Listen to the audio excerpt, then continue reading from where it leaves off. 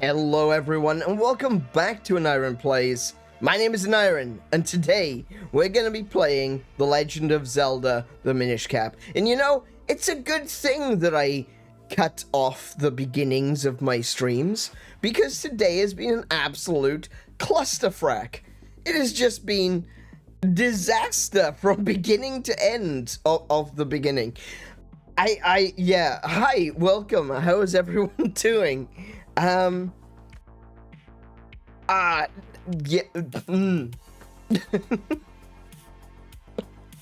welcome. Hello, everyone. How are you guys? Yeah, from beginning to end, this has just been kind of wild today. I don't know why.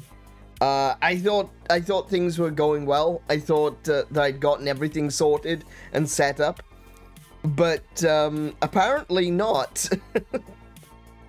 I had to do some quick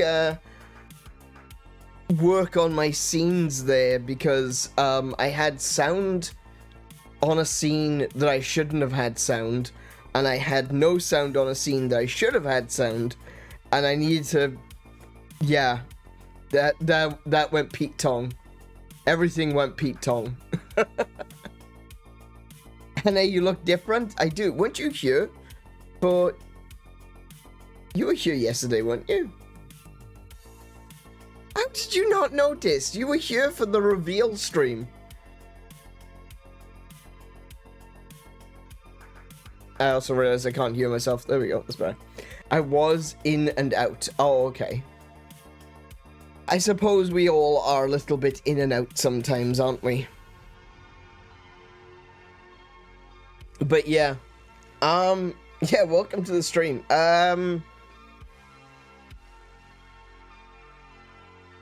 Today's been a little bit weird. I got up a bit late, had to quickly rush out and get some groceries, which made me get home a bit late, which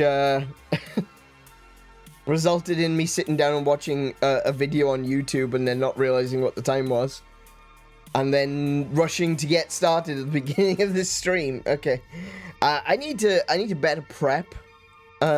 When I start to go live, I need to spend at least a few minutes, you know, reevaluating what my setup is, because I've got a very different setup now. You think it's just like, oh, I've just got different artwork or just got different overlays. No. I completely redid my Stream Deck my Stream Deck settings. I have completely rebuilt all of my scenes from the ground up here on OBS, and everything is different. So I'm looking for things and they're not necessarily where I want them to be or where I think they should be, but I just need to get used to it. So it's a little bit scuffed.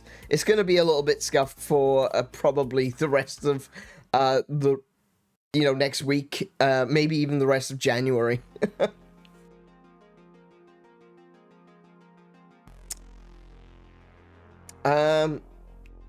Hey, Ron Chini, welcome to the stream. How are you doing? And Ronaldo, Ronaldo? You don't play football. Ronald, welcome to the stream. The old in and out Clockwork Orange.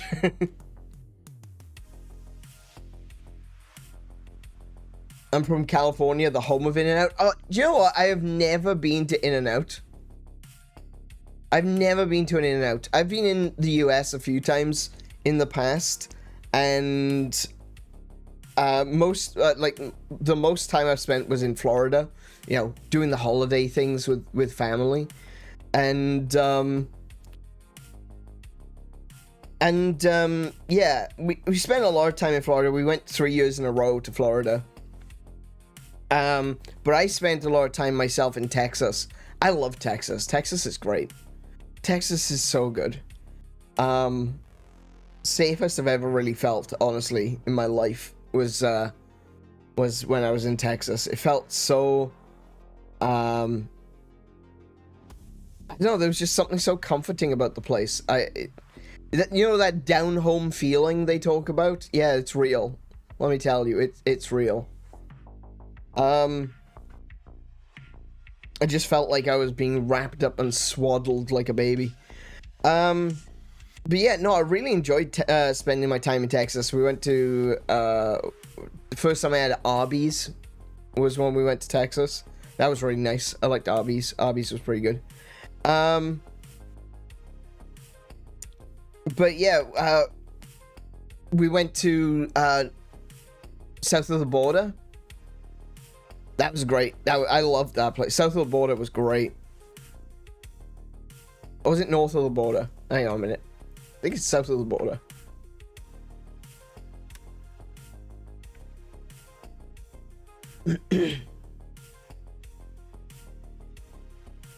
No, I think that's a song. So it's probably north then, isn't it?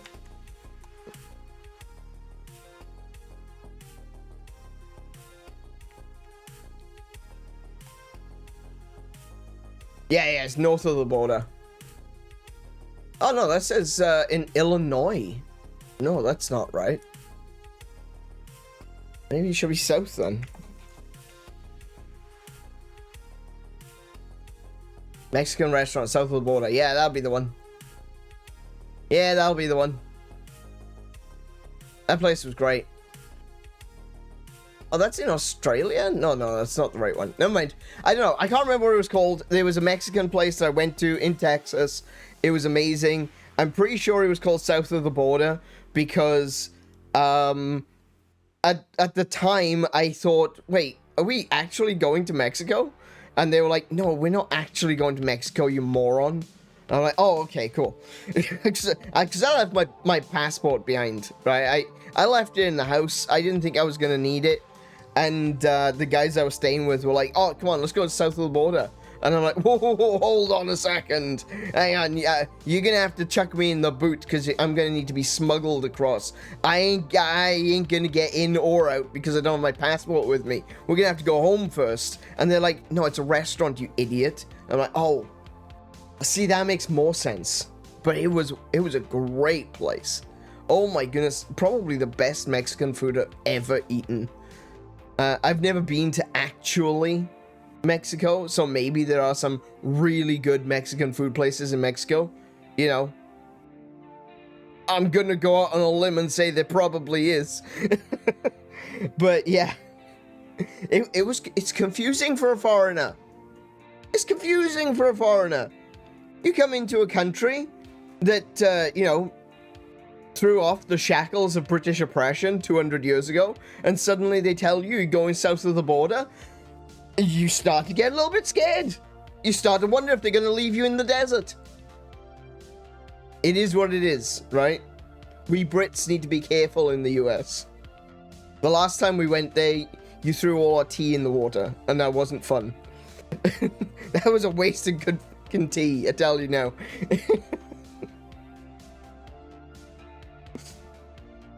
I'm from California, but the church my family listens to for decades is in Houston. Oh, I went to a church in Houston. The Texas and California have a large rivalry. Yeah, I've heard about that. Yeah, I'm aware of that. And you've also got like little Texas and little California, in each individual. You guys are like yin and yang, you know. I don't want to bring politics into this, but it's like you got California blue, Texas red, and then you've got Austin, Texas, which is a little blueberry, and then you've got what's the? Is this San? No, it's it's all the way down south. I can't remember what the name of the city is, but you got that little red piece in the middle there. And, yeah, I can completely understand the rivalry. Also, Texas has better taxes. So, yeah. Taxes in California are terrifying, I gotta be honest. I don't know why I was reading up on American... Oh, I know why I was reading up on American taxes. San Diego? Is this San Diego? I would have thought... Oh, Orange County. No, yeah, you're right. Orange County, that's it. Clan Diego. Oh no. that's a bit mean.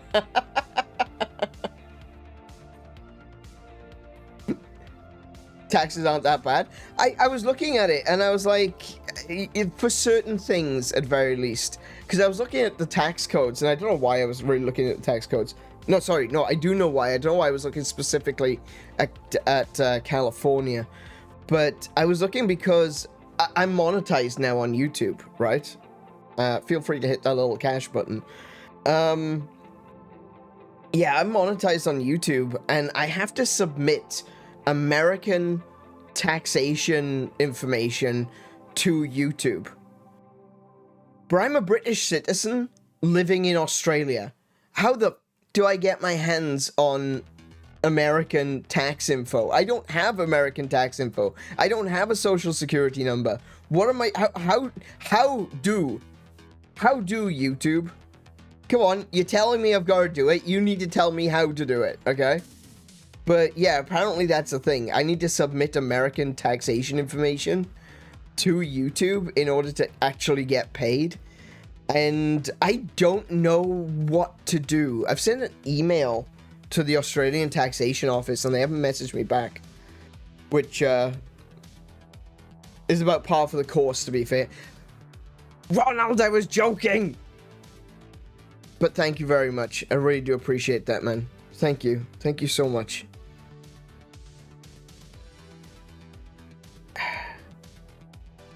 Yeah, I have no idea. I have no idea. I need American taxation info, and I don't know how to get it.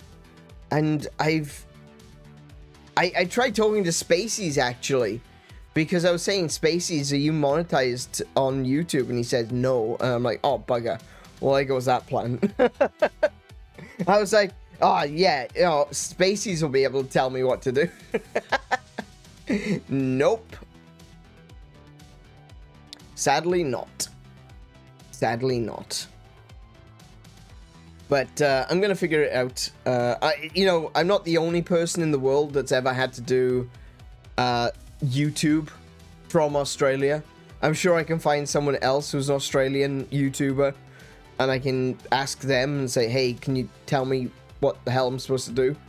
But it's something that even like you know, Google's AI, the Gemini stuff. You type into Google, how do I get US taxation information? And they like, oh, you gotta submit your social security number and do this, that, and the other. I'm like, I'm living in Australia.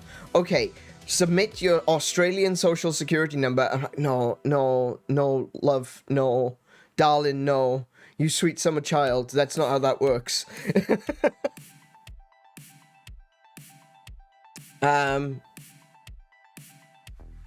My brother-in-law is a tax attorney. Let me know your exact questions and I can ask him. Asking another YouTuber is probably better though. Yeah, basically the only thing that I'm looking for is like, how does an Australian get US tax information? I've never had to do this before. Like when I was on Twitch, I was monetized on Twitch as well.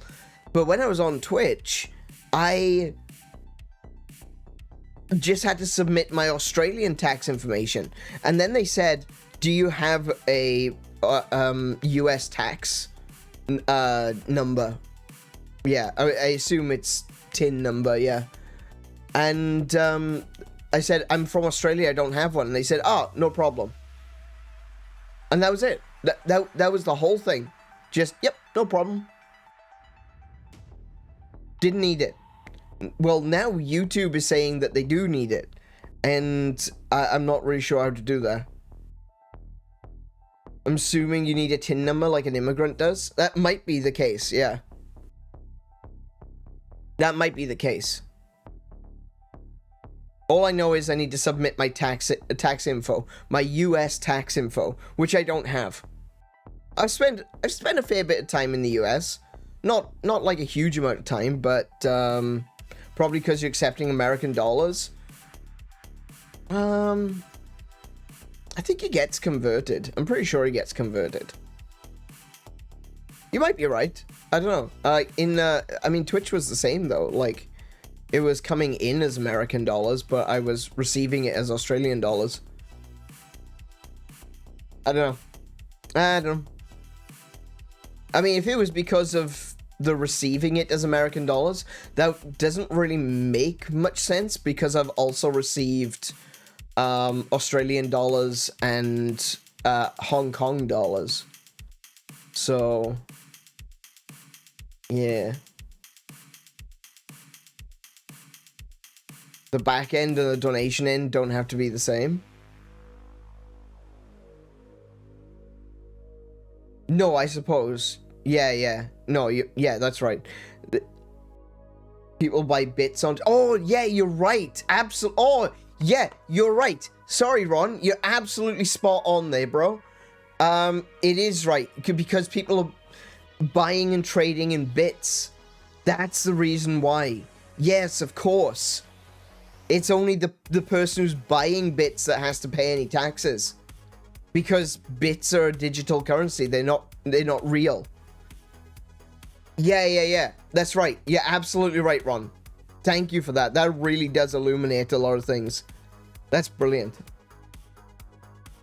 I got 2 Rons in the chat. I'm just saying Ron. Ron Chini-san. And a big thank you to Ronald for that donation. Really do appreciate that, man. Thank you so much.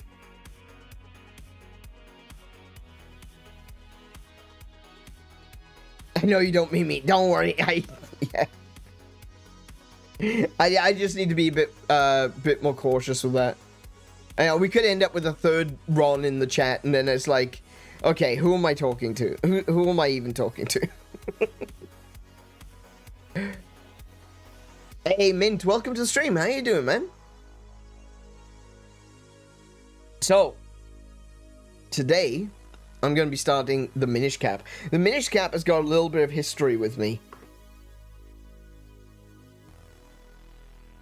I talked about this previously, and I know that some of you guys were already here for it, but I'm gonna tell the story anyway, because this is the beginning of my journey in Legend of Zelda: The Minish Cap. Minish Cap is one of the few Zelda games that I've not finished, and it's been a game that has always evaded me, and that's the way I put it. It always seems to evade me. I remember, like, way back when the game first came out, I actually pre-ordered it. When I knew that there was a Zelda game coming out for the Game Boy Advance, I actually pre-ordered it. But when I went to pick it up, they didn't have a copy. And I eventually picked up a different game instead.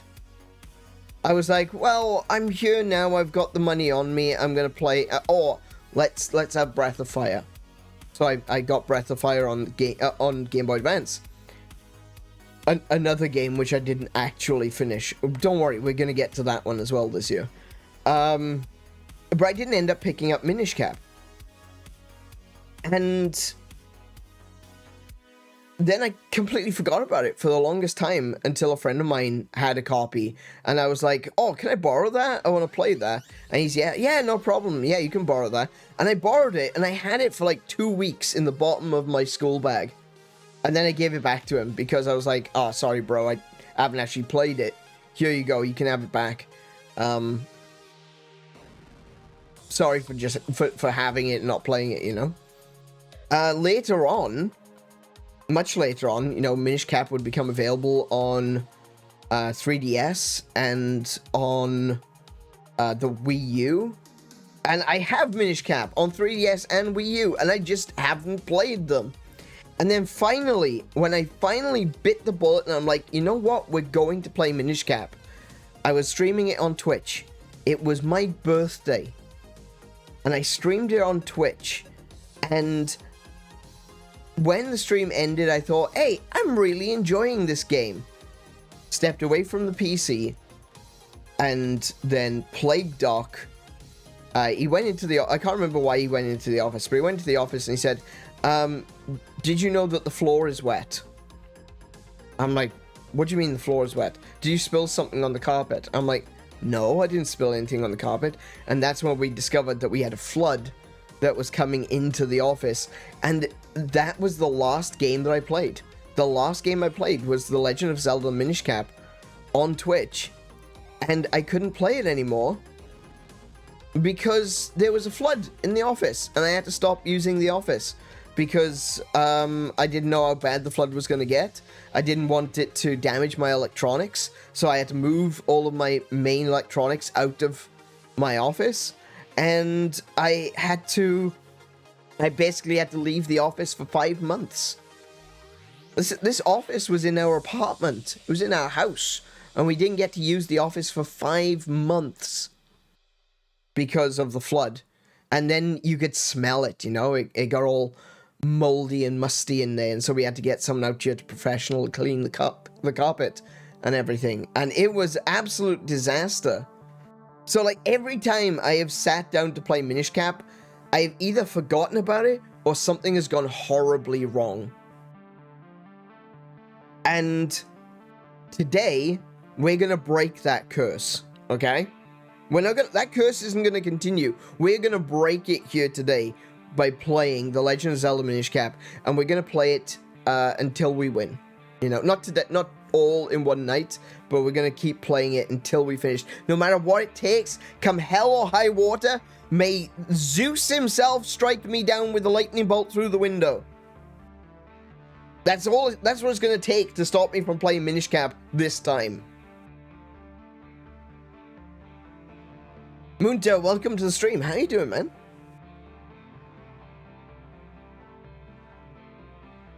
Morons, yes.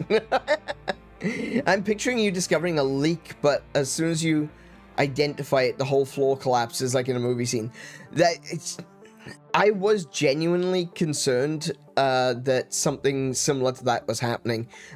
When I discovered that the leak was there and like how wet it was getting, at first I was like, it can't be that bad. So we put down some towels to absorb some of the water, and by the next day it was worse.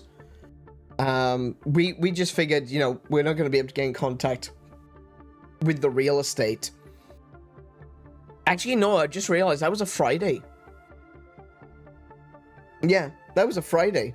So we weren't able to get into contact with the real estate until the following Monday, because I'd sent them a message to say I had an emergency and they didn't respond immediately, which they're supposed to.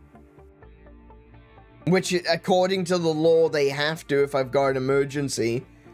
But they didn't respond. It's Friday now. Oh no. Yeah, so they didn't respond when we tried to call in an emergency, and we had to wait till Monday.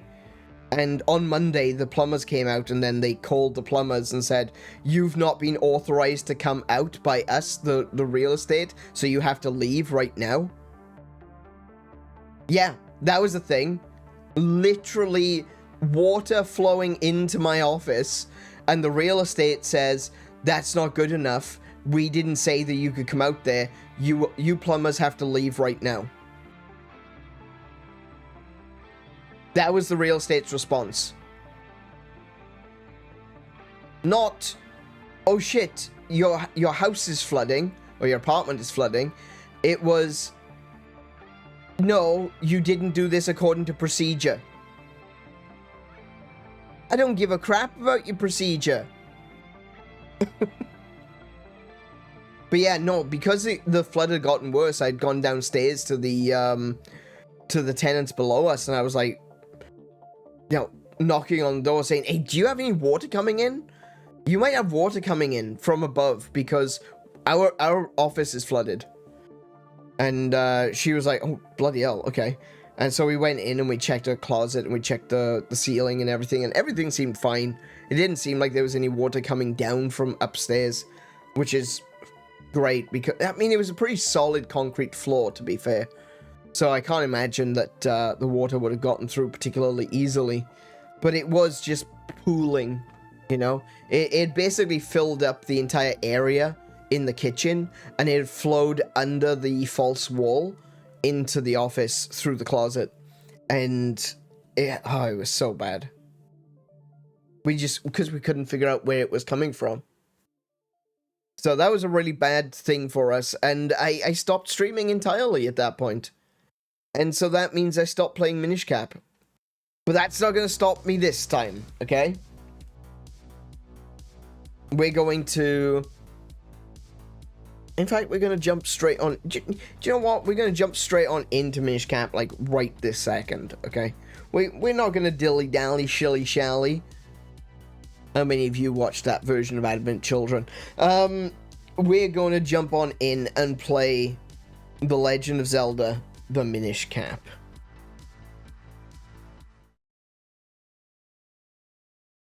Here we are. Welcome, one and all. Wait, that lady just let you into a home alone with her because you claimed there was a leak? Yeah. We're neighbors, dude. It's not that big of a deal.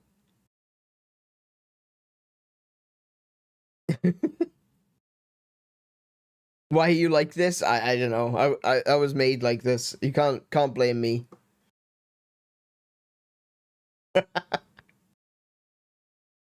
Jesus says I'm perfect.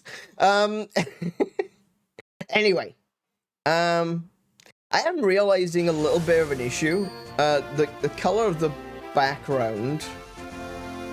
What am I clicking on?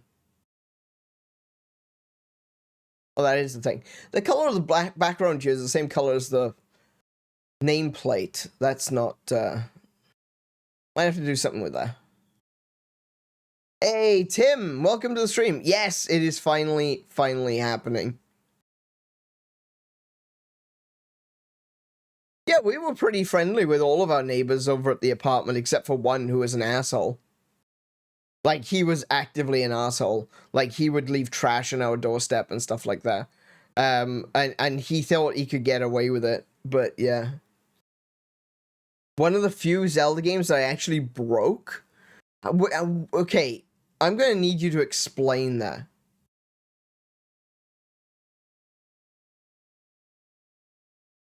I'm really gonna need you to explain that.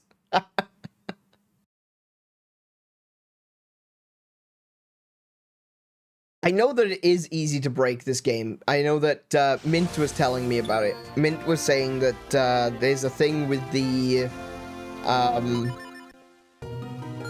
checksums that you need to be very, very cautious about what you name characters, what you do in the game, because at any point the game can completely crash. So we need to be sure, as well as saving the game, that we're also doing save states and cycling save states. We can't just play it normally, unfortunately, because anything could happen. Oh, you finished the game. Oh, right, okay. Gotcha.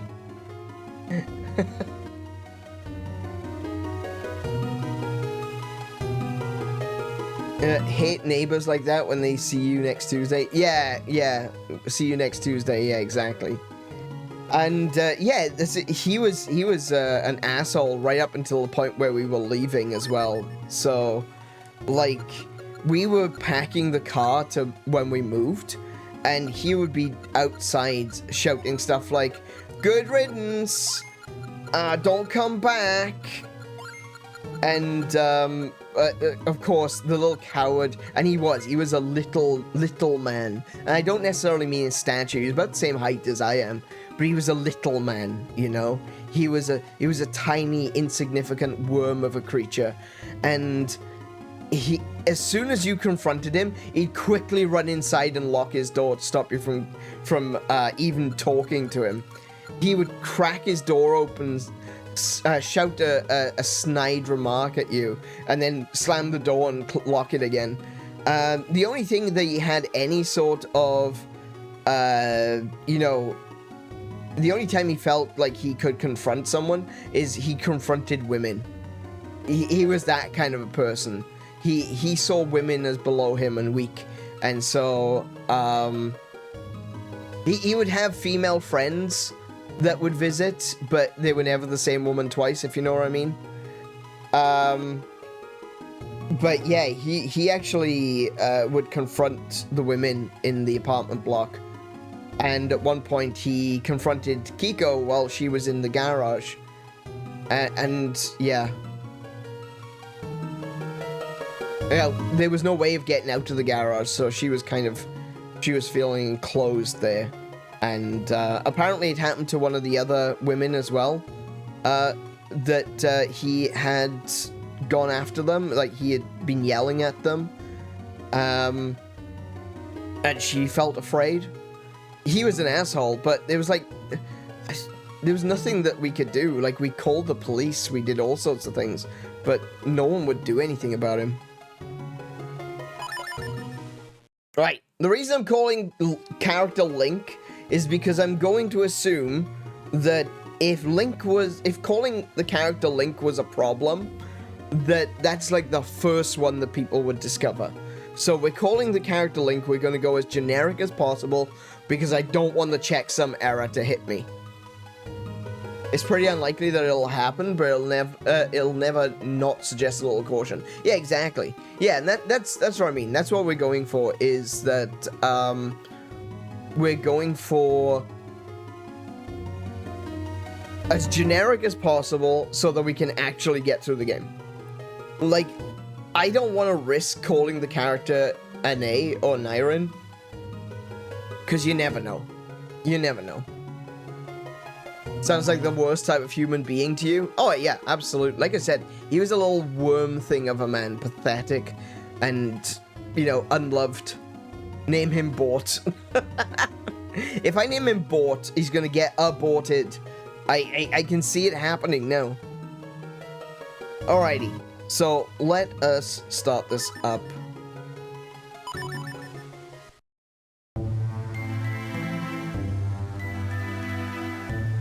A long, long time ago, when the world was on the verge of being swallowed by shadow,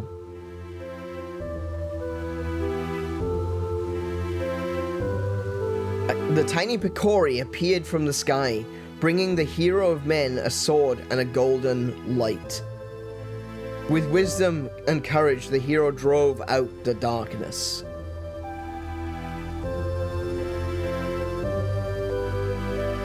When peace had been restored, the people enshrined that blade with care.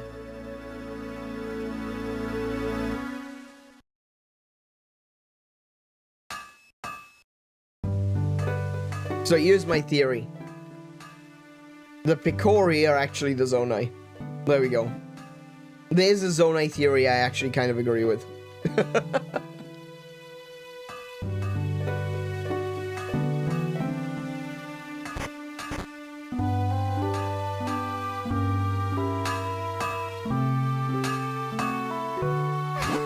Good morning, Master Smith. Brr. Goodness me, Princess Zelda. Did you sneak out of the castle and come all this way alone? The minister is sure to be worried about you. You know how he gets. Oh, don't worry about him. He'll be fine. Where's Link? The whole town is bustling for the annual Picori Festival. I thought he and I might go together. Would you mind terribly? Oh, is that what you're here for? Well, Link was up late helping me last night, and he's still asleep.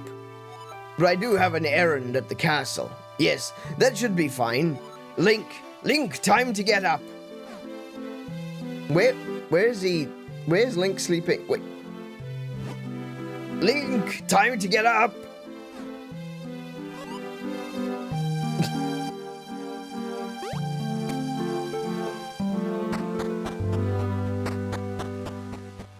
Oh, hang on a minute, wait a minute. Can I do some, what can I do?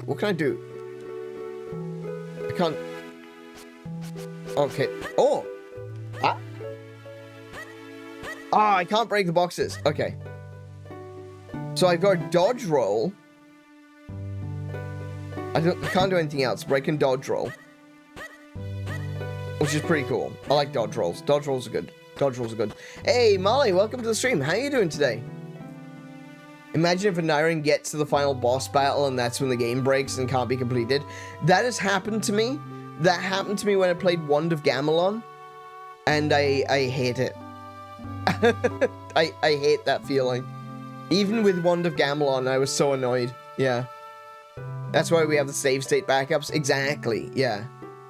Yeah, just in case everything gets deleted.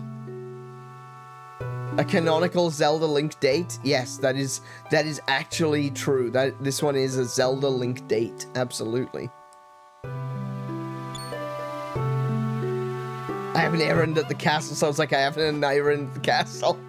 Righto. Hey, Link. Princess Zelda is here. She'd like to know if you'd join her at the festival. Yeah, Link, come on. Let's go check out the festival together. Oh man, what sort of voice should I do for Link? Master Smith already gave me permission to take you. Yes, after all, the festival only comes once a year. Go on, have fun. Zelda, it's dangerous to go alone. Take this Aneurin. And while you're there, you can do me a favor. I just finished making this sword for the minister at Hyrule Castle. I'd like you to deliver it to him. Did you just give me a little peck on the cheek? His beard was bristly, but smooth. You accepted the smith's sword. Make sure you don't lose this extremely important delivery.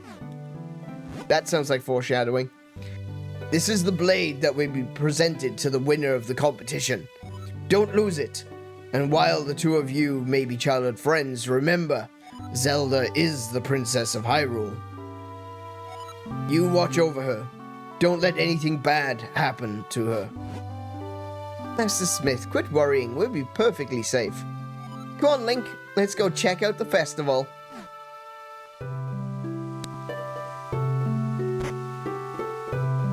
This is technically a date, but Link looks awfully bewildered about the whole affair.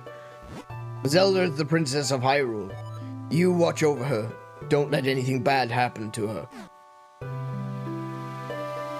Is he a Stormcloak guard? No, he didn't take an arrow to the knee, unfortunately. Link, over here! Wait, not unfortunately. Fortunately, he didn't take an arrow to the knee. Oh, I can't... Oh, okay, I can't do that diagonally. Okay. Link, hurry, let's go! Zelda, this is like... Over here, come on, hurry up! She's like a child. Well, here we are. The town of Hyrule. The town of Hyrule. Not the land of Hyrule. This predates the land being called Hyrule. This is the town of Hyrule. Here we are, Link. Doesn't it look fun? Come on, let's look around. Zelda's gonna be fine. Oh, absolutely. Nothing ever goes wrong. Nothing ever bad happens to Zelda in a Zelda game. Welcome to the Picori Festival. They say that every 100 years, the Picori come to Hyrule. And this is the 100th year, to the day, of the last time the Picori were here. Preparing for the festival left me absolutely exhausted. Still, I'm just enjoying watching people have fun. Oh, Zelda, there she is. Link, there's a storyteller here. We should stop and listen to... Oh, I wonder what's over there. Oh, no. Oh, no. She's got the attention span of a Redditor.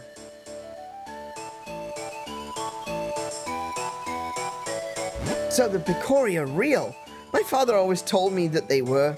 Oh, look at that. I just,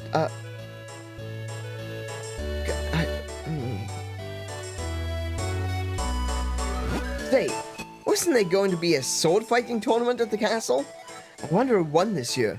Oh wow, over here! Help me. Please. You're on your own, kid. Ah, damn it.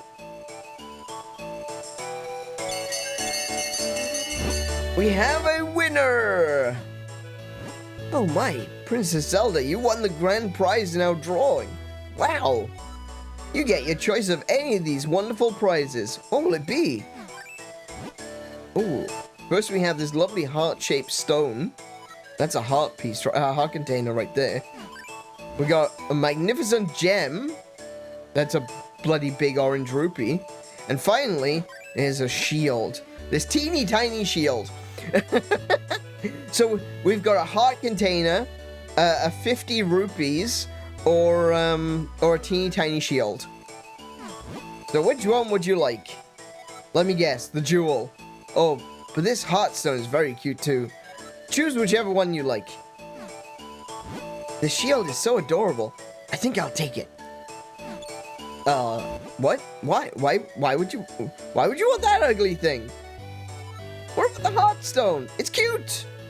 Or this giant gem, it's pretty. Honestly, they're both much nicer than the nasty little shield thing. Nope, I want the shield. Can I have it? What a strange princess you are. Well, okay, here's your teeny tiny shield. Here, I want to give you a present. Doesn't this shield suit you perfectly, Link? Are you calling me teeny tiny? Are you calling me teeny tiny? I don't know, I won't stand for this, Zelda. I will not stand for this. Princess Zelda give you a small shield. Hold the button to protect yourself. Hold the button. Whoa. Hold the button to protect yourself. I'm sorry, my controller doesn't have a the button. It is a little embarrassing though, it's so tiny. I don't know, looks like it'll work. Just as I thought, you look great. Now, if anything happens to you, you can protect me. If anything happens, you can protect me with that shield. Oh, I almost forgot. We have to take the Master Smith's sword to the castle. Let's go, Link. Which shield? Oh, and that allows me to strafe as well. I like that. That's good. So it's on A.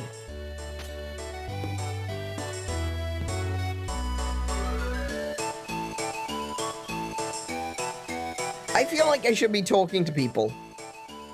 Long, long ago, and then even longer before that, evil creatures appeared in the world of humans. They were powerful, frightening beasts, and they created such trouble. But then the Picori came from the sky, bringing humans powerful magic. With the magic light force and the Picori Blade, these beasts were repelled, and the world of humans once more knew peace, thanks to the Picori. So, as not to forget our gratitude, we hold this festival every year. Now remember, little ones, the Picori only appear before good little children. If you only do bad deeds, you will never get to see them. So be good. I think the Picori are the Zonai. I think they're another form of the Zonai. Like, I think Rauru and Minaru came to Hyrule first and established the Kingdom of Hyrule. And then after the death of Rauru and Minaru, more Zonai came to Hyrule, but they were in the form of the Picori. And the reason I believe that is because the Zonai have the power of light, and they offer a sacred sword. Now, if you recall, the Zonai weapons are sacred swords. Now, they're not necessarily the Picori Blade, but they are swords that wield holy light. And the power of the Zonai is the power of light, and we see that a lot. We've seen that through Tears of the Kingdom, and of course in the Age of Imprisonment. So I think it makes sense that the Picori were actually the Zonai. Also, the way they're described as well, they're almost like fox-faced creatures with long ears, very similar to the Zonai. They're more goat-like, of course, but they've also got the long ears. And there was something else. There was another thing that... Oh, of course, they descend from the sky to give the power of light to the royal family, which gives them the right to rule, you know? It's the power of, basically, divine charge and the divine right of kings. And that's what the Picori give to the Hyrule Royal Family. But when you go back, it would suggest that Zelda's great ancestor was probably Rauru. That's a little bit weird because, you know, it seems like Rauru and Sonia didn't have children, but that was kind of implied in Tears of the Kingdom. but it doesn't make sense because they didn't have kids. Sonia and Rauru did not have children, so it would make sense that later on it would be the Zonai that returned to establish a new royal family and offer that divine right of kings to the royal family that we see here in the Minish Cap.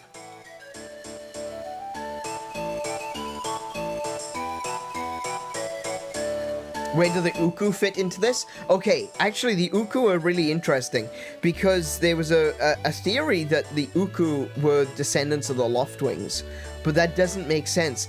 The Uku are related to a race that we will encounter in this game called the Sky People. And the Sky People are humanoids that live in the sky. They basically, they're the remnants, or it is believed that they are the remnants of the people of Skyloft that didn't return to the surface. But we will encounter the Sky People. They're actually in Minish Cap.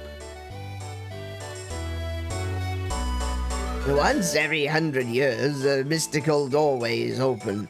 This is the door that links the human world to the world of the Picori. When this door opens, the Picori enter our world, and guess what? This marks the 100th year since the last they appeared here. I'm sure something wonderful is going to happen at this festival. That's what we like to call foreshadowing.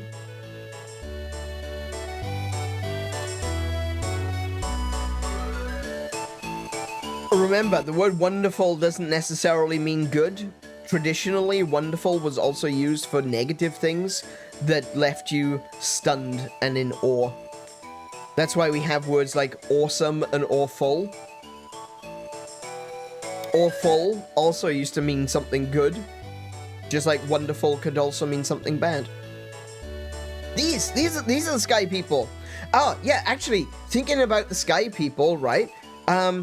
We talked about this when I was playing Breath of the Wild, but you know the little shrines where you drop apples down, the little totems. The little totems are dressed like Sky People, which would indicate that that's what they are supposed to represent, that they are the Sky People. There was also something else as well. In the development of Breath of the Wild, Aonuma wanted to include, while he didn't specifically say the Minish, he wanted to include little people, where Link would have to shrink down to be able to communicate with them and their various towns throughout Hyrule. If I remember correctly, what Aonuma wanted to do was, with Ganon destroying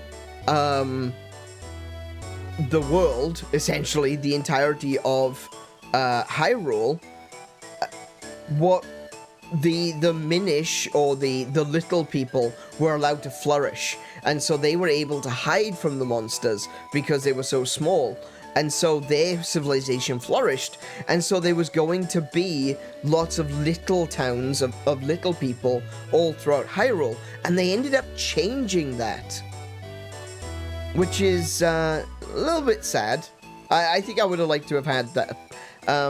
They were more humanoid. They didn't look like the Minish, but I think if they were to have done that, it probably would have gone the direction of being Minish by the time it would have released. But they did end up cutting it, unfortunately. He wanted a Final Fantasy III mini people? Yeah, essentially, yeah. I thought that was because the director of Breath of the Wild is also the director of Minish Cap. I don't think Aonuma was the director of Minish Cap, because Minish Cap was made by Capcom. Let me take a look. Let me just check that for you.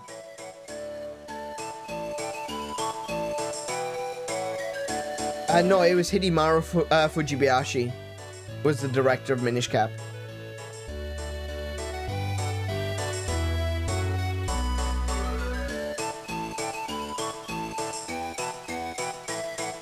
Keiji Inafune? Holy crap, what? The father of Mega Man, Keiji Inafune, was the producer of Minish Cap. I had no idea.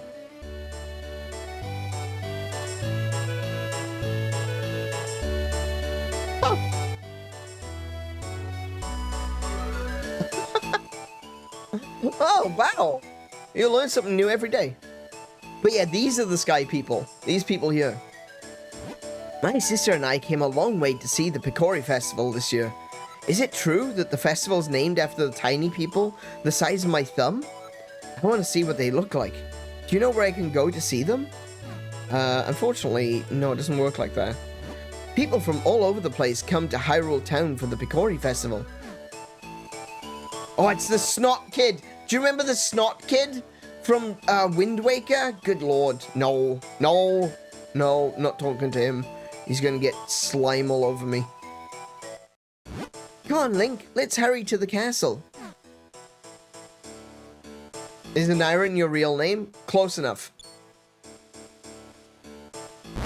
Oh, you hit Zelda! How dare you, you Deku scrubber! That must be the business scrub I hear the soldiers talking about. They were saying a Deku scrub had been hassling all the passers-by. Link, do something about it, otherwise we can't get to the other castle. To the other castle? To the castle. If only... I have dyslexia, just want to let you all know. Just reminding you. if I say words that aren't there, I'm sorry. If only we had some way to defend ourselves against those nuts of his. What, these nuts? These nuts? There we go. Please forgive me, sir. I heard there was a festival, and I came to town hoping to hawk my wares. Unfortunately, we scrubs have a tendency to spit nuts when we speak. Everyone got scared and ran away, and no one would buy anything. This is a terrible place to do business. I'm going back to my cave. Yeah, off you go. I don't want no scrub. A scrub is a guy that ain't getting no rupees from me. I actually feel a little sorry for that business scrub. But that nut hurt. Oh well, he won't be hassling anyone now. We better hurry to the castle. Zelda, I don't...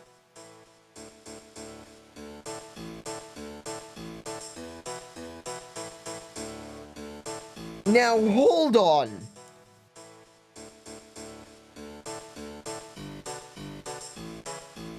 These trees look like boobs.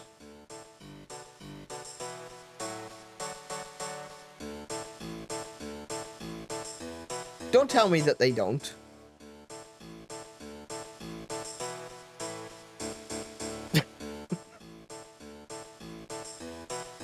Get good scrub. No, he was a get rich scrub.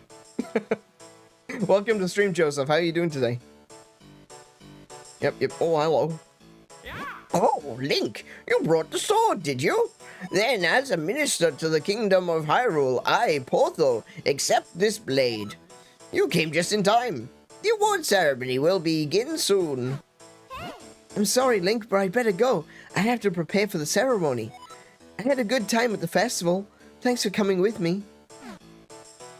As is you're here, Link, why don't you join us for the award ceremony? There it is, look at that, the legendary Picori Blade. And you know about that sword, Link? It's called the Picori Blade, and it locks much evil away in that chest. Oh, that's the other thing as well. Oh. So, remember what Rauru was doing in Tears of the Kingdom and Age of Imprisonment? He was going around setting up shrines to lock away the shades. And now we have a sword given to us by the Picori, which literally seals evil. Like, all of the monsters and the shades and the darkness that used to roam the world are locked inside this chest, sealed by the Picori Blade.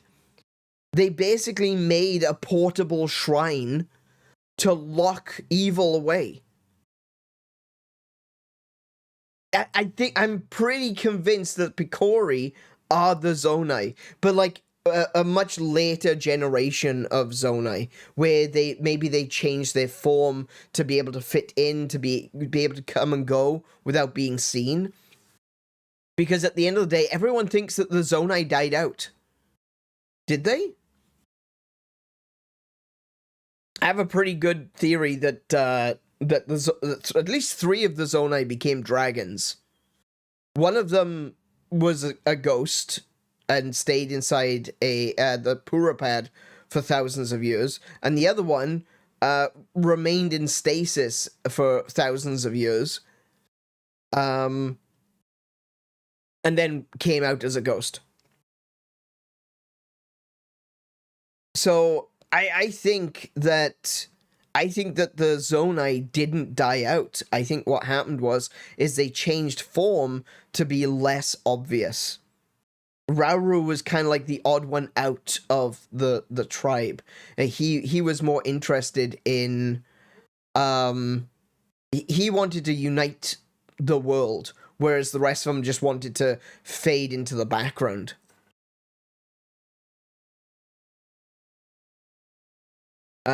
Symbolic race grew smaller as the power of light diminished cyclically.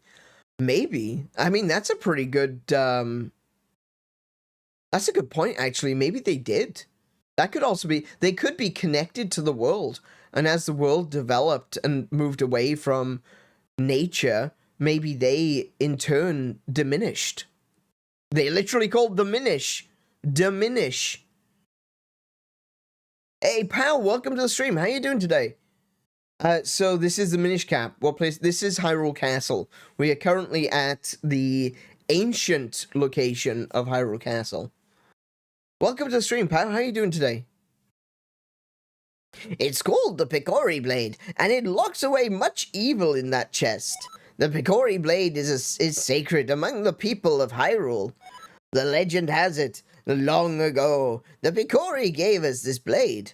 Whoever wins the competition earns the honor of touching the sacred blade. There he is. King Hyrule. Let the award ceremony commence. Vaati, champion of the competition, you may approach the blade.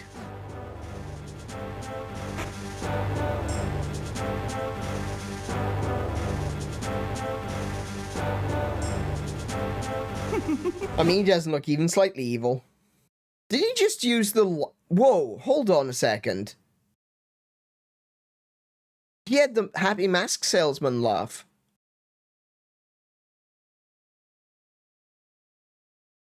I'm going to assume that was just reuse of assets. I'm not going...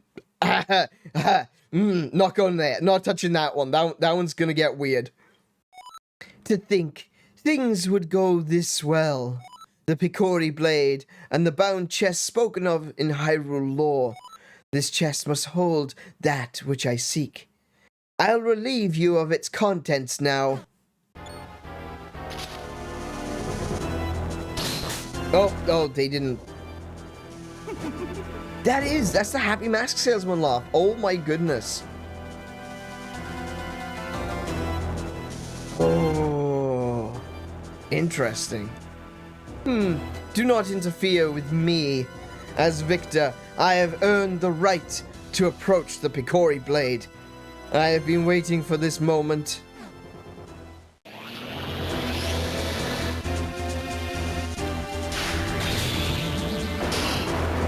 He broke the sword!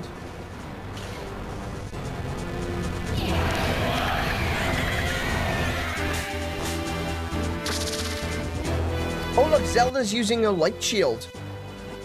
Who are you? Why are you doing this? The princess who holds the power of light. That mysterious power is said to flow in the veins of every royal lady. There it is. There it is. And where did the greater light come from? According to this game, it came from the Picori. And according to, and in Tears of the Kingdom canon, Sonia says that you've got a similar energy, you've got a similar power to us, but it seems to be greater.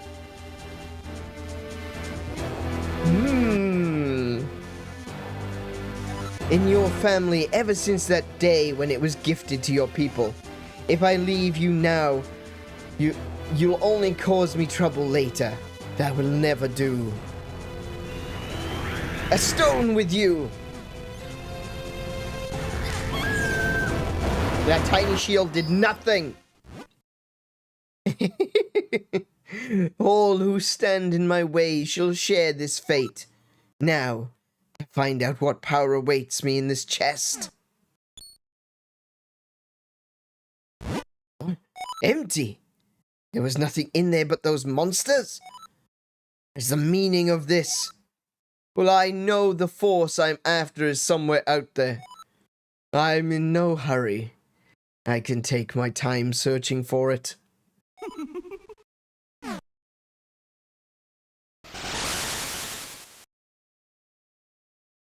Is this like Excalibur? Not really. The Picori Blade doesn't require a special person to draw it.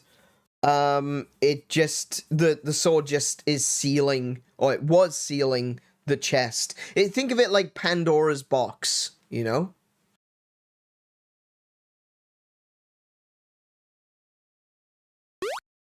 I love how he knocks you and the guards down like bowling pins. Yeah, he is Vaati, the wind mage. Oh, thank goodness you've awakened. Master Smith is here as well. He's come to see His Majesty the King.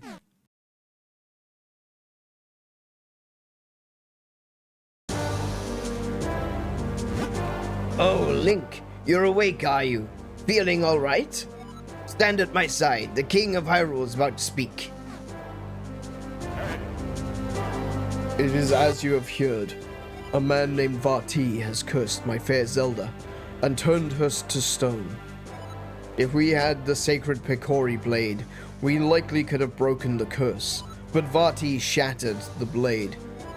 However, I have not given up hope. What do you know of the Picori?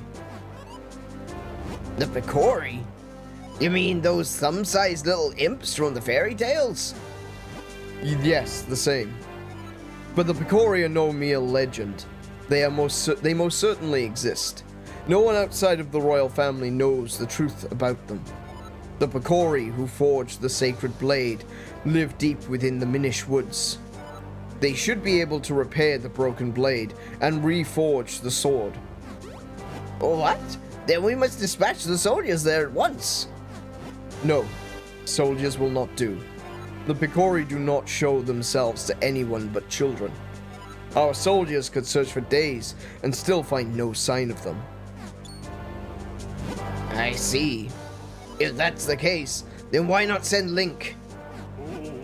If Link has recovered... sorry.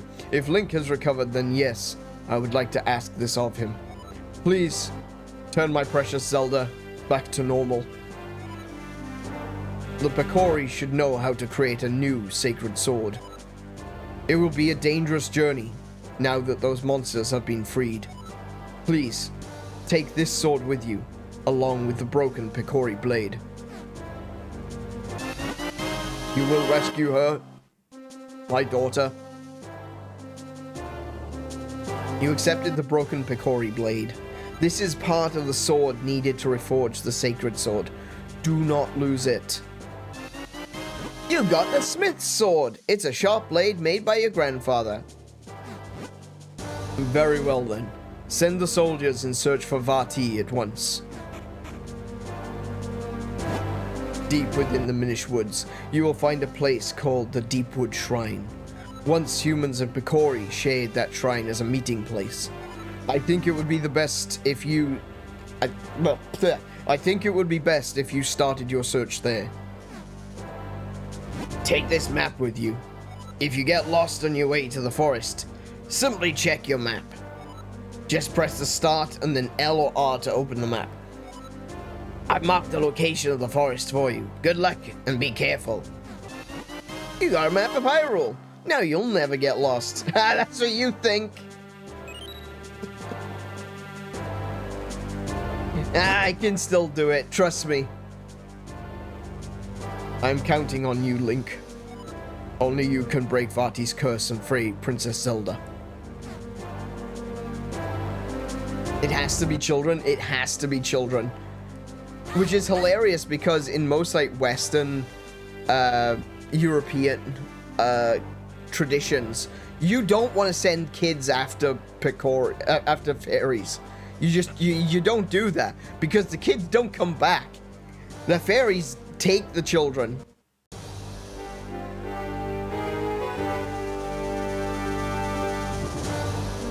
I love this castle though. This is a great castle design. Very simple, but it gets the point across. You've got stained glass windows like you'd see in Wind Waker. You've got these banners overhead. It's very simple. It's just literally a square, but it's got a great feel to it. It feels like the royal castle. It kind of looks like a 2D version of what you see in Breath of the Wild, you know? Can I actually go through these doors? No. So I've got dodge roll on R, I've got shield on A, and I've got sword on B. I assume I'm going to put items on L, because it's the only button that I haven't used yet.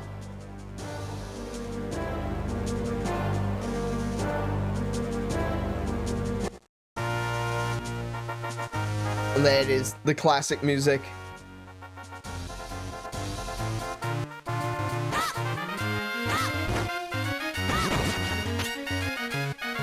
Gotta get used to this.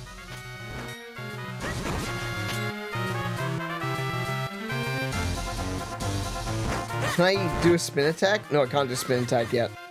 Okay.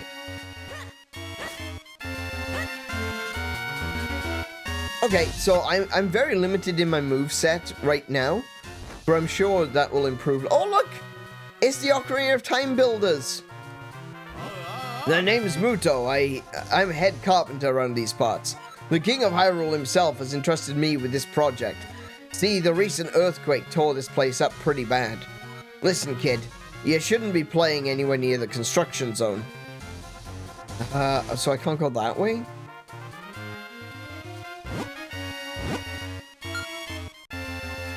I need to find another way around. Oh, this is another thing that I think is really cool with this map. Is it straight up shows that there's actually quite a distance between the castle and Castletown. Like, there's even an entire section of field here. Like, it's Hyrule Town, North Hyrule Field, then the castle. It does a much better job. Hang on, there we go. I think it does a much better job of suggesting scale than Ocarina of Time did. I like Ocarina of Time. I think it's a great game, but I think a lot of people's misconceptions about Hyrule and the shape of Hyrule come from Ocarina of Time. Can I break these? Oh, I can.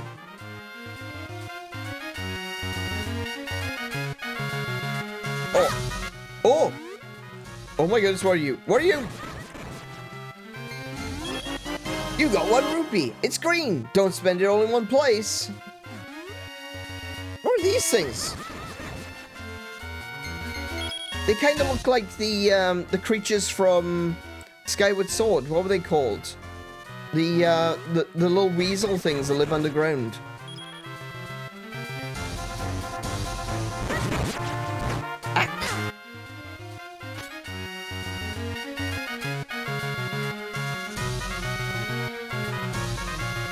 Where is this place?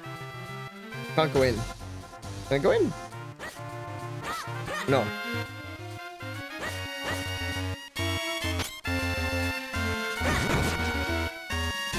Can't use that.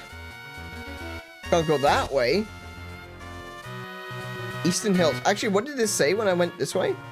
Lon Lon Ranch?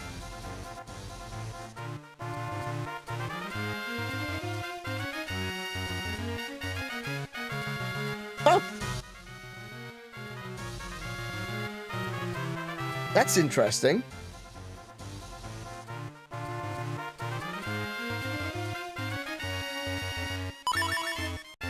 Huh.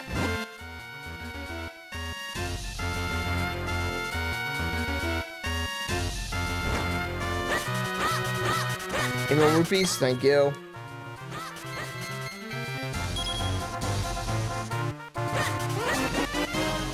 You got a heart. Your life energy has been slightly replenished. Ocarina of Time is not the best Zelda. Very good, though. Yeah, I completely agree. Yeah. I don't think Ocarina of Time is the best Zelda. I think it's a really good Zelda. I think it's definitely, you know, it did a lot.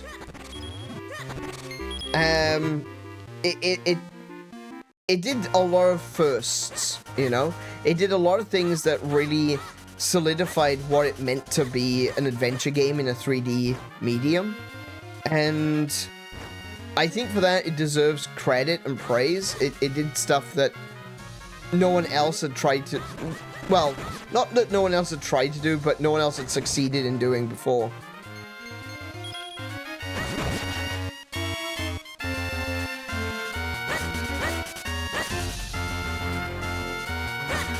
I think it is a good game, though. I do think it's a good game. I do want to play it at some point on stream. I have played it multiple times, many times. Many such times.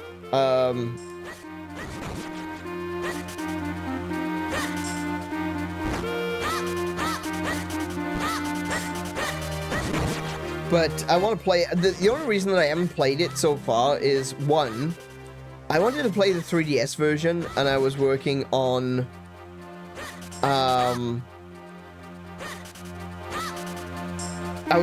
doing 3DS overlays for the streams, and I never actually got around to using them. Now I have to remake the 3DS overlays, which is going to be interesting. Now, I don't think I can go in... That was correct. But I also now, the other reason is because I feel like we're going to get a Ocarina of Time remake soon. And as such, I think I want to wait until we get that.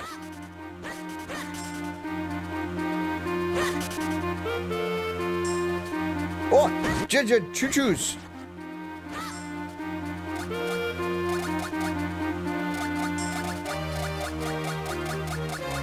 You could do Master Quest? Oh yeah, definitely. I would love to do... I would do a Master Quest run at some point, I'm sure. Oh, crap. It's very touchy where the edges are. Okay. But, yeah, the reason I'm not doing it right now is because I'm pretty sure that we are going to get a remake. Come here. There you are. I think we're going to get a remake for the 30th anniversary. Because this year, I haven't even talked about that, really.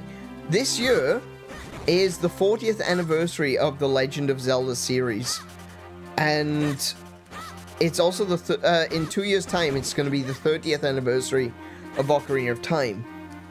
Being that these are both pretty big milestones, I think that Nintendo are going to announce something big for Zelda this year, and it's going to be like something that they'll do over the course of a 2-year period, culminating in potentially a complete remake of Ocarina of Time.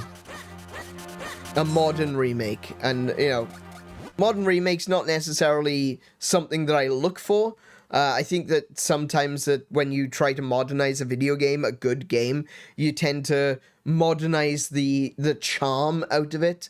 So that is something that I'm a little bit cautious of, but also I think Nintendo know what they're doing when it comes to Zelda.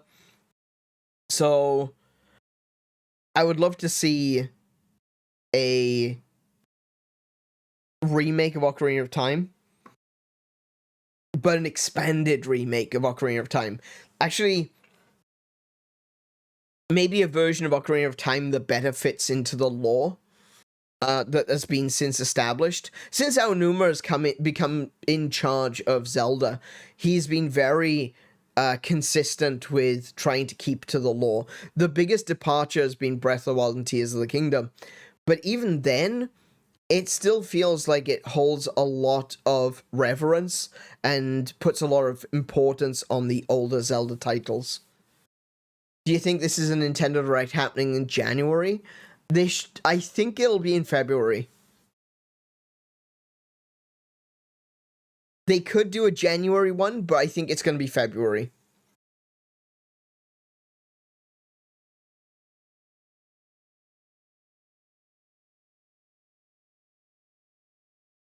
So yeah. Help, help! Ouch! Would somebody stop them? Oh, ow, help! Somebody! Can't anybody hear me?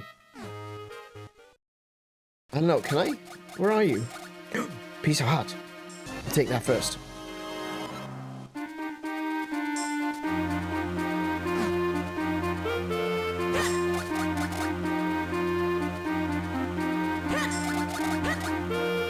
Where is he?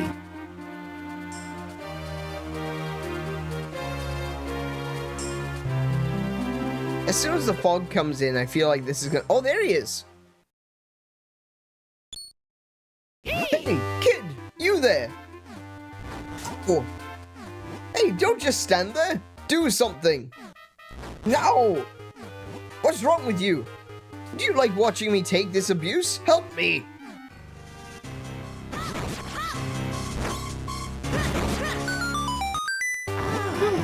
Well done! That was close! Not that I couldn't handle it myself. But that's besides the point. What in the world is a lone child doing so deep in the woods? Oh, I see. The Picori, you say? And Vaati? Vaati's cursed someone. What? The sacred blade? Is that so? I see, I see. You know, you and I have quite a lot in common. You see, I too am on a quest to break the curse of Vaati. And you say your reforging the sacred blade can break his curse, eh? Well then, you have found yourself a companion, my boy. My boy. My name is Ezlo. It's a pleasure to make your acquaintance. Hi. What? Is there something on my face? Quit staring, it's rude. Wait, I say. You walk so quickly. Too quickly, in fact. Can't you go any slower? Surely you've noticed that I have no legs. Okay. Boy, take a good look at me. Do you really think I can walk that fast? Oh, if it isn't one thing, it's another. You are a troublesome boy. Oops, I got possessed. He's actually a brain slug. There. Now you can't possibly leave me behind. Aye, it's quite comfortable up here. More comfortable than it looks, surely. And much easier on me. Hey, quit your squirming. Can't you sit still? See, there. Yes, that's it. Much better. Now, I suppose a boy like you still has much to learn about the world? If ever you need my insight, press select and I'll be happy to help. Ah, such a hopeless child. I'm gonna cut his head off. Hey JC, welcome to the stream. How you doing?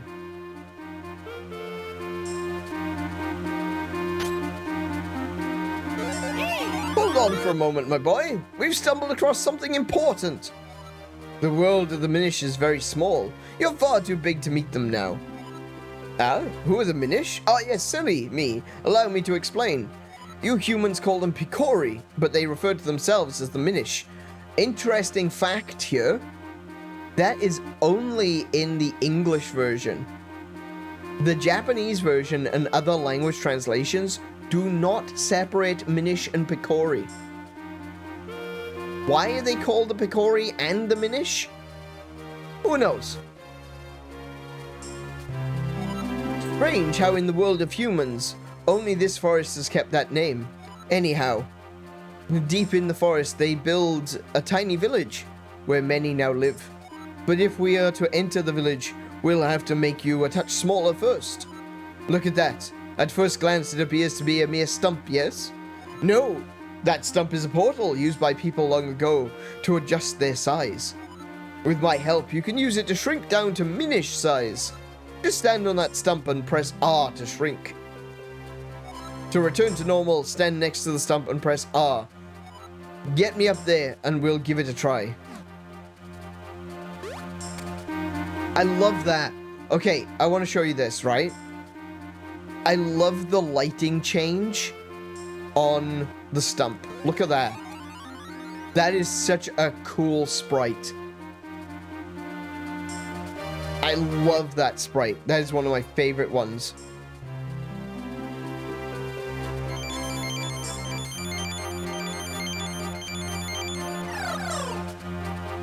Hellfire, welcome to the stream.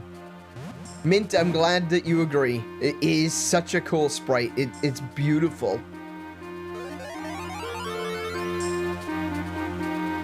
Said the Hatbird is just getting bullied. Exactly.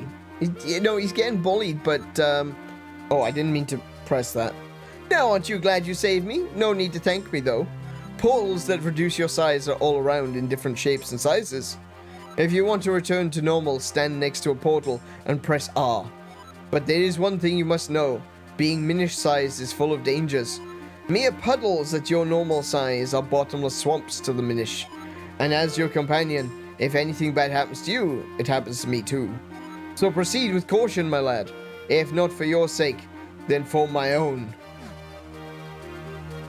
Oh, you do have a little sword, though. Yeah, I don't think I'm going to be able to cut that. Hey, Hellfire, how you doing, man? Welcome to the stream. Oh, okay, I see. I gotta climb on these things. Ooh.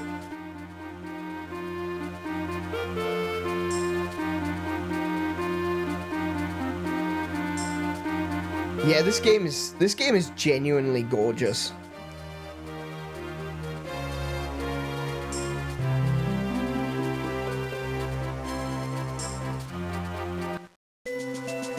The Minish village. We're here.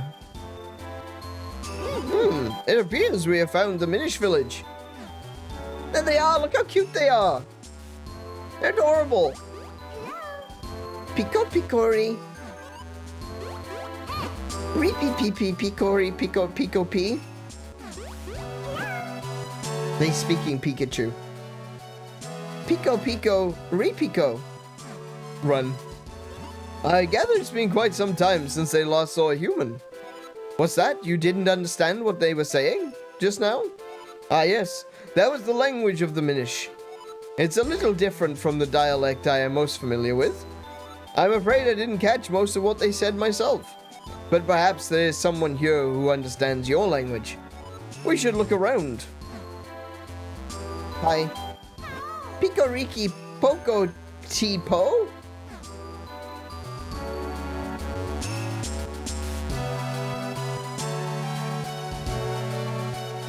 Picoriki Poco Tipo. I guess they're all gonna say the same thing, aren't they? They are. It's like the size of an insect. They described the Picori as being the size of a human thumb.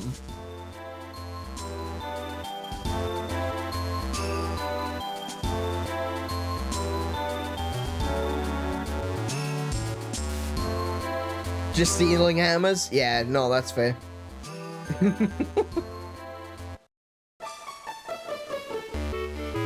That's why the humans call them that? Yeah, because they've got all the imagination of the humans from Pokemon.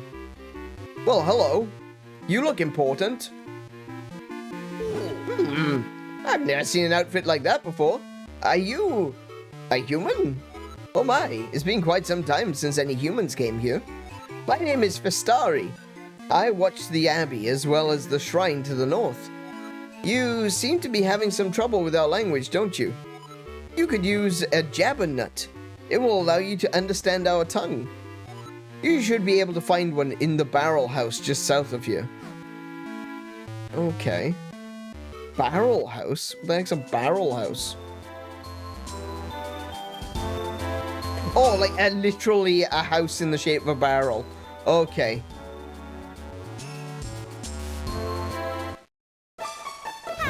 Picoriki Poco Tipo. Oh, no, no, no. Oh, immediately regret. Immediate regret. Hang on. There we go. Oh, Link. This must be the Jabberwood Festari told you about.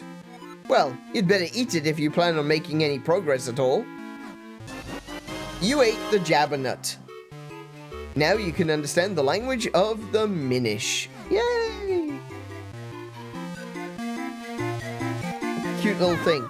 So you've eaten a Jabberwood and now you can understand us. The Elder said that humans can no longer see us as they once could. It's amazing that you can see us. It's alright, I'm like the hero of Hyrule. Look at that. Look, oh, they're so damn cute. They're adorable. Look at that little face and the big ass hat. Oh.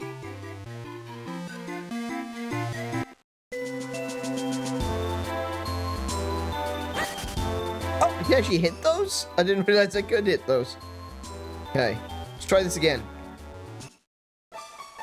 Our ancestors, the ancient Minish, used a portal between our worlds. It brought them into the human world, and they settled in this forest. Interesting.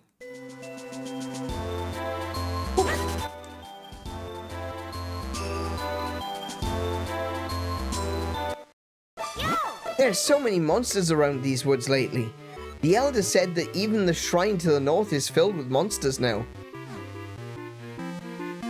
Oh, that's where we need to go. Hang on, we need to go there. We need to go to the shrine. How do we get to the shrine?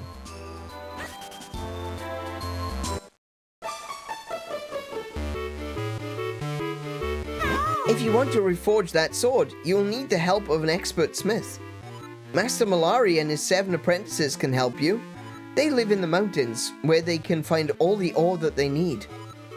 I'm sure the Elder will tell you about him if you asked.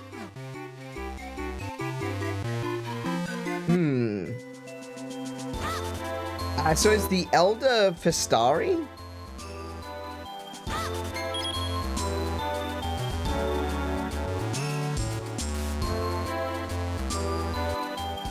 Maybe this is the Elder. Oh, he looks like an Elder. Oh, look, he's got a needle.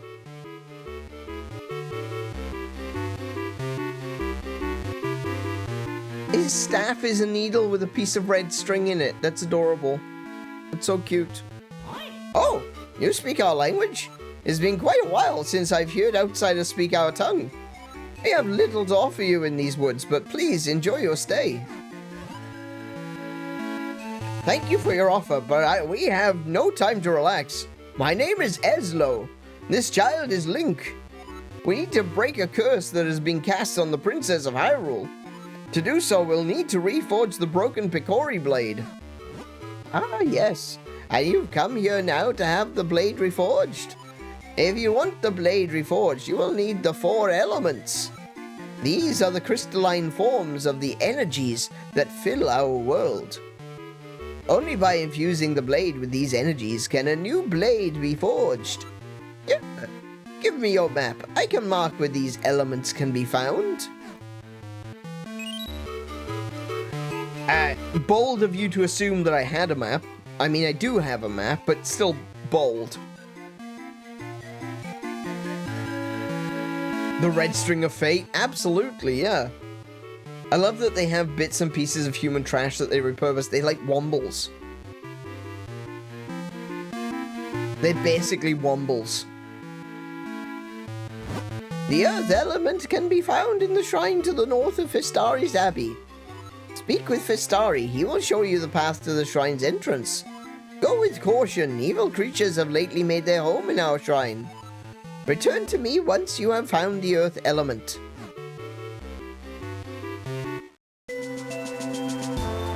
Okay, so now I need to go to Festari. And... oh, look, there they are. It's so cute. We Minish live in Hyrule Town and other places too, not just in the woods. You probably haven't noticed, but lots of Minish live right in Hyrule Town. I'm getting set to leave for town and visit some of my Minish friends there. That's gotta be a hell of a journey for you little guys.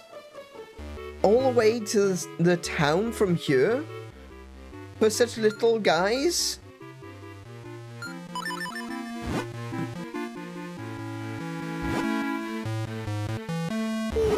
You wish to go to the shrine? Very well. This way. Vile beasts have settled in there recently. Be careful, it's quite dangerous. And now we're out in the world. Oh no, no, sorry. Got a bit too close there. We're out in the world and my sword does nothing.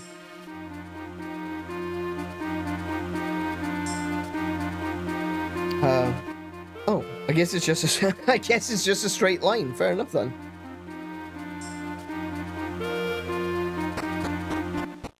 The Deepwood Shrine. So, this would be the Deepwood Shrine the Minish Elder spoke of. He said something about there being monsters inside, didn't he? Hey now. No reason to be afraid or anything. I'll be waiting right here. No, wait. What am I saying? I'm not letting you leave me alone, have you?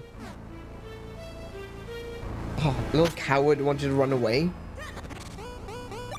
Yeah, I'm not gonna... Oh. Okay. Oh, hello.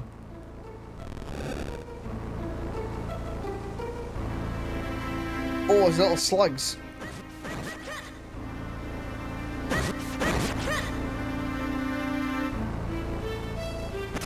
Oh! Oh!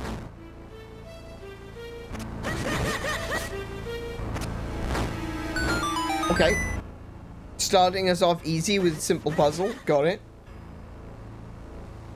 You've got a small key. Use it to open locked doors and blocks. And blocks? Oh, so it's got the key blocks, like in Link's Awakening. You can use it only in this dungeon. Alright, fair enough. There's a locked door here. See if you can find a key to open it. I just found the key. Were you not paying attention? Ezlo!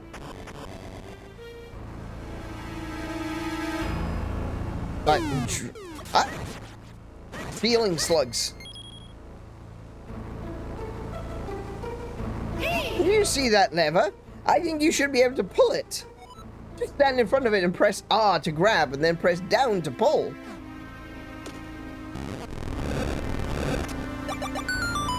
So this is basically the tutorial.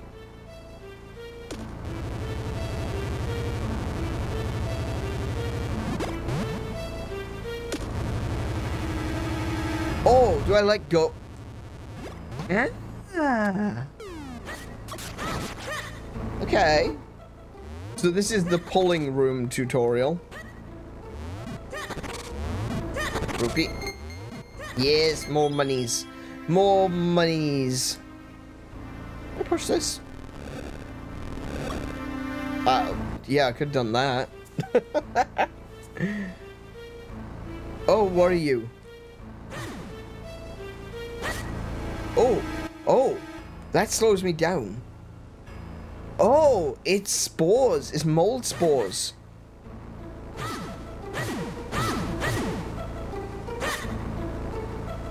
Okay, I don't think I can kill that thing. Wow, look at the size of that barrel. All right, right. How silly of me. It's not big, we're just small. Thank you so much, Ezlo.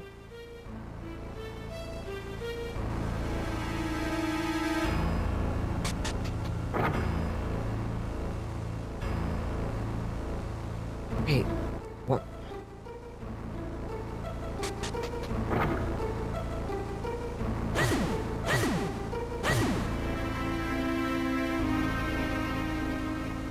Like, the whole thing is...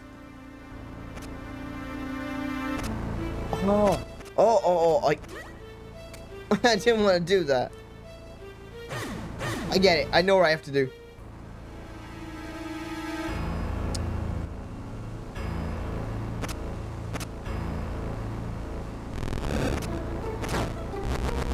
Okay, so that burns the... I was wondering if this barrel... Does this barrel turn?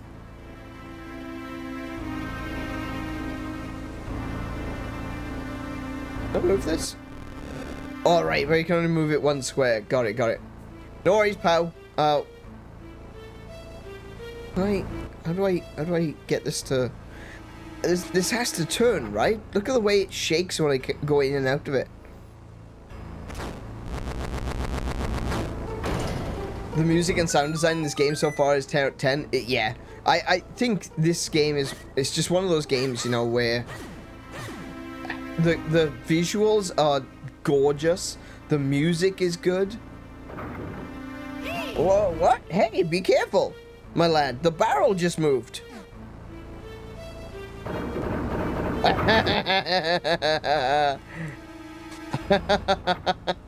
I like that. That's cool. Yeah, I'm here for that. Wait, I don't have a...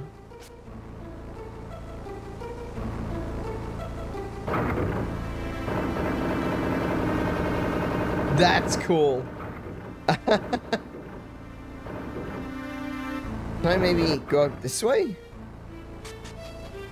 Oh, I can. That's awesome. I can't push that. Okay. So it looks like some of those you can only push in like one particular direction.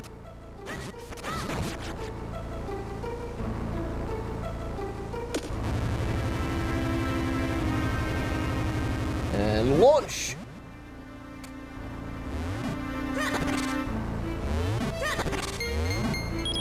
Ooh, blue rupee. You got 5 rupees. That's kind of nice. You found a dungeon map. Check it on your map screen. Like the rooms are ones you visited, the blinking room is your location. Press up or down to check different floors. Okay. I got the map. Oh, I get it. The scuffs in the floor, look. They indicate the different amounts to jump. Hahaha, okay. And I can use that to get out. Alright, I don't need to get out though. I want to keep going further into the dungeon. Let's take a look at what we've done so far. Oh wow, look at that. So I assume that we're going to get the key in this, in either this room or the next room, so that we can go through the locked door. Oop, through that locked door there. Or maybe we can get through there. I didn't even notice that. Okay. We'll see.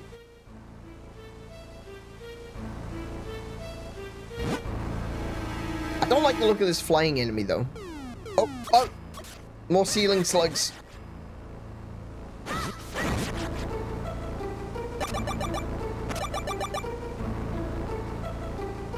What we need is something to hold down this switch.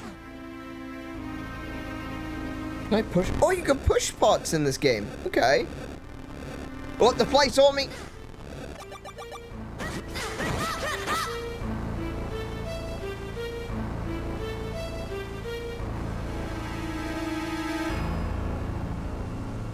Okay.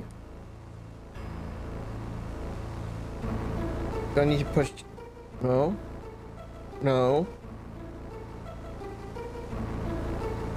Once you take hold of something with R, use the D-pad to push or pull it.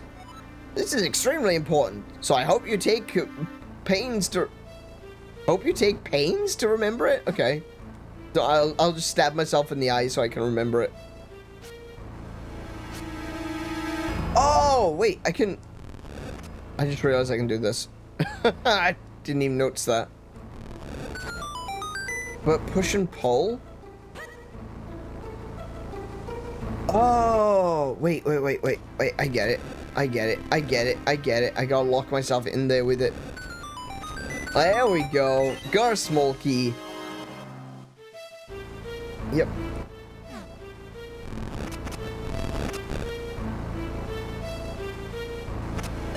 Oh. So the puzzles actually save, which is great. Don't need to go back that way. Yeah, look, there's a... I guess I gotta come down into that one. Let's see. Because there doesn't appear to be a way to go through this wall or over it. So I guess I'm gonna have to go into the next room, up through the door, and then to the left and down. Okay, need to remember to do that. Need to remember to get that piece of heart. Alright, let's see, where are we at? I want this one there. Like that. That way? Oh, I can't go up. I have to go to the right. I've got a key.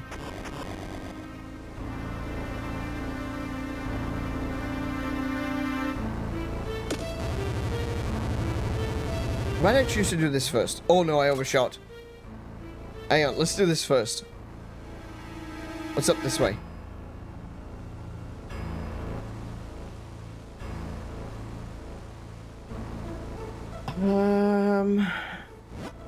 That looks like a point of no return, though. That looks like if I drop down, I can't really come back.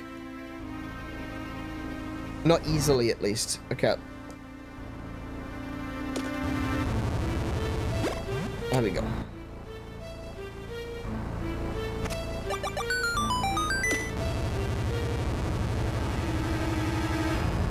Oh, no.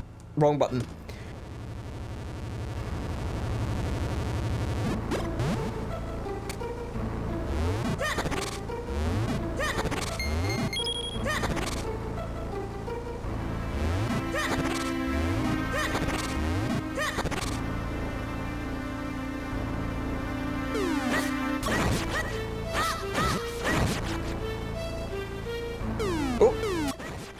So I'm getting engrossed in this game. Like, I'm really focusing hard on it.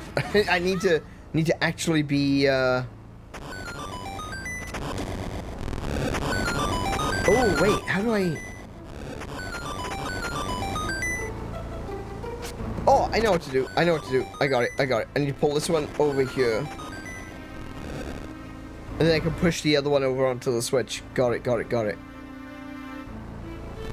Already, I'm enjoying this game. Like, I'm a big fan of 2D Zelda. I like my 3D Zeldas too. Like, I like Breath of the Wild. I like Tears of the Kingdom. I'm quite fond of Twilight Princess. I like Majora's Mask. And of course, Ocarina of Time. Wind Waker. They're all good games. They're great games. But, there's just something for me with 2D Zeldas. I just have a fondness for the top-down view, for the sort of puzzles that you can do in 2D that don't really work necessarily the same way in 3D. I think the best way to explain it is just like, because how do I describe that? It's just something about the way that the puzzles are presented in 2D that I prefer.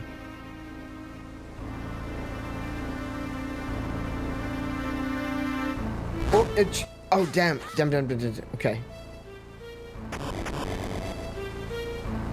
Wait, is this the door back? Oh, that's the door back. Oh, okay, so that's opened that up. Can I... Wait, can I kill these things with a... Oh, I can kill them with the pots.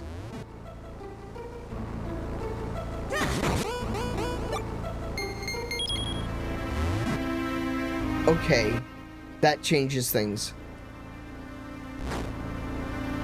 They kind of like Paul's voice. 2D is better than 3D for you all the way. I mean, my favorite Zelda game is A Link to the Past. I don't think it's the...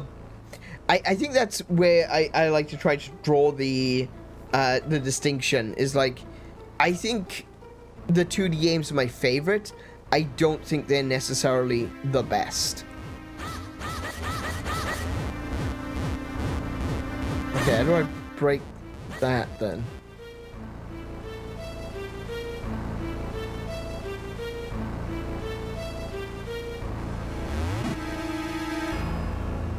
Wind Waker is number one. I know a lot of people that would say that. I don't necessarily agree that Wind Waker is the best because, mostly because of like the open world. The open ocean is a little bit boring. It's a lot better with the HD version that you get on Wii U. The HD version, which I hope they port to Switch sometime soon. But, I do think that it's a good game, except for the fact that the open ocean is quite boring. I much prefer games like Twilight Princess, where the world is very complex. Where you have to go from like scene to scene, and every screen is like its own puzzle sort of thing. It's got good dungeon design. I honestly can't remember much. I recall the dungeon.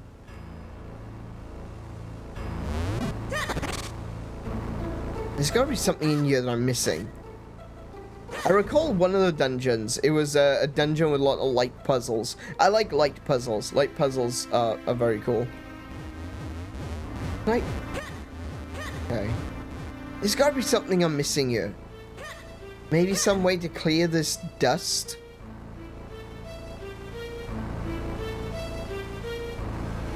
Maybe I need to go back. Maybe there's something I missed. What have I got on me? I don't really have anything. I don't have any small keys either. Do I? Do I have any small keys? Hang on. Is this just a simple case that I have... Oh, I do have a small key. It's in the bottom right-hand corner of the screen. I'm an idiot. Don't worry. Don't worry, I'm stupid.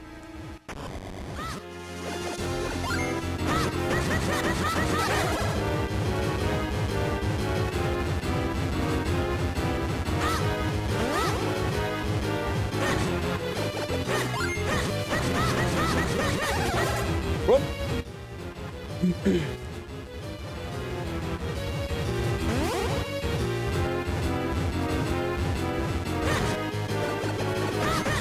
There we go.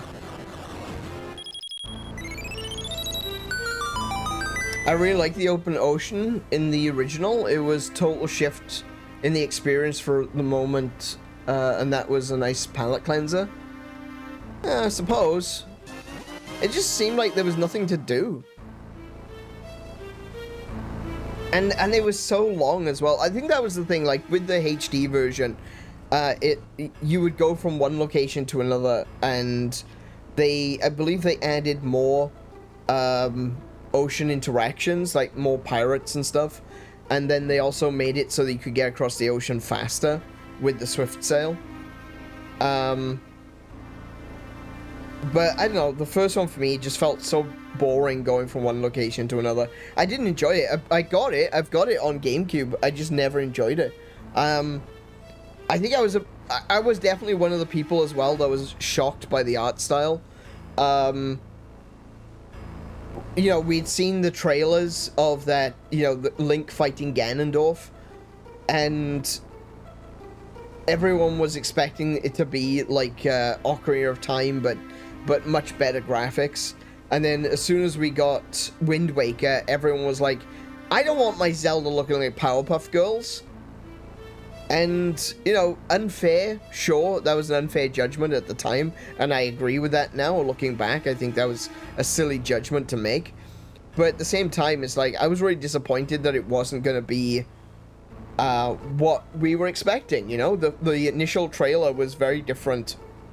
Sorry, the initial trailer for Wind Waker was very different from the Space World trailer for what could be the next Zelda on GameCube. And yeah, I don't know, it was a bit of it was just a bit of a surprise, a bit of a shock, and I didn't like it at the time.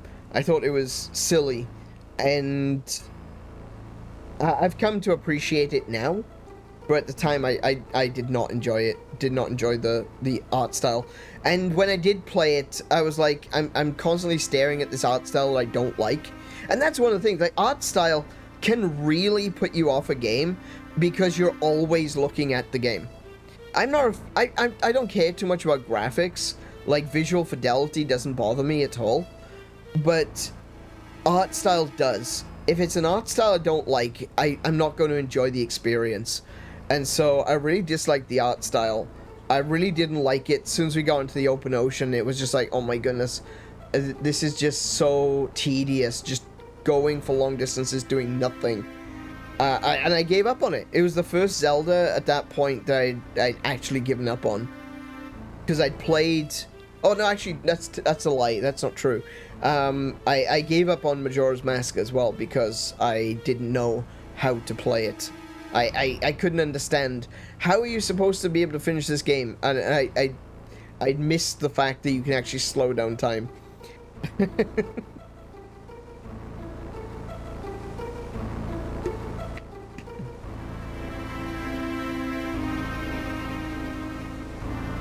everything was a puzzle in Wind Waker. I enjoyed going to every island. Look, the islands are fine. It's just everything in between was... I didn't enjoy at all. So you didn't like Phantom or Tracks? I did, but I played those much later. So I played Phantom Hourglass and Spirit Tracks. Actually, Spirit Tracks is the other game that I haven't finished. Right, I played Phantom Hourglass and Spirit Tracks. I'm just trying to think what game. I played those after Skyward Sword released. So that wasn't. I'd kind of fallen out of gaming for a while, and I was mostly into portable games. So I had my DS, and that was my big return to gaming, was the DS. I say that as if like I didn't have a Game Boy Advance. I didn't have many games on Game Boy Advance. But when I got my DS, when I came out to Australia for the first time, I got Pokemon Diamond and we got Kiko Pokemon Pearl, and we were playing Pokemon together, and that was our real big return to gaming, you know, where we were gaming together every single day. And that's when I started picking up the other games. When Skyward Sword released, I didn't play Skyward Sword initially, but I did pick up the DS games, and I played those, and I really enjoyed them. And I think it was probably Spirit Tracks that allowed me to enjoy Wind Waker, and why I was a little bit more accepting of it. I definitely think the game looks a lot better on the Wii U, though.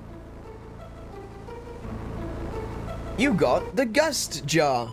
Hold the button to draw things in, and release it to it's again with this the button. I don't have a the button.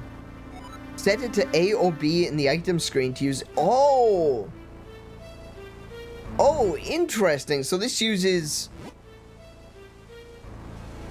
portable Zelda mechanics. So I've got to choose between if I want a shield or if I want an item. Okay, can I... Okay. I guess I should have assumed that it was going to be portable Zelda mechanics, because this is a portable Zelda game. But I figured that they would put the item on L. Like, you've got a sword and shield, and then you've got the item on L, because currently L isn't in use. Maybe it gets used later, but, so I should be able to, yeah, do that. Nice. I was right, it was something under the dust. You've got 10 mysterious shells. I'm not sure what they're for, but let's just hold on to them for now. Okay, fair enough. At least you're honest. Oh, and I can use that then as a gun to shoot the pots of people. Another 10 mysterious shells. Fantastic. How many of these can we find?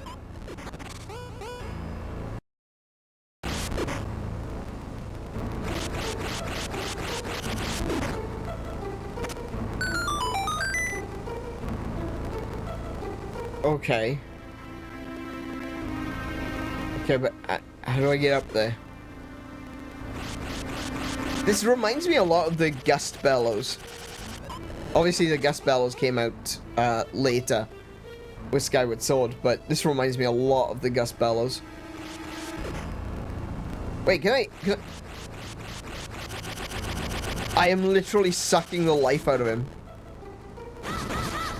Oh, and then he becomes weak. Oh, I'm basically sucking all of the spores off of him.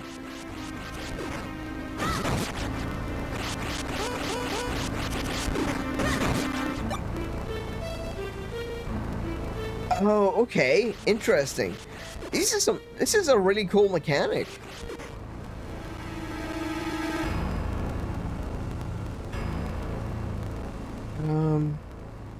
So where haven't I been? Oh wait, no, that was correct. Wait, there was a staircase. There was a staircase somewhere. Is it this way? Maybe up here.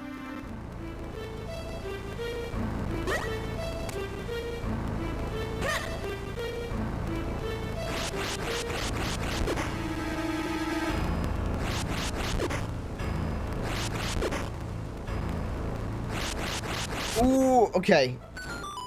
I see I'm gonna have to keep doing it. You got 20 mysterious shells. Wow. Yeah, there's the staircase. Yeah, I can see I'm gonna have to use the gust belts on pretty much everything. This is gonna be one of those mechanics which they're gonna, No, that doesn't work. That doesn't work. I guess I can't use it for everything. Oops. Oh. Oh.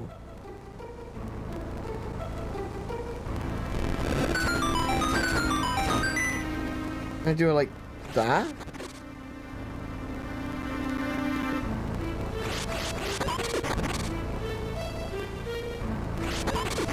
No, it doesn't work like that. Okay. I might have to reset this.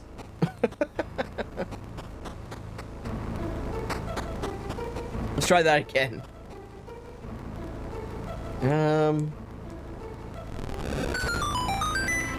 Yeah, so I can't...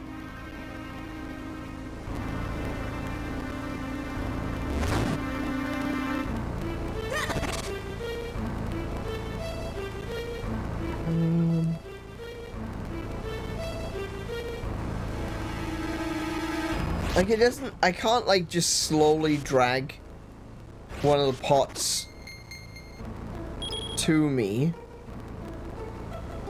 How do I... Oops. And if I throw a pot, it breaks. How do I stand on one side and pull the pots towards me? Use whirlwind sprint. Oh yeah, that's right. That's what I need to do. Of course.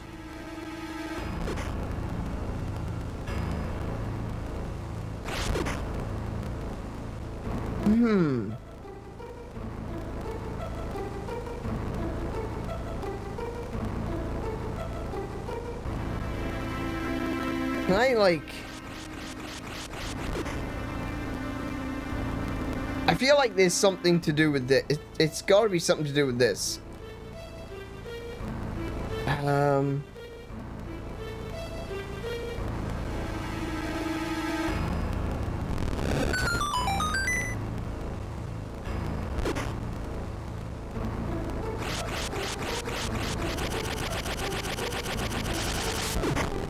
No, that doesn't push me back far enough.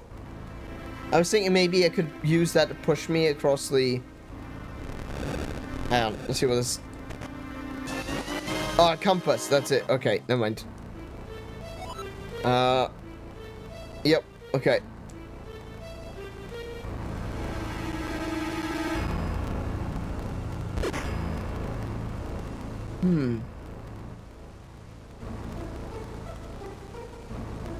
Wait, I need to be able to go across the water.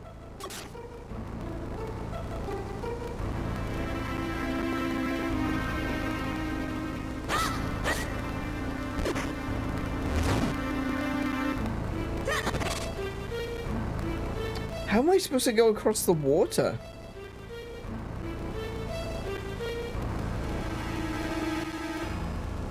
I don't have any items that allow me to cross the water.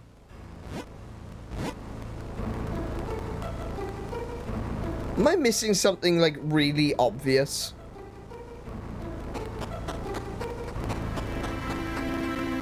Maybe there's something on in another area that I've missed? No, this goes straight back into this room. Yeah. Oh, wait, there's the... That's a teleporter. How do I get to the teleporter?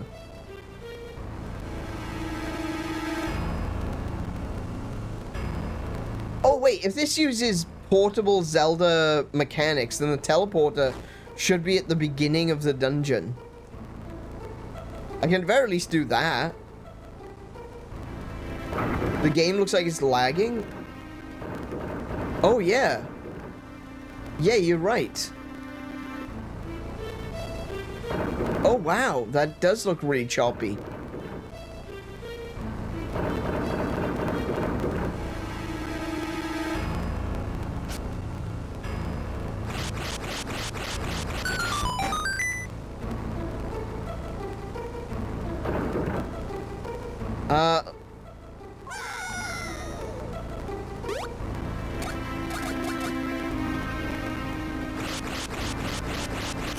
I don't know what to do with that. Now what?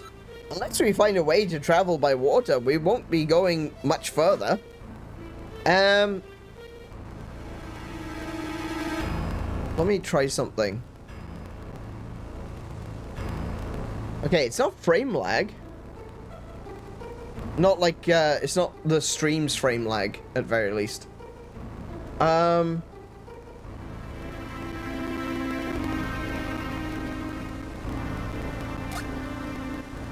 Let me try something a second.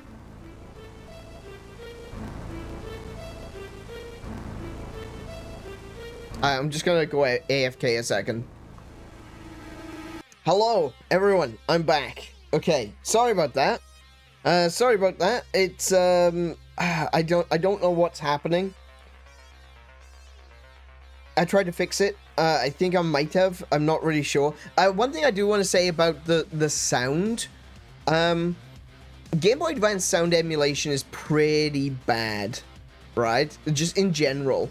I've tried this on what's the Game Boy Advance emulator I've got? I've got MGBA, and I've got obviously the Nintendo Switch itself. Sound emulation for the Game Boy Advance is pretty bad. It tends to be a bit crunchy on the low end, so if it is a little bit crunchy, that's kind of normal. But if it's like really bad, like how it went when we were playing Silk Song, or how it went at the end of Donkey Kong, then that's a problem. If it's just got a little bit of crunch to it, especially in the low end on the strings, the cello on the in the soundtrack, that's kind of normal, unfortunately. If it's only a little bit crunchy, that's normal. I think I've fixed the visuals, though, and it may have been that my video card was being overloaded because I was running 2 4K streams through it, and I didn't realize I was doing that. So that's probably what happened. That's why it was gradually getting worse and worse with the visuals.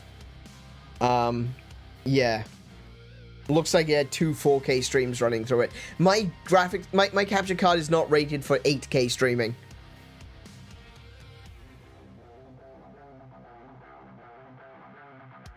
Alrighty.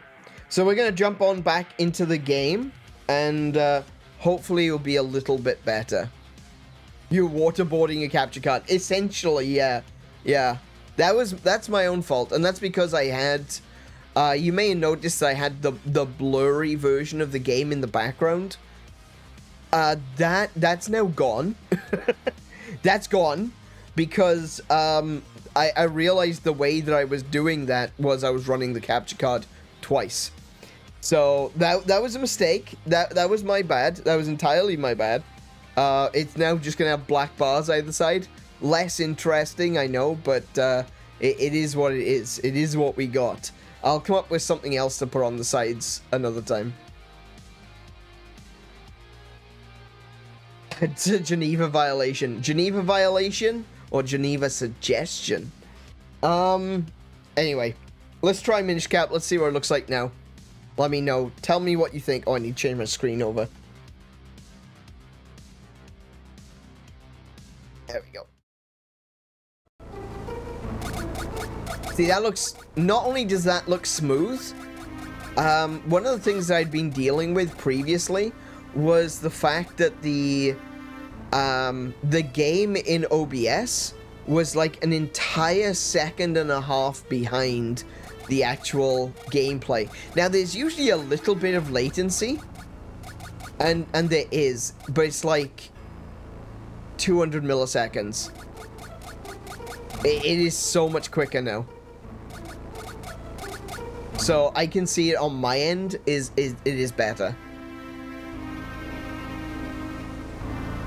Okay, yeah, that's normal GBA crunch now. Okay, brilliant. Does coffee count as hydration? Kind of, yeah. Especially for you and me, yeah.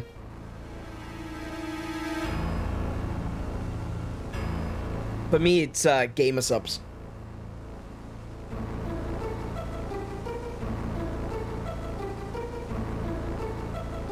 Drinking from a Monster Hunter bottle.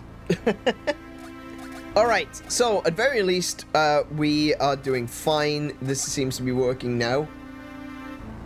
What happened?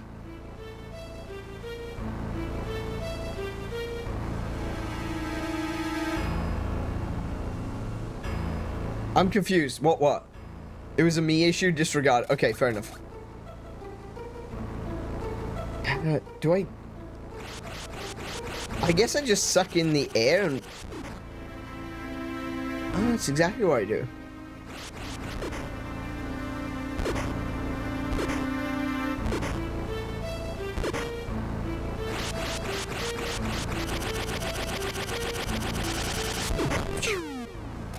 Nice.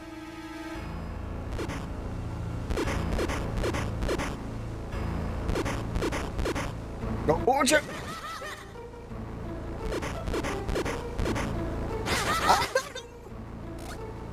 I went a bit too hard. Wait a second. Hang on. Can I go? I missed. There we go. Can I go this way? Hold on. Hold on. I can! Oh! Oh! I get it now. The puzzle that I couldn't do in the other room is because I need the lily pad. Oh.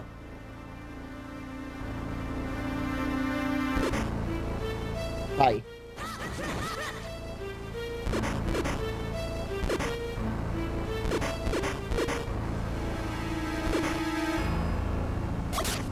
What? Oh. I knew it wasn't going to be that easy. Oh. Hang on. I know what I need to do.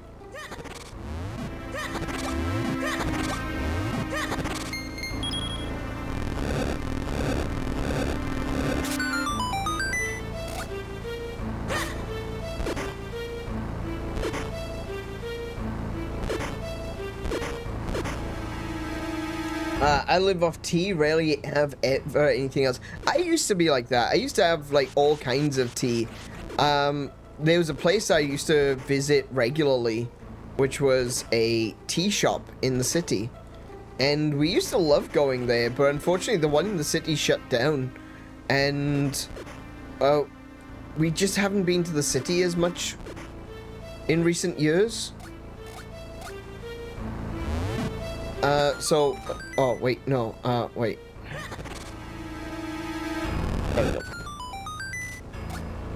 But we used to go there regularly. We used to buy a lot of tea and drink a lot of tea, but recently I've just been... I kind of got back into drinking a lot of sodas for a while, and then I needed to cut back on the sugar and stuff, and especially the caffeine. Oh, no. Especially the caffeine. I had to cut back on the caffeine because I already have sleeping issues. So I drink a lot less tea, and I don't drink any coffee these days. I drink gamer sups. I tend to not have the caffeinated versions though. Like, gamer sups is about as caffeinated as a cup of coffee.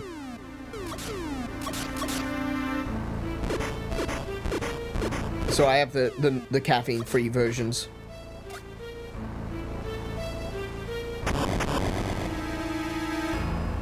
I'm an American Southerner though, so iced sweet tea, like adding fruit juice to it. Yeah, yeah. There's a lot of people that don't get sweet tea. And it's like, yeah, you just brew some black tea, and then you like fill it with honey, or you put some like lemon juice in it, or you put some other fruit juice. It's great. Sweet tea is amazing.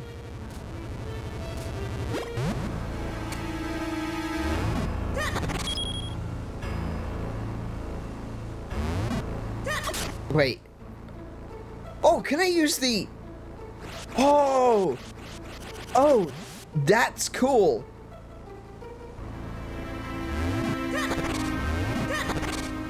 I can use the thingy to springle me over.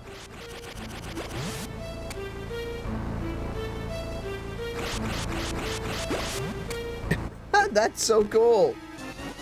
You got the big key. Use it to open big doors.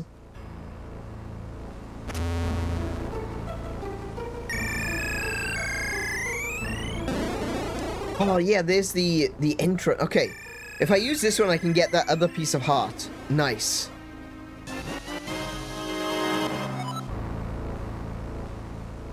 Collect one more to increase your life energy. Nice. Gotta get me those mint leaves. I do still drink mint tea from occasionally. Peppermint tea is one of my favorites. I actually started drinking peppermint tea when I was in college. The dean of our college, who was like very influential on me, he might not necessarily agree with what I'm doing right now, but you know, it was a Christian college. We were going there to learn to be priests, and here I am playing video games. But I think he would be happy with me doing, you know, my own thing. Can I push that? No? That one? No? No? But yeah, it was, he was very influential. He really looked after me in a way that I don't think anyone really had done before. He was looking out for me quite a lot. And,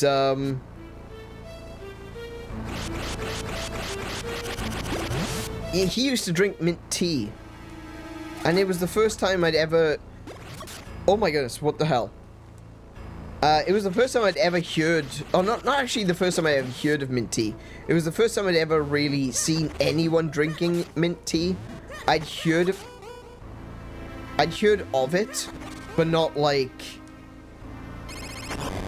seen anyone in real life drinking mint tea, you know? And so... Oh, hello. Where's this guy off? Oh, I just realized he's the boss, isn't he? I gotta fight a full-size chew jelly as a little thumb-sized guy. Little inch-high private eye.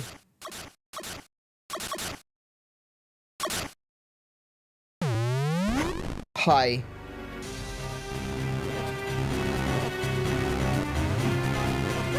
I did nothing.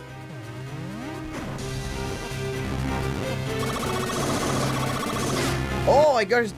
Ah, okay. I've got to suck up all of his jellies.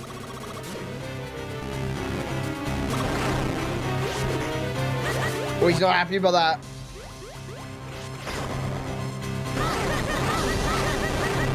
But yeah, it was the first time that I'd ever actually seen someone drinking mint tea. And one day he just, like, goes into the...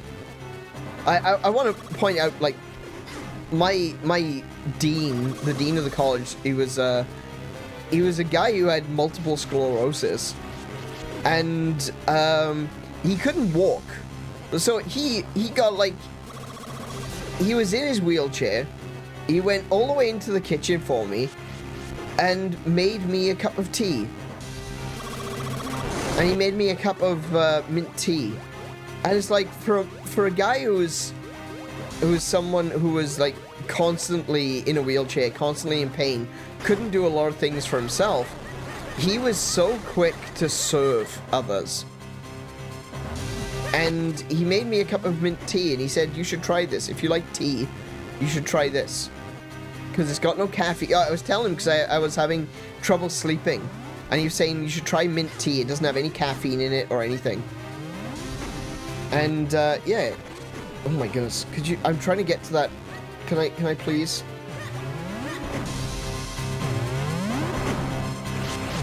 Oh no.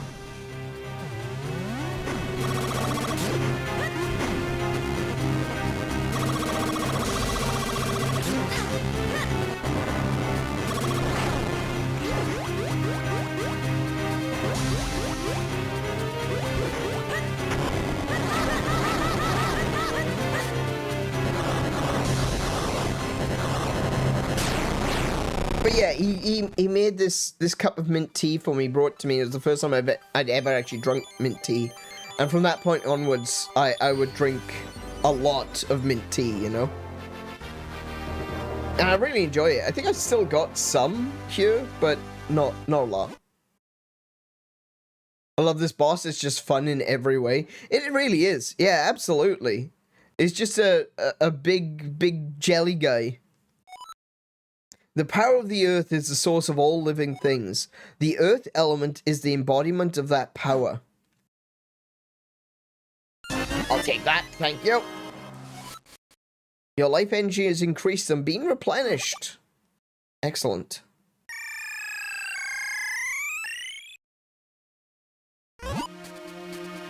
Given you didn't know what actual sleep was until we got married, I'm curious what bad sleep meant to you back then. So the way I was sleeping back then is that I was probably sleeping every like 2 to 3 days.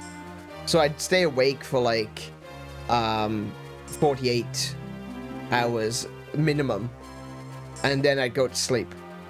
But and usually I would still have the energy to do so. You know, I was a lot younger back then. I had the energy to actually do that, but I was going through a time where I was having a lot of difficulty sleeping even on the alternate day. So I'd be so exhausted, and I was getting no rest whatsoever. And I was maybe sleeping for a few hours, just a few hours, like maybe 3 to 4 hours at most, every 3 to 4 days. So I was going most of the week without sleeping, and then I would sleep for a few hours, and then I'd wake up, and I'd be restless. I wouldn't be able to get any further sleep that evening, and that was starting to interfere with my lessons, you know, my lectures, because I was then too tired to actually do anything, and as much as I tried to get sleep, I couldn't. And yeah, it was just a real bad time at that moment. And you know, a lot of people rightly pointed out that a lot of the stuff that I was drinking at the time, mostly Dr. Pepper, was had caffeine in it. And I'd be like, yeah, I know it's got caffeine in it, but I'm also drinking like other things, and it doesn't really change anything. It doesn't matter if I drink Dr. Pepper, if I drink beer, you know? It doesn't matter at all. At the end of the day, I wasn't resting. I wasn't getting any rest, even when I did sleep. So that was really, again, interfering with my lectures, and I missed a couple of lectures because I'd fall asleep during the day, because I was just getting sleep. Whenever I could, I would fall asleep. And I would do so. And there was a couple of times where I actually fell asleep in the common area. Like, people would be watching TV, listening to music, playing pool. We had a pool table there. And I'd just be sitting in the chair talking to someone. This might be my 3rd or 4th day without sleep. And I'd be sitting there chatting, and I would just fall asleep. Like, in the middle of a sentence, I'd just be responding, and then, like, whomp, gone. So, yeah. like I said, I've always had weird sleep, but I've at least gotten a bit of sleep, you know? I lie down in a dark room thinking to myself, is this really all there is? Sure. But I was still getting a couple of hours of sleep, like, consistently, every night. It was definitely not enough sleep, but it was still some sleep. These days, I can't sleep at all without medication. Like, I do not feel tired until I take my medication. Oh, no, that's not true. I want to separate tiredness with sleepiness, you know? I get very, very tired, and then I don't sleep. And, you know, the ability to go to sleep is different than feeling tired or exhausted. And sometimes I get to a point where I'm so tired and so exhausted, and my body just hurts. I just ache all over because I can't sleep. Because I don't fall asleep. And my body is screaming, you need to rest. And I'm screaming back, I don't know how. But it was like that. It had gotten to that point when I was in university, where I was sleeping every 3 days or so. And even then, it was only like a few hours. And I was physically in pain. I was having a lot of trouble. I was talking to the dean of my university. I was talking to a few other people regarding the fact that I wasn't sleeping. And one of the suggestions was, you know, drink less caffeine. And I did for the longest time. I drank a lot less caffeine, but it didn't really change my sleep at all. Sugar is the other one everyone always says is, oh, you should eat less sugar, you should have less sugar. Okay, I drink mostly Gamer Sups these days. These are sugar-free. And I still can't sleep. It's got nothing to do with what I'm putting into my body. It's everything to do with what my body is lacking, and that's melatonin. I seem to not be producing my own. Either I'm not producing my own melatonin, or I am resistant to melatonin. It's one of those two things. But taking melatonin as a supplement does help me sleep. So either I'm getting enough of it to overcome the tolerance, or I'm not making enough melatonin and the tablet is doing the job that my brain is supposed to do. Anywho, back to Minish Cap. Oh, we've got the earth element. You must go tell the elder at once.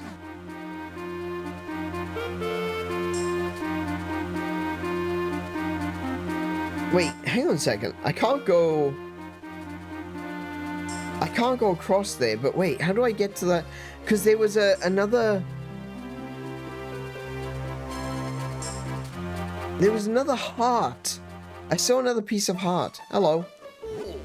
You retrieved the earth element from that fiend-infested shrine? Incredible. Humans are amazing creatures. The elder is sure to be amazed too.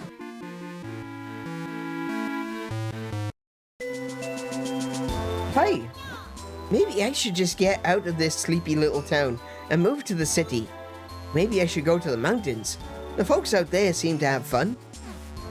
You don't want to go to the city, little one. You want to go... You don't appreciate it now, but you're gonna miss it when you're gone, right? Stay in the woods. Stay in the wilderness. It's a lot better than going to the city. I can assure you that. Go to the mountains. Go to the mountains. If you want to change your pace, go to the mountains. Had you never seen any Minish before you came here? Really?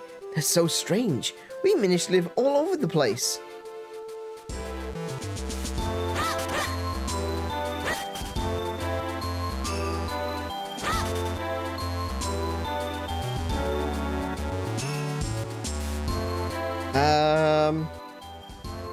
Was it through the barrel? No, it wasn't through the barrel. Red caps, are they just red of blood of their victims? It might be. They could be red caps. I don't think they're red caps, but I wouldn't be surprised if that's kind of what they're based on. No. Where was the elder? Where was the village elder?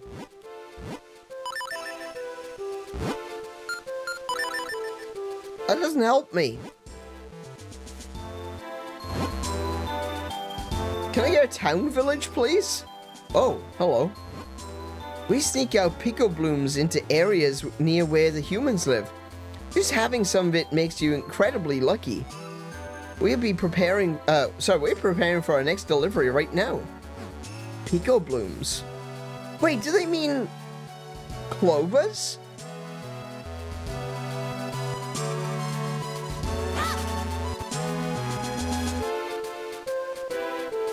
Are pico blooms clovers? It would suggest that they are, considering, you know, clover literally everywhere.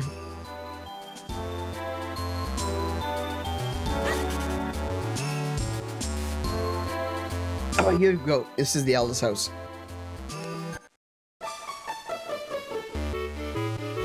Oh, so you have found the earth element.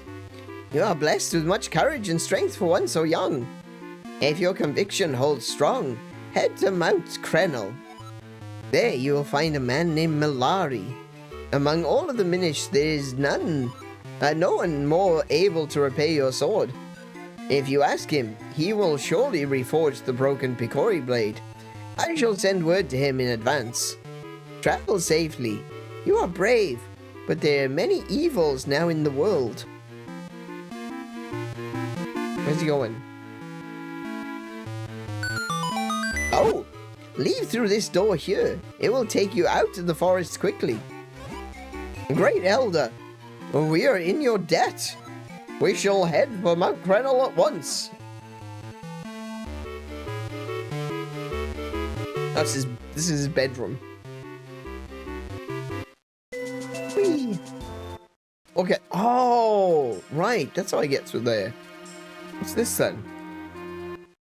What's the little Minish house? Green clothes and a mystical hat.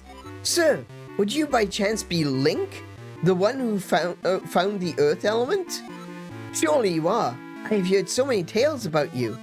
I am Bellari, researcher of the antiquities. I am also, well, a bit of an inventor. You know, you won't be able to get back to town due to all of the debris. Here, I have something that might come in handy. You got a bomb bag. Okay. And it has 10 bombs in it. Now you can blow up lots of stuff. Nice. Thanks, Bellari. Let me know if you find it useful. I absolutely will. You're chopping unripe strawberries? I don't think they're strawberries.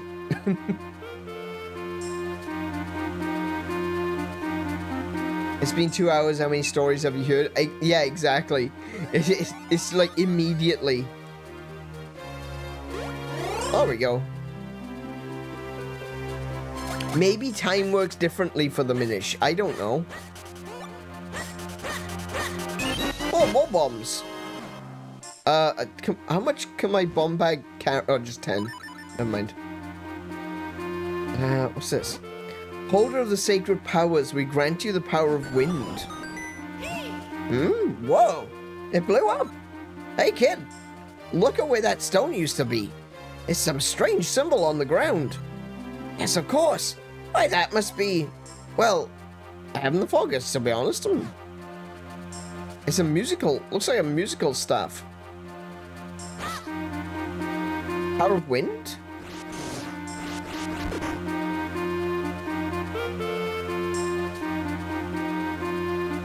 I don't know. I'm not sure.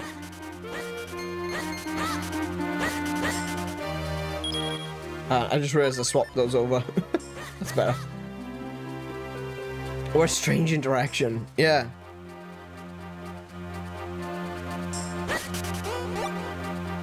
There's gotta be... see, I knew there was gonna be more stuff to do. Can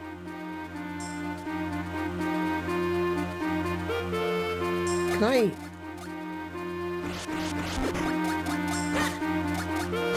Can I blow these up? Hold on.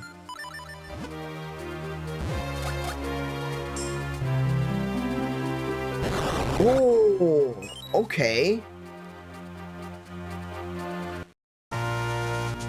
No, no, no, no, no. Hold on a second. Hold on a second. I've got designs on this.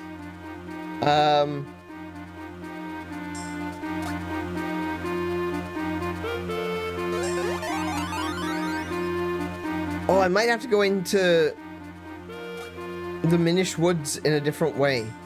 Through a different entrance. Hang on. I've got an idea. Because there was another,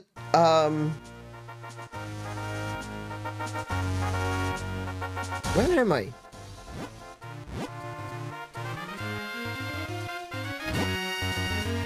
No, it wasn't that way. I need to go back to... Oh, hello. I need to go back to the way I came in. Oh, keys.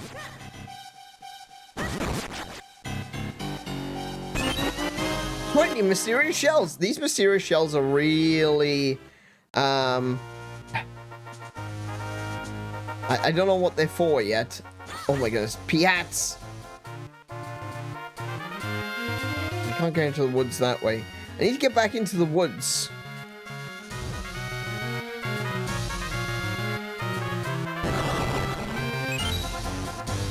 I think it was this way. Cool. So, I can't get across there. Oh, I can't get across there. There's no way the, that wouldn't work. Nah. Okay.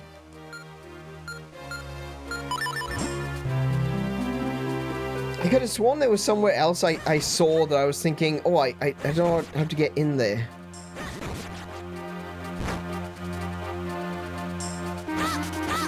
Can I use the bomb on this?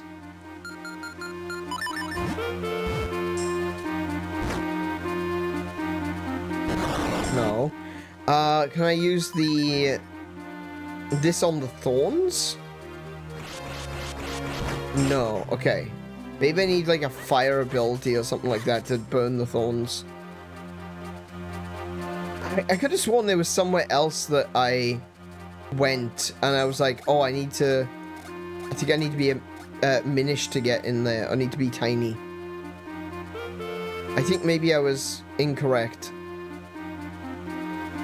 I feel like I might just be wasting time.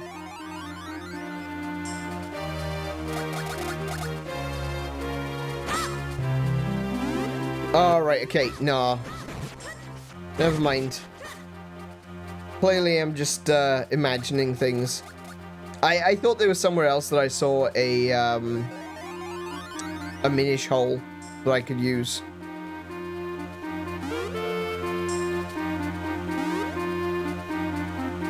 I think I may have just confused myself.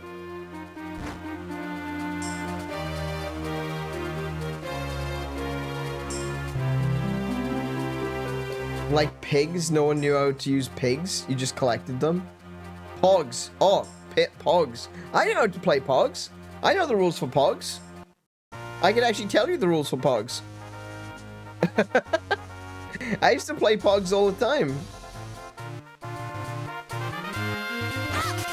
So the rules of you've got your Pogs, which are your milk caps, your cardboard Pogs, and you've got your slammer. And your slammer is either made of plastic, some later ones were made of metal. I didn't like the metal ones because they damaged the Pogs. You put a stack of 10 Pogs, usually face up, but I used to play it the other way. I used to play it face down so as not to damage the art. You put the Pogs face down, stack of 10, and you hit the stack with the slammer. All Pogs that flip over belong to you. You then pass on the turn to the next person, and they get to slam it down, and they get to flip them over, and whichever ones they flip over, they got to keep. So what you would usually do is you'd have 5 of your own and 5 of your friends, and try to win your friends' Pogs. Yeah, I used to play Pogs all the time, man.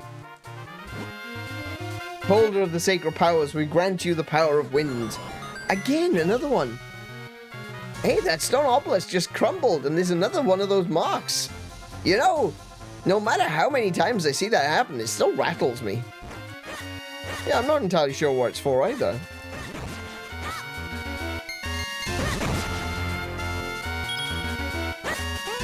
Oh, I wonder, it says the power of wind. Maybe this is what will allow us to go into the sky? I'm not sure.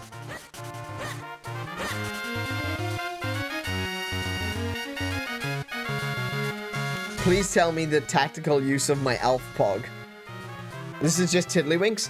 Is Tiddlywinks, well, there's different ways of playing Tiddlywinks, but, yeah, Tiddlywinks was like, you clip the edge of them to move them forward. It was almost like a racing game. It's also similar to jacks, where you'd bounce a ball, grab the jacks, and catch the ball. There's a lot of games which are very similar in their methodology.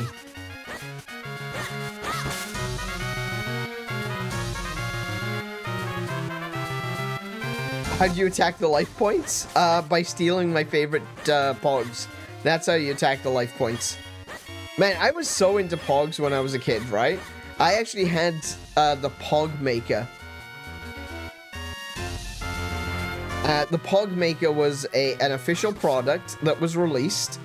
It was basically it was a cutting die. And so what you'd do is you'd slide an image in. You'd have these special pogs that had a very sticky surface. So you'd put the pog into the device, take the protective film off the top of it, close it in, get an image that you want and align it underneath the pog, and then you would turn the cutting die and it would stick the image that you had to the pog and you could create your own pogs.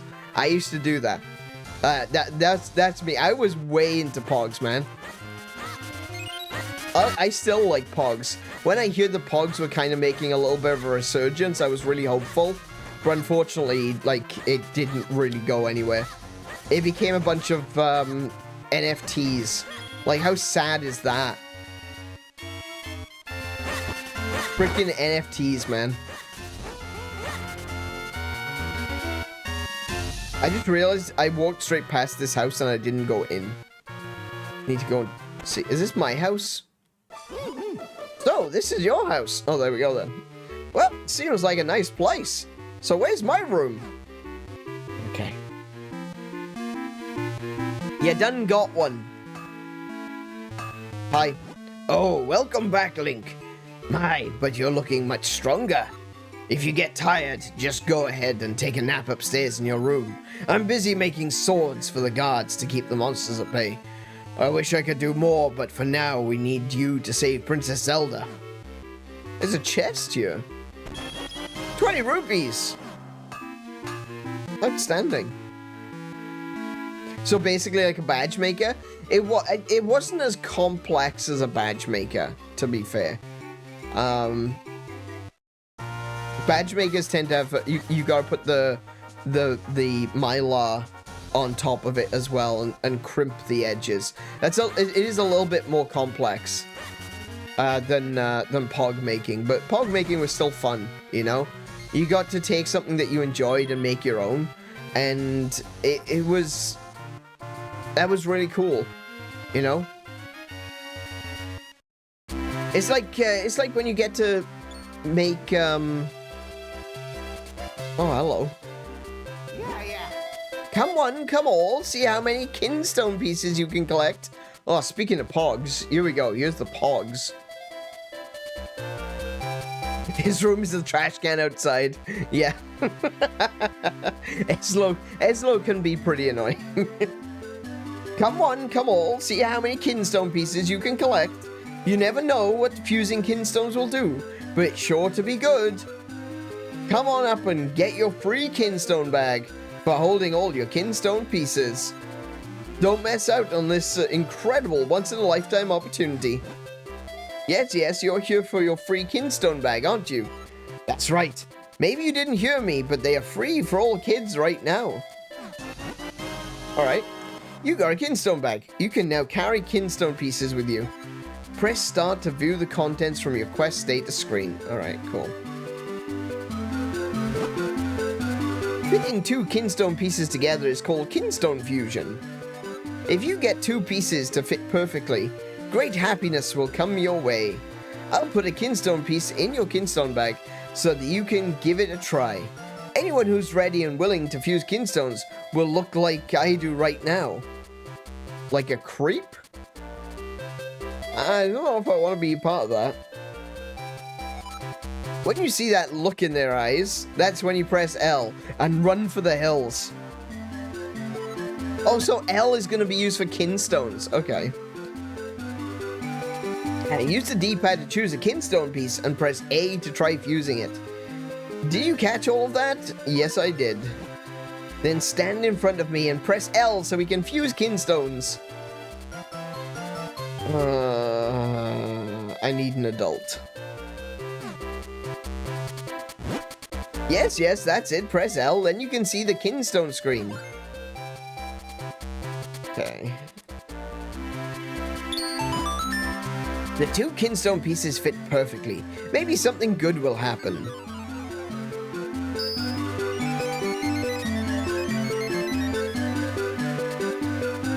Oh, that's how you get rid of the thorns. Okay.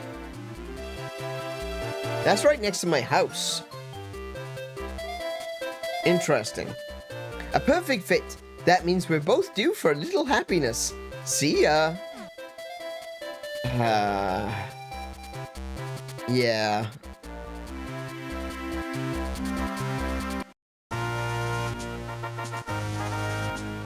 Let's go back down to my house and let's see if see what's in that that hole we just opened up.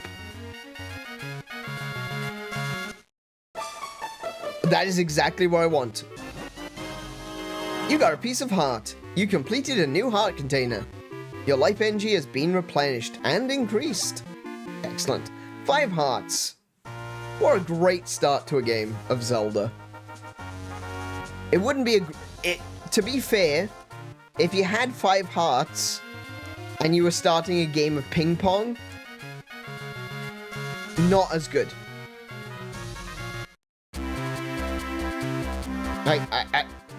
Hi? I'm the postman, crossing town at incredible speeds to bring you your mail. Not if I stand here, you don't. Oh, yeah, he does. Yeah, he does. Okay, fair enough. Okay, can't say fairer than that then. Look at the little chick. Oh, he makes a cheep noise. Oh, very cute.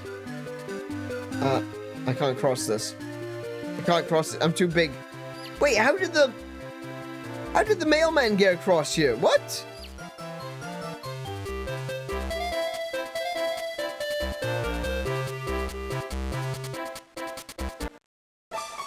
Oh, hello. 3 chests and a heart. I want all of that.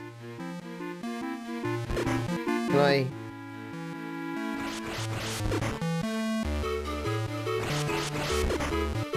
Okay, I don't know what this place is for yet. Let's have a look.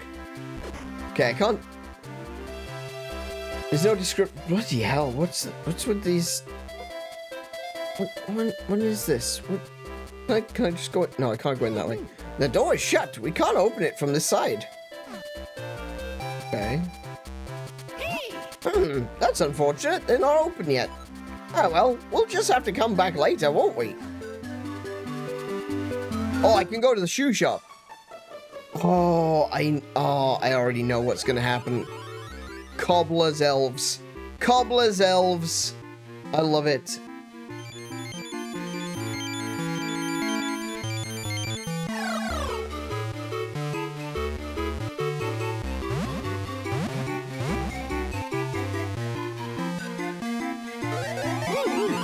That's right. Even some human objects are portals to the Minish world. Those Minish may not look like much, but they are quite crafty. Look at the shoes. Oh, I can't. The shoes are in the way. Damn it. Oh, I can see one, though. There's a Minish right there. But I can't get to him. He must be busy. Cobbler's Elves is one of your favorite stories? Yeah, it's a classic. But I guess I can't do this just yet. We'll come back later. Let's see what I can do with my newfound smallness. Oh, I can't. I can't get over the step. I'm too small. Now I want to know what Hylian Rice Krispies taste like. I have no idea. I wouldn't even know where to start.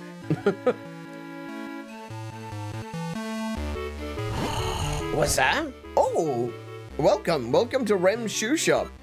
Lately, whenever I take a nap, all my shoes are done when I wake up. You know, if I can make shoes in my sleep, I must be in the right job. Or you are not in the right job and it's someone else doing it for you.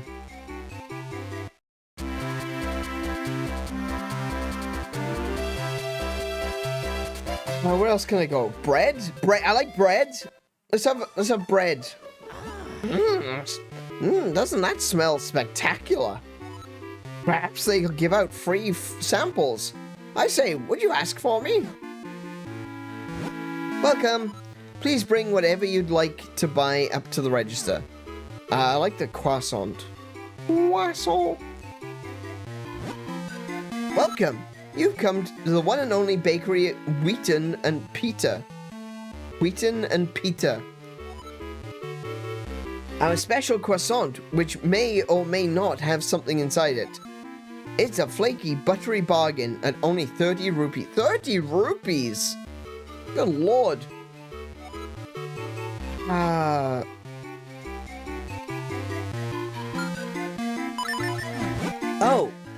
Well, come on back anytime. Our bread is always fresh. Yeah, do you know what? Maybe in the future, but right now, I want to see if I can spend my money on anything else.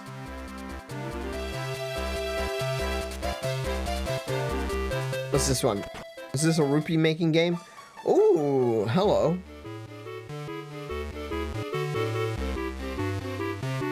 Shield bombs? What's this? Only 80 rupees for a wallet. It can hold a king's ransom in rupees. Oh, I can get a bigger wallet. Ah, my friend, you're far too clever by half. But you won't be haggling with me. I could just leave with it though, couldn't I? Alright, hang on a minute. I need to get 3 more rupees. I'm gonna go and, you know, attack some flowers or something.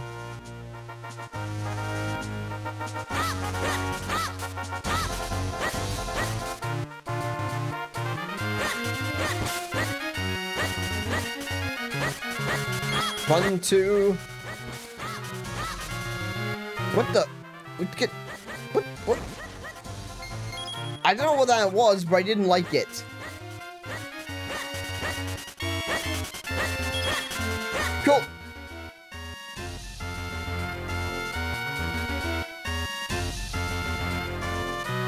The Legend of Zelda Link's new job. You know, they do kind of feel like that sometimes, don't they? Didn't mean to do that. Only 80 rupees for a wallet. Yeah, okay, I'll take it. Sure. Yes, I'll buy it. It means I can carry more at very least.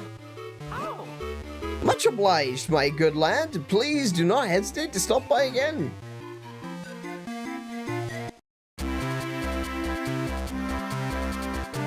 Was that Regis? It kind of looked like Regis, didn't it?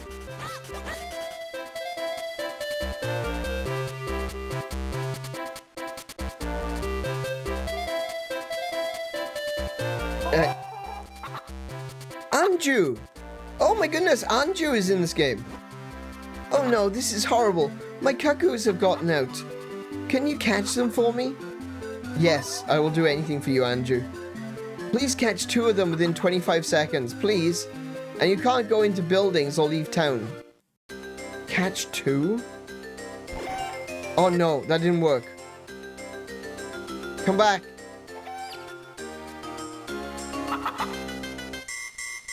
How am I gonna be able to do this, am I? Ah! Got them. No. Time's up. That's it. Thanks. Here's your reward. More mystery shells. The mystery is getting deeper every time. You got 20 rupees. Doesn't it feel good to help others? No, you give me... Oh. Oh, thank you. I was going to say, no, you give me 20 shells, not 20 rupees, but you give me 20 rupees as well. Buggity buggity boo. What's your language, sir? Did I scare you? No, not really. Kids are just naturally scared of ghosts, you know what I mean?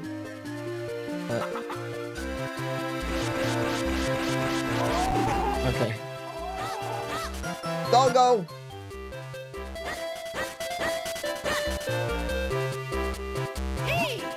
That's unfortunate. They're not open yet. Oh well, we'll just have to come back later, won't we? I'm pretty sure it is open. It looks open to me. Okay, what about up here? There's a chest there. Is that a gold chest?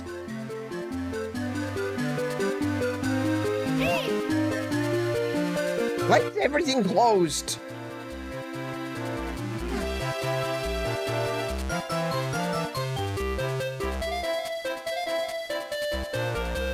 I gotta be honest, I don't actually know where I'm supposed to go right now. Oh. Well, if it isn't Link, it is good to see you again. School is in session right now, so I'm afraid I can't let you in. I thought I was a kid. Wasn't everyone saying that I was a kid? Shouldn't I be in there? Who's responsible for me? That's a post. Hang on a minute. Nothing. Damn it.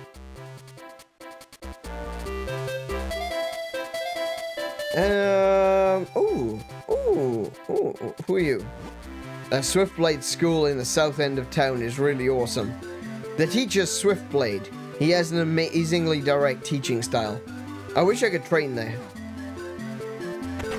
Oh, hello. Who are you? You look like a sky person.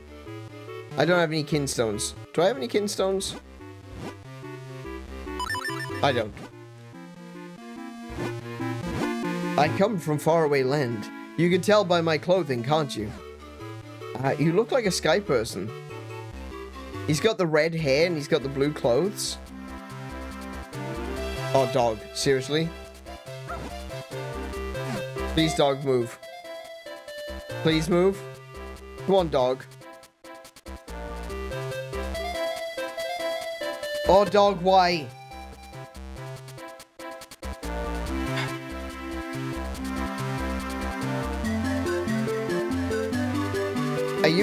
Are you having me on? Just because you have a sword and a shield doesn't mean you'll be safe. I can't let you go out there alone, not until you know some sword techniques. Okay, so I need to go to the Swiftblade school. Okay, that's my purpose for being here.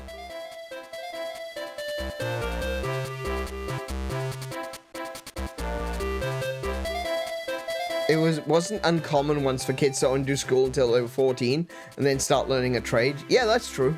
That is true. But what if I want to go to school? Huh? This house appears to be empty. Maybe we shouldn't go in here. But empty house... Those are the houses I want to go into. Are you Swiftblade? Hey, what do you want? My sister's not here. She's at school. I didn't want your sister? Weirdo? How many men come in here that you immediately go, oh, you want my sister, right?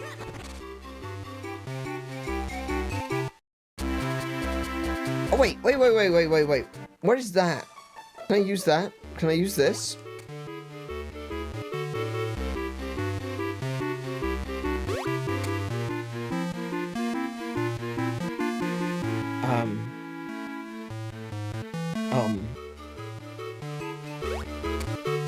Okay. That's not what I thought it was. I can't go into this one, can I? Oh, I can. There's a cat in this one. Oh, hello. My brother's at school. Again, what? Again with the... At school. I don't care where they're at. Why are you telling me these things? That's the... Hang on. What's this say? Hyrule Town. Thank you. Okay. Oh, wait. Is this the school? Look at it. Oh my goodness. It's Legolas. Teach me your ways of being an elf, Legolas. I am Swiftblade, finest swordsman in all of Hyrule. If you train with me, I guarantee that you will increase your skill dramatically. So, would you like to train here? Yes. We shall start with the most basic of all techniques, giving me money. I shall teach you the spin attack. First, press and hold your sword button. Second, build up enough power. And third, release your destructive might. That's all, young swordsman. Do you understand? Yes. Very good. You are a very quick student, but one must feel the techniques, not just hear about it. That's why I will now possess your body, so as to demonstrate the technique. I call this the Swiftblade Switcheroo technique of training. Watch this. Switcheroo! Busroda! Ooh. Now, you must try it yourself. Press and hold your sword button, build up enough power, and then release your destructive might.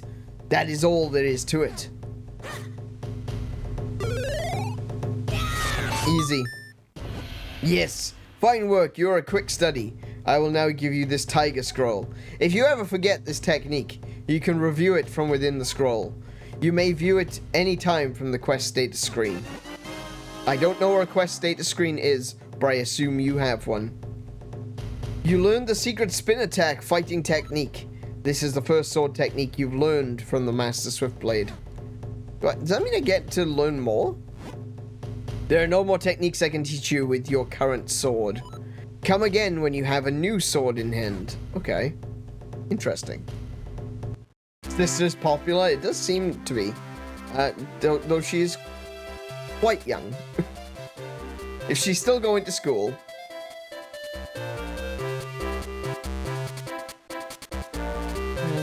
Where am I going? So, the guard wouldn't let me leave town until I talked to Swiftblade. Oh ho, so you've learned the spin attack. It's still dangerous, but maybe you can handle it. Well, let's see how you do. Show me that spin attack. Yeah, that's the one. But there are monsters out there, kid. You just make sure you're careful. What is that? I'm assuming that's a monster. It's a fox thing. Okay, this has got my attention.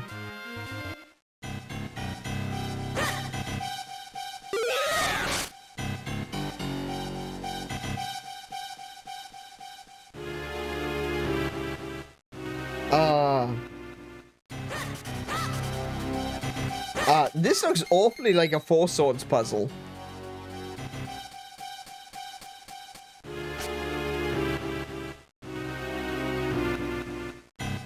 This looks a lot like a Four Swords puzzle. Interesting. Alright, let's attack this fox goblin. Well, that wasn't difficult.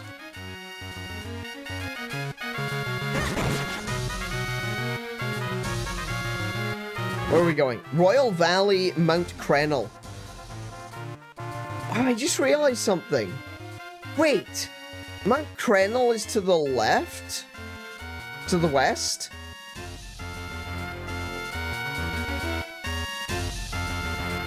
Hang on. Whoa, whoa, whoa, whoa, whoa. Mount Crenel is to the west? Okay. Hang on a second. Hang on. Hang on.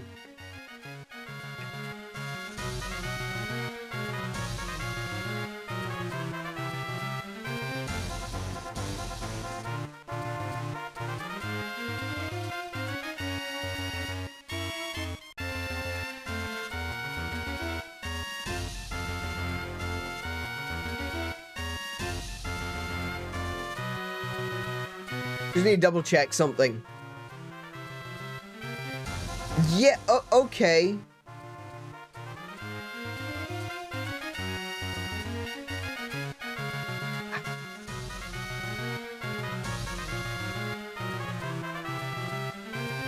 Can I get the picture, please? I just want the picture. Just let me see the picture, for goodness sake.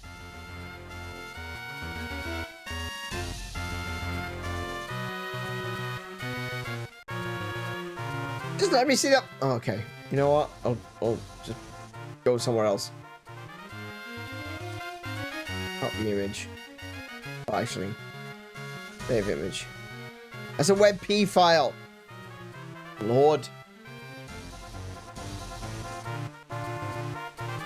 I'm doing something. I'll be with you in just a second.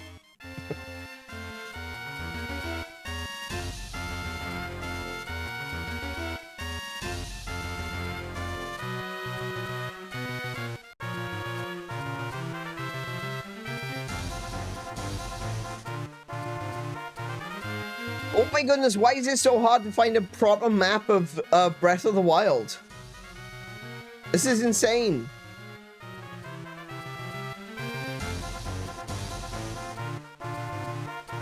It's all WebPs and artworks and stuff. There's no actual just like... I just want the map of Breath of the Wild.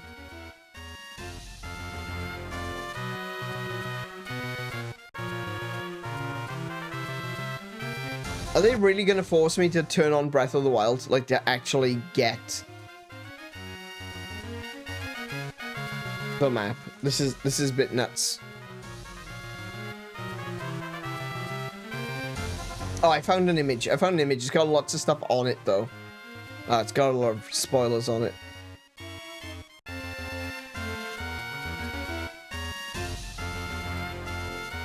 I'll do.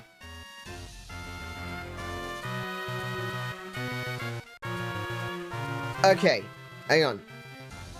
Isn't hanging more DK's thing? It might be, but hang on a second. Oh, hold up. I've got something to show you. So...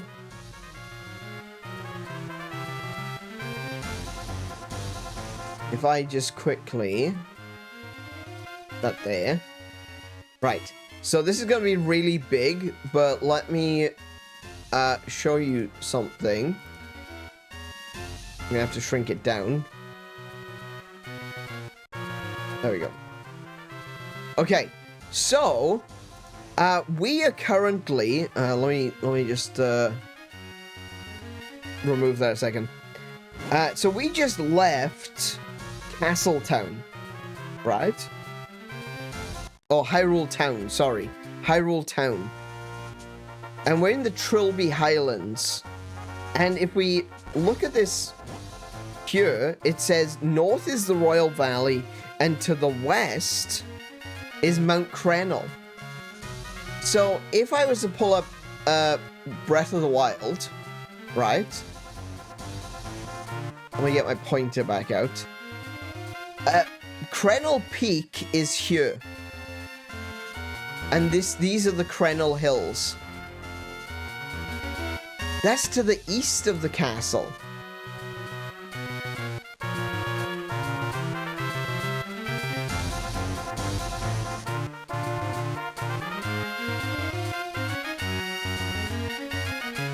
So, does...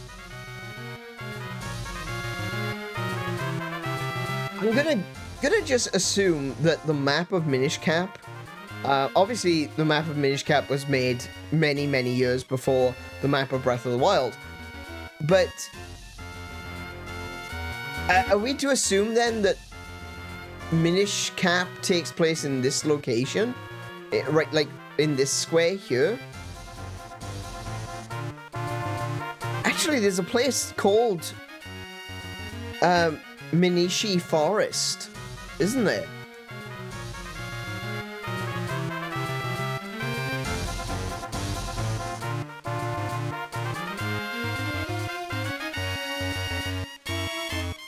Oh, there's a place called, yeah, Minish.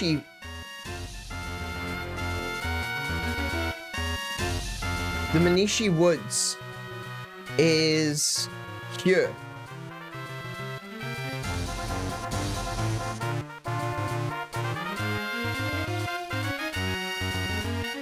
So the Minish Woods are there. Mount Crenel is here.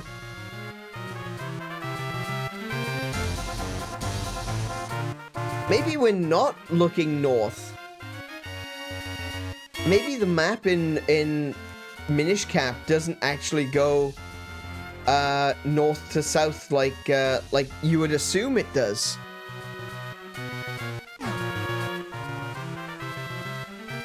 Maybe Hyrule Town moves. Hyrule Town definitely moves. There's lots of examples of different towns which could be considered Hyrule Town. But I'm also thinking that Lon Lon Ranch is there.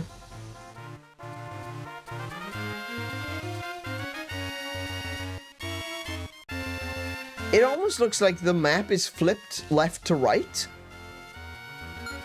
Because it would make more sense that Lon Lon Ranch would be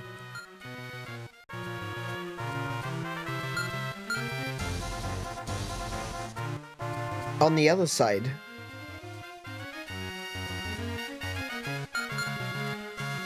And there's quite a gap between the town and... Oh, this has got me really thinking about how the map fits together. Like, this is one of the things... This is a video slash... something that I wanted to do a very long time ago. I never got the opportunity to do it, but I wanted to do a look at the evolution of the map of Legend of Zelda.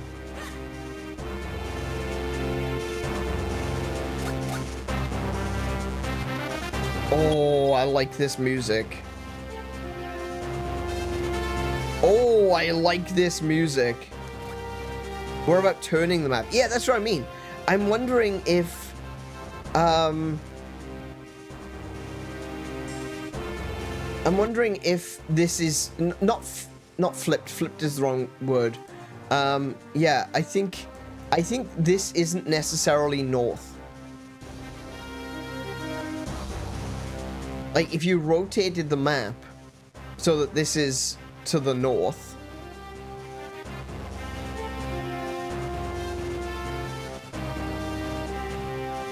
Crenel Hills is in the wrong place, though. It's still in the wrong place. I think. But this is one of those things that that really does get my attention, because I love looking at the evolution of the map. And one of the things, actually, I'll be honest though, one of the things that has definitely changed in Breath of the Wild's map is the Lanayru province. The Lanayru province has completely moved. Like, it's here in Breath of the Wild, but this was the Lanayru province in Skyward Sword. Like, this was the Lanayru Sea, and these were the Lanayru peaks. And when the sea receded and it became a desert, then it became occupied by the Gerudo, and it became the Gerudo Desert. But up until that point, it was considered the Lanayru Sea and the Lanayru Desert at the time of Skyward Sword. But in Breath of the Wild, like tens of thousands of years later, this is called the Lanayru province. So it is also possible that this was Mount Crenel, and now this is Mount Crenel. Like, somewhere in the past 10,000 years, we've lost track of where Mount Crenel actually was, and we just gone, oh, it's probably that one. And that happens in real life. Like, that is something that is legitimately something that has happened several times in real life, where we've lost entire mountains and rivers.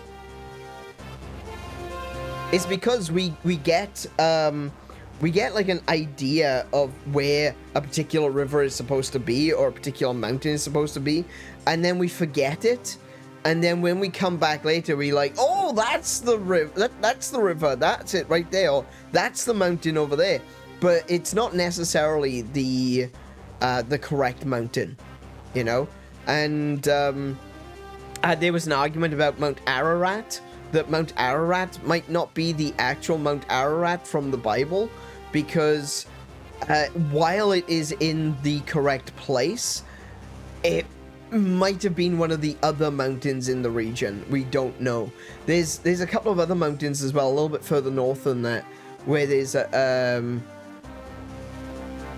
entire mountain range, and there's a couple of singular mountains that are mentioned in folklore in the region, but we don't know which one's which.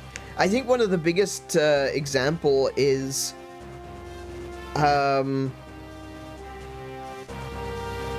rivers are a really good example, because we get told, we know that rivers move. We've all done a single geography class, right? We all know that rivers move and they change over time, and that's one of those things, is like when the river moves, it gets named something else, or people leave a region and they come back to the region and it's like, oh, this is a new river, we haven't seen this one before. It doesn't fit our maps, it must be new, and so they rename it. So I think that that could be what we're seeing.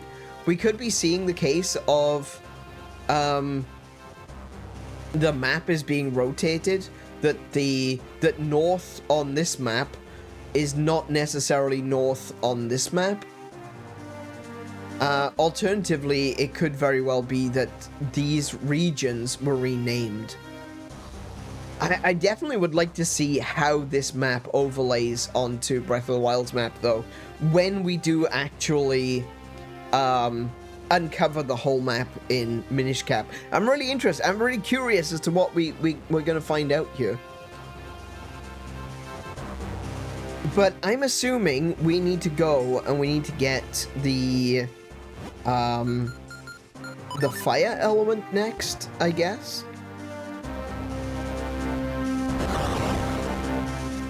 Oh, we need to go and find the... I didn't even notice he was there. Oh. What have you got? Okay, you got me. I'll make it up to you by telling you something good. A friend of mine's in a cave in the south of Trilby Highlands. He is a handy tool. If you want... You're a handy tool. If you want to climb Mount Crenel, I suggest you go buy it from him.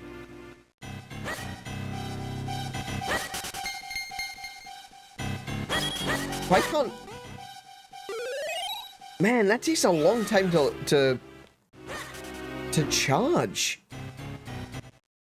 Right, so there's someone in a cave in Trilby Highlands. There's not even a place called Trilby Highlands on the Breath of the Wild map that I'm aware of. I'll have to look into that. Yeah, that did nothing. Okay. Is it this cave? Is this the cave we're talking about? That can't be the cave we're talking about.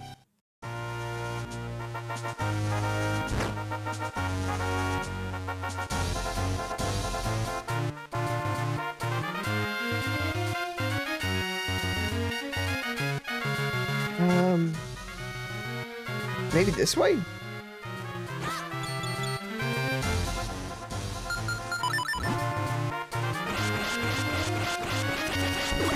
Oh no, I pushed myself into the water. Okay. I can't seem to...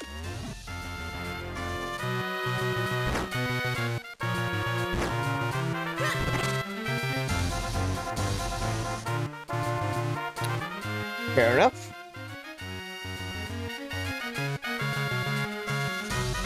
Is there some way I can get... Wait, hold on a second. So what's over here then? Ah, there's a shell in there. Okay.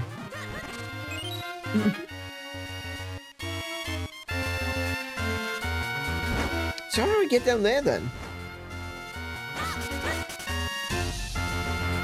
I gotta go... Surely I have to go south. That dog's still sitting there, won't let me past. I think I'll have to go down south of Hyrule Town. Good grief, that guy is just running. If I go south of Hyrule Town, then try going what we're currently calling east, west. It could be east, I don't know.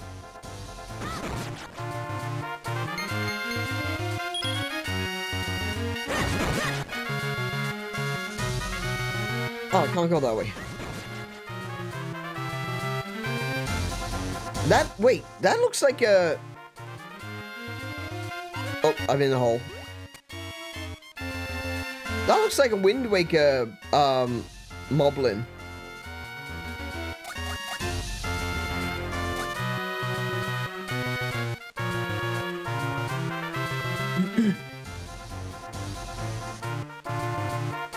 Yeah, it is. It's a Wind Waker style moblin. Hey Kay, welcome to the stream. How you doing today?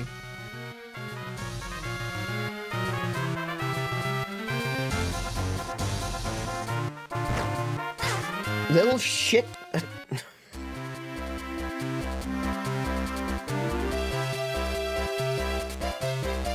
I don't know how I'm supposed to get down there then. Like I've been told I need to get this thing from a cave in Trilby Hills, Trilby Heights. I don't remember what it was called. Trilby Highlands. There we go.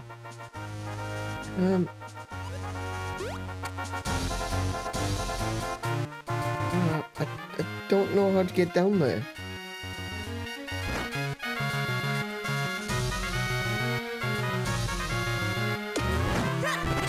Like I can see the cave that I need to get to, but like I don't think there's a way to get down there. Maybe there's a way from here? I don't know, there isn't, look.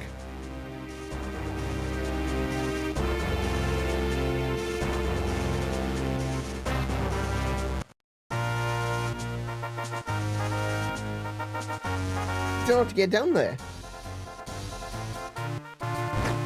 Wait, can I use the... Hang on. No, okay. So I can't use that to pull the rock.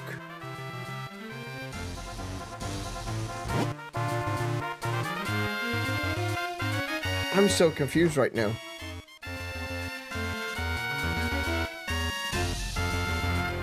Glad it's finally the weekend? Yeah. I imagine.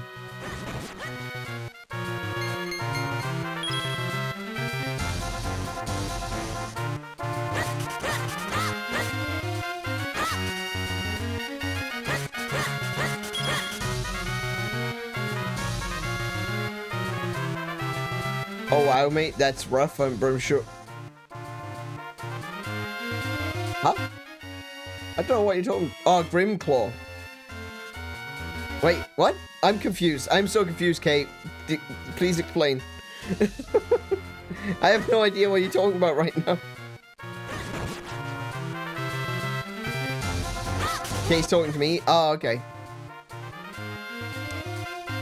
Read my comment. Funny you should say it's the weekend. Only 20 minutes ago we had to remind ourselves so I don't have to... Oh, yeah. No, that's true. Yeah. It's like, yay, no work. I don't know where I'm going. I'm sorry. I'm very confused, okay? I'm very confused as a boy. I'm very confused, little Link.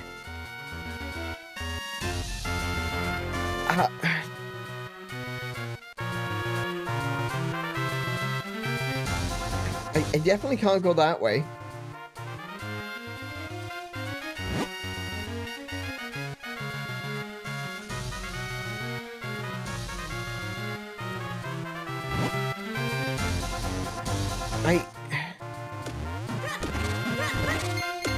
I'm starting to wonder if there's like gonna...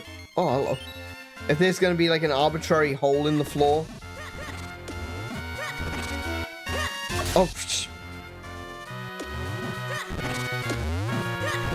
oh, hello. There's another one. Oh, goodness. I keep doing that.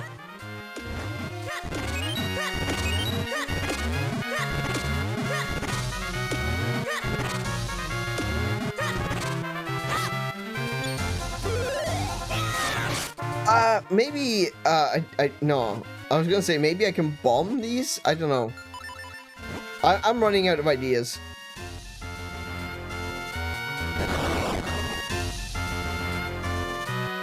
Okay, so I'm trying to go to Mount Crenel, but at the base of Mount Crenel, I was told there's an item that I'm gonna need to buy to actually go up Mount Crenel. And I come here, and there's the cave. At very least, I think that's the cave that I need to go to buy the thing. But I can't get to it.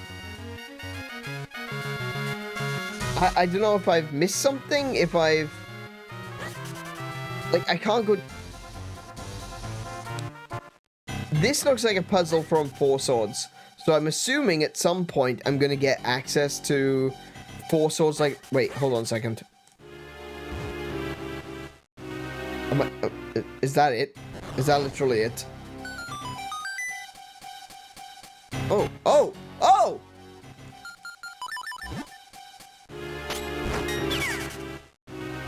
Okay, you got me. Let me make it up to you. You can have this most deluxe of all bottles for only 20 rupees. Oh my goodness, it was right here. It was right here. It was right here. Okay. Thanks a lot.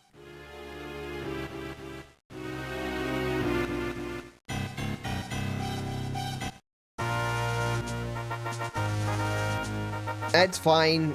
I got a fresh and it's right there. Alright, I got it. I got the bottle. Scoop. I got some water in the bottle. Yes, nice. I'm gonna put the water there. That was the Mario sound. That was the Mario sound of things growing. That was it. That was it right there. Well, that's green. Oh, Tektites. Oh, they're not so bad in this one. They're more like Tektites from the original Legend of Zelda. I tell you what, I think the worst Tektites, the most annoying Tektites ever, was in A Link to the Past. A Link to the Past is my favorite Zelda, but even I'm able to see the flaws, and Tektites are definitely one of those flaws. Every time you swung your sword, the Tektite would move out of the way. It's like, I hate everything you represent. Can I suck this up? Yes, I can. I can suck! I can suck!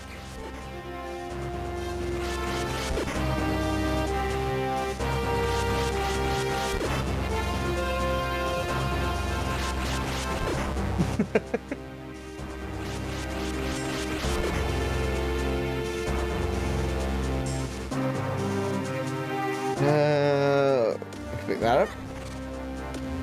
Okay. Alright. Can't go that way. Alright, anyway. Keep moving. Oh. There's an opening. Ow. Oh, I banged my elbow. Oh,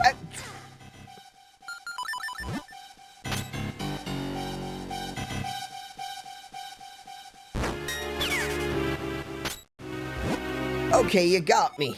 I'll make it up to you by selling you bombs. 10 of them for 30 rupees.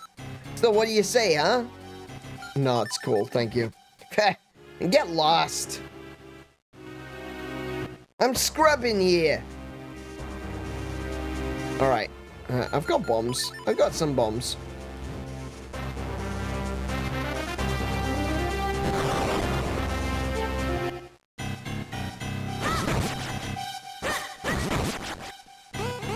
That. Ah! Yep. Oh, no. Wait. That is so dangerous. I need to not be doing that.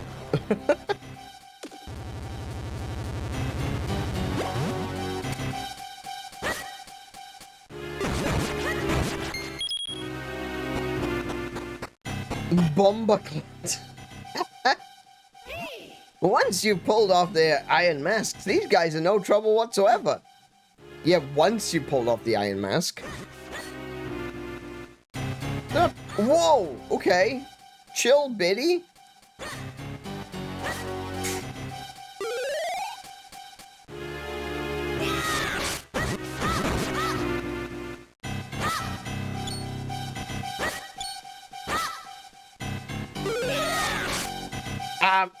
I disagree. I think I hit you from behind there. I suppose, like, wait, can I use this to pull their masks off? Oh, I can. Nice.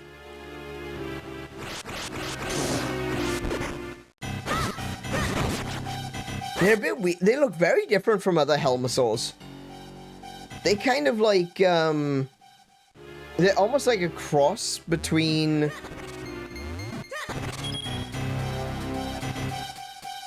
I guess they're kind of like the Twilight Princess Helmasaurs in that they've got this big iron shell on their head. But,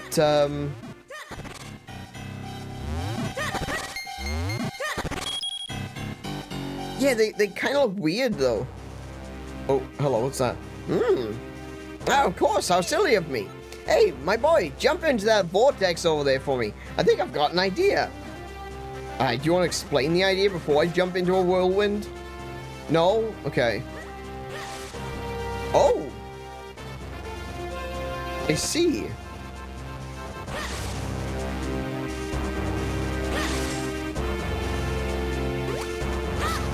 Okay.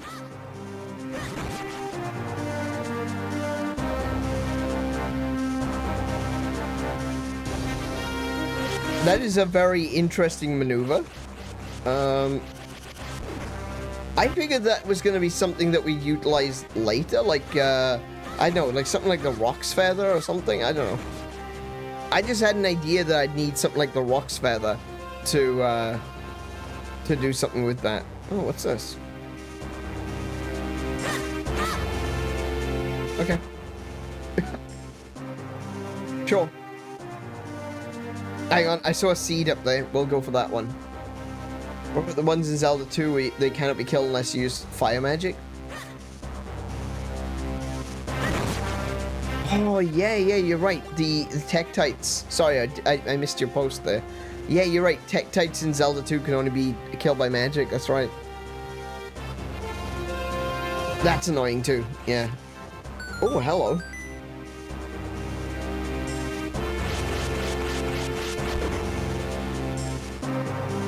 Oh, I feel like I need to get that over there.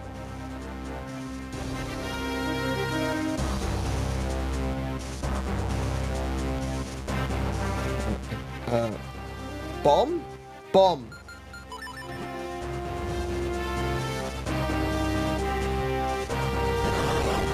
No.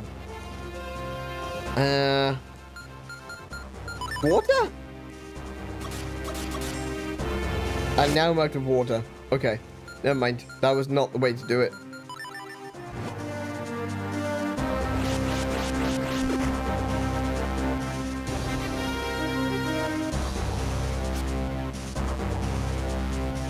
Okay.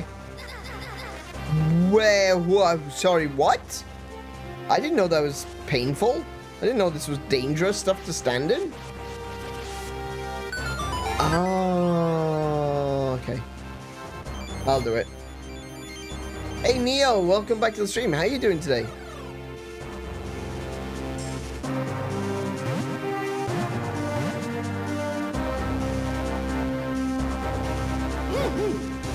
So, this perfectly normal-looking stone was another portal to the Minish world. I suppose I would have remembered that if I'd stopped to think about it. See, he always says stuff like, oh, I think I would have remembered that.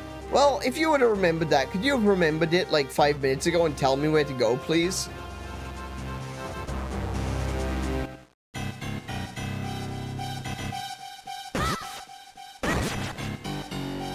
Speaking of Rock's Feather, be very useful right about now.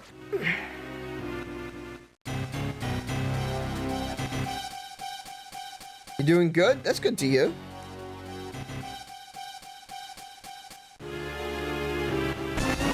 I got a kinstone piece. These mystic stones are said to bring happiness. All this for a kinstone piece. I suppose kinstone pieces are fine. I don't dislike kinstone pieces. I think it's a good idea. Nice little collectible that unlocks things in the world. I think that's pretty cool. I like that.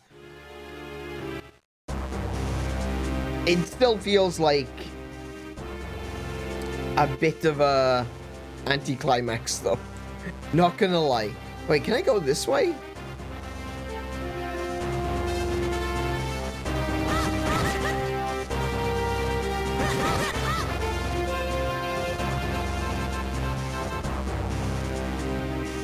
I suspect I'm gonna get to the end and there's gonna be a giant... Yeah. I can't really move it, can I?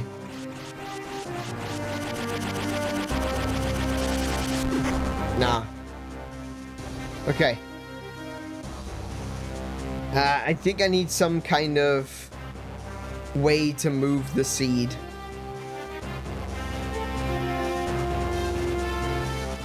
Hey, Xander and Pow, welcome back, Pow. How are you guys doing today?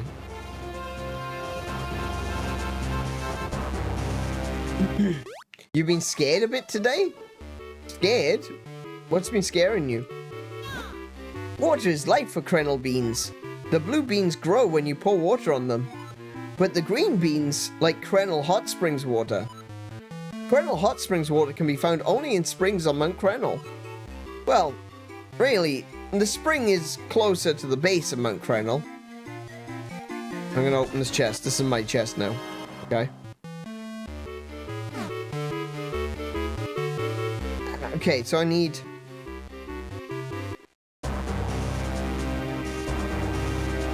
hot spring water.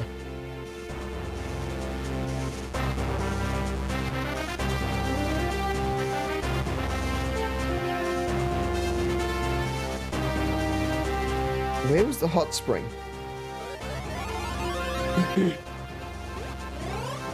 Oh, wait, I remember seeing it. Yeah, we passed it.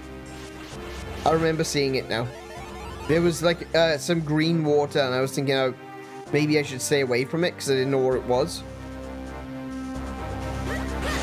Oh, I didn't mean to do that. No, I don't... No, actually, I don't need to. Just need to go this way.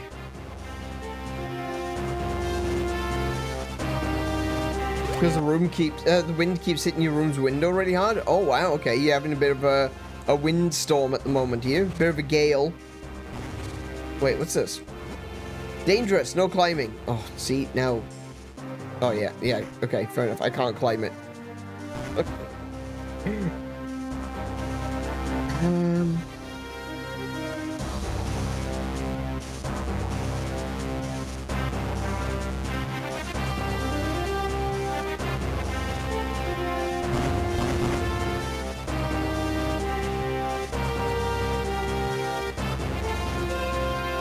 So there's a...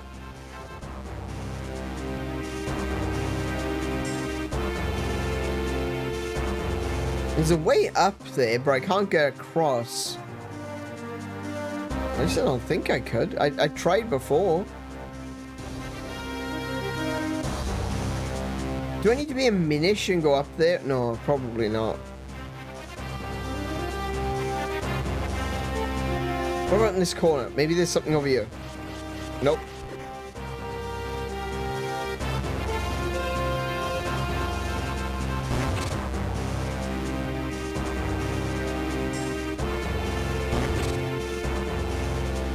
I gotta give it to him. Like, Minish Cap's puzzles are really good, but boy are they confusing sometimes.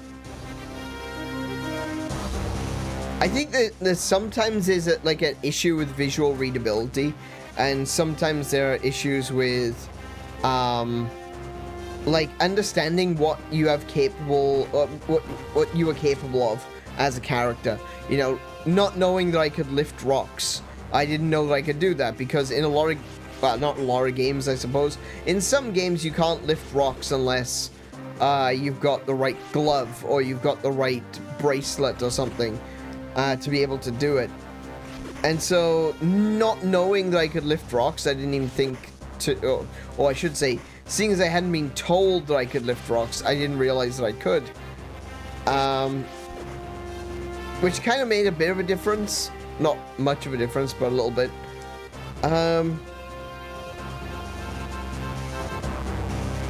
Yeah, not really understanding where I'm supposed to go. I guess that's all part of the puzzle, you know, understanding where it is that you're heading. But at the same time, it's like, I feel like it's a little opaque. I'm not entirely sure exactly where I'm supposed to be going in the first place. So, I'm just doing puzzles that I think I can see. And hopefully I'm going in the right direction.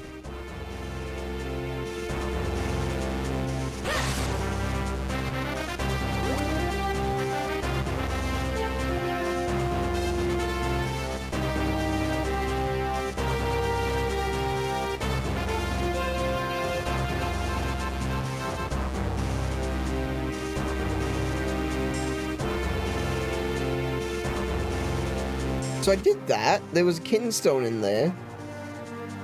Have I been in there? Oh, that's the way I went in, wasn't it? Yeah.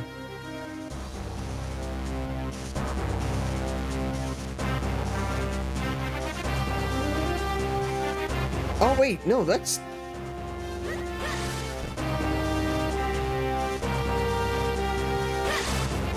Wait a second. No, alright. Up, up. Good. Oh, yeah, so I did go in that one.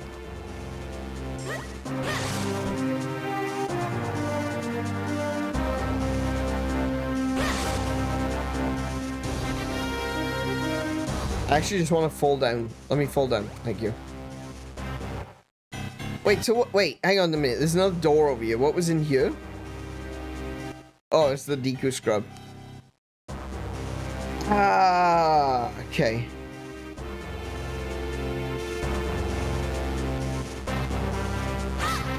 I feel like there's got to be something here that I need to do, but I don't know what it is.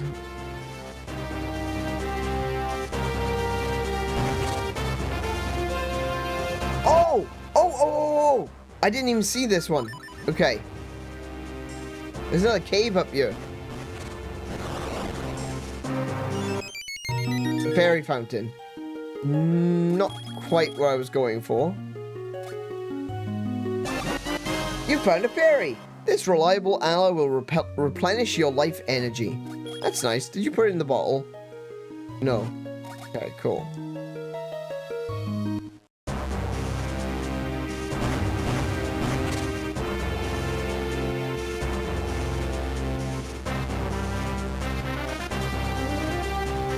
Oh, no, I didn't mean to do that. Oh, damn it.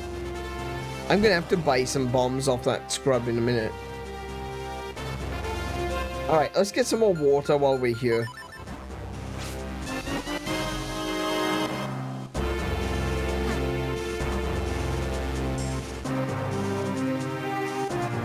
It doesn't look like I can get to the spring water, sorry, the hot springs water without being a Minish, without being tiny. Like, that looks like an entranceway. If I was a Minish, if I was Minish sized, but I don't.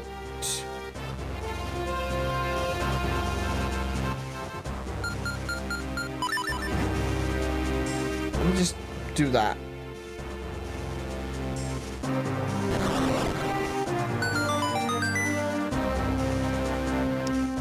Right. Okay.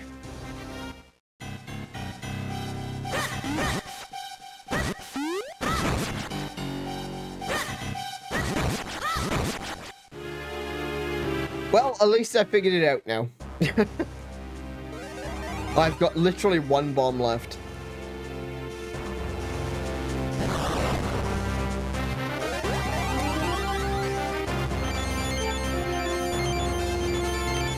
Big news for Switch Online? Oh, yeah?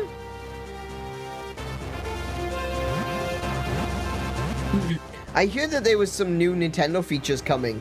I'm surprised they didn't keep any of them until they did a direct. Path of oh, they finally released Path of Radiance. Nice. It's about bloody time. It's on your Switch. Oh, there we go then. Now you can finally play it.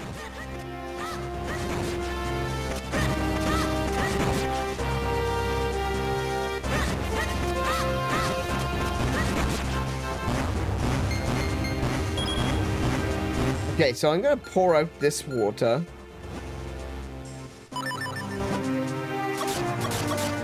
I'm gonna collect that water. You put Krenel Hot Springs water into your bottle. It's piping hot. Doesn't look like I can go... And that almost feels like something I should be able to jump into or throw something into.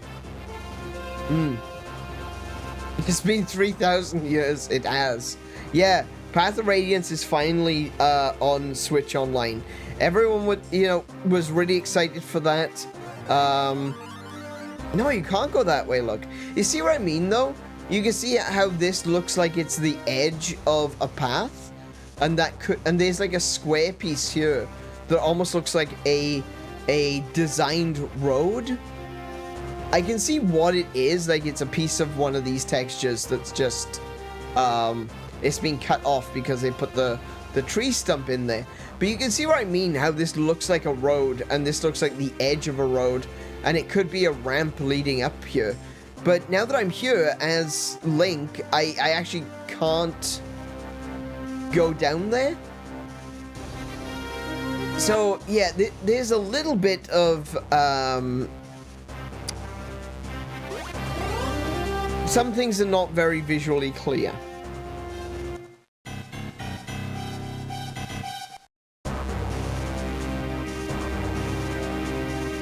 But we got the green water now. So maybe we can drop that on something.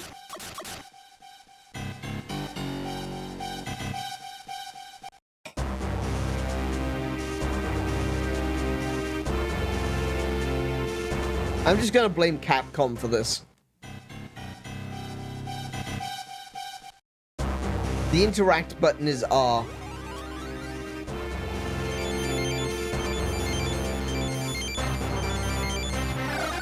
Why is the interact button R?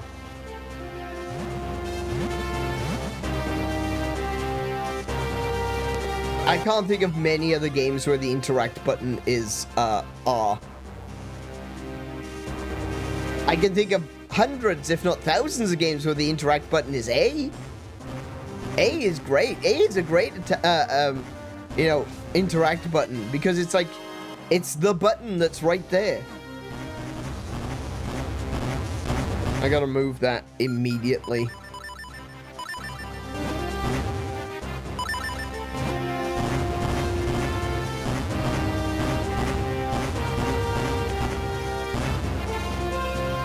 Okay. Try again. Take two.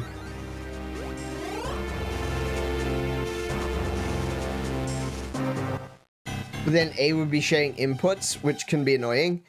Yeah, but what I was saying before is, like, you could have one,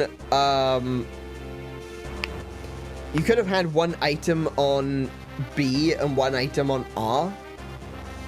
And then A would be interact. So maybe even dedicate, no, I don't need to go this way. B to the sword, and then have one changeable item. Or something like that, I don't know. It's just weird that it's R. Like kinstones. Kinstones don't necessarily need to have their own button. There are other ways they could have done that. They could have had it so that when you interact with someone, you could ask them about kinstones. Rather than having a dedicated button. So you could put, like, A is like a dedicated action button. B is a dedicated sword button, and then you could have L and R as your items.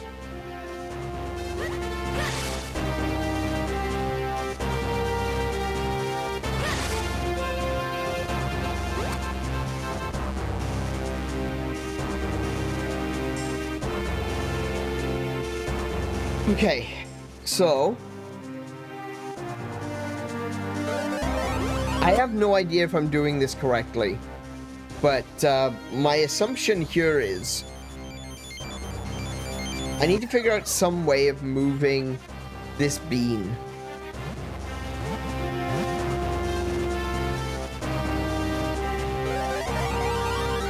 And I have no idea how to do it. Oh wait, what about this? Can I fall into this? I can't I? Oh yeah, that's right. This was the house. Water is light for kernel beans. I mean, when you think about it, A is also it is already a shared button because you interact with characters. You interact with the NPCs with A.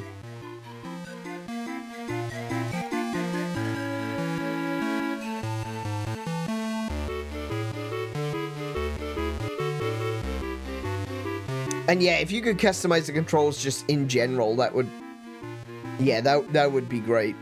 I guess that's one of the downsides of console gaming. It's always been, it's only recently where we've started seeing actual controller mapping for specific actions. The blue beans grow when you pour water on them, but the green beans like Krenel Hot Springs water.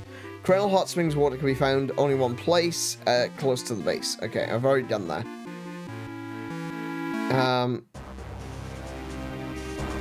The thing is, I feel like that bean...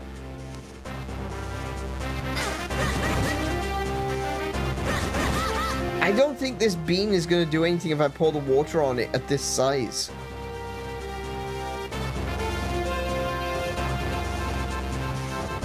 I think I need to move the bean.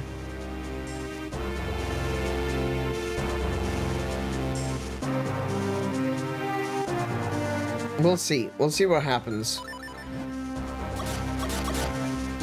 Yeah, I was right. It did nothing. It did nothing. It did absolutely nothing. We have to go all the way back down now.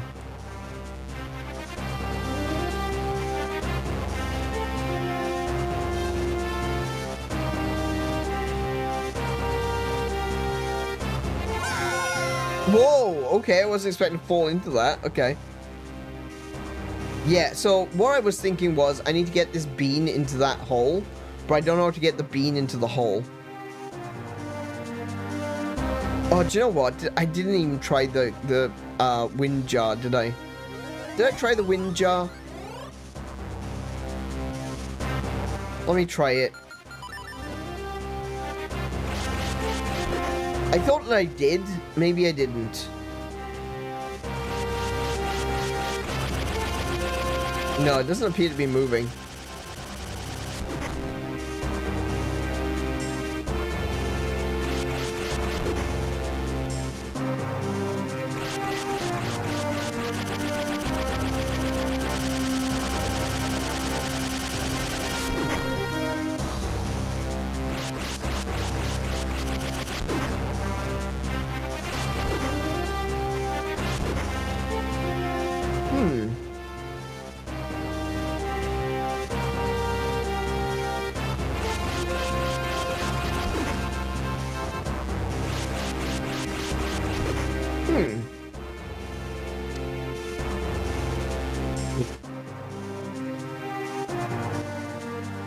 Trying to see what options I've got. I don't know. You can't lift it? No, I can't lift it. I can't even get up to it to be able to lift it. When I go up to it as a Minish, it's way too big for me to lift. Take a peek at the R icon. What, as a Minish or when you're tiny?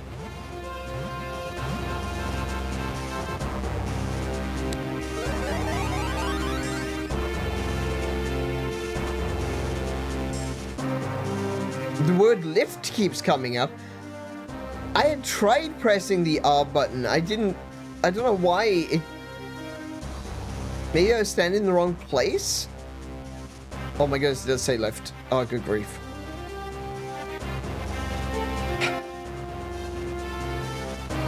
Bye-oh, thank you. The first time that I went up to it as Little Link, I pressed R and it didn't pick it up, and I figured that I couldn't pick it up because it was too big. I must have just been standing in the wrong spot.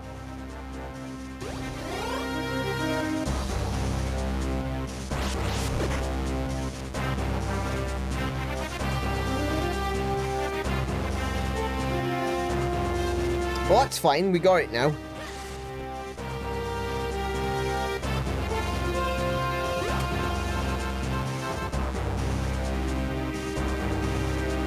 And it's not really that far to go back to the hot spring, I suppose. Oh, I need to be small.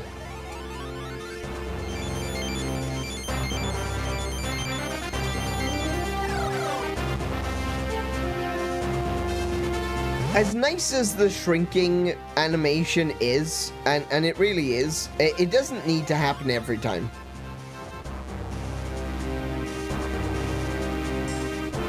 Call it a nitpick if you must, but it is quite a long sequence for something that you need to be doing over and over again.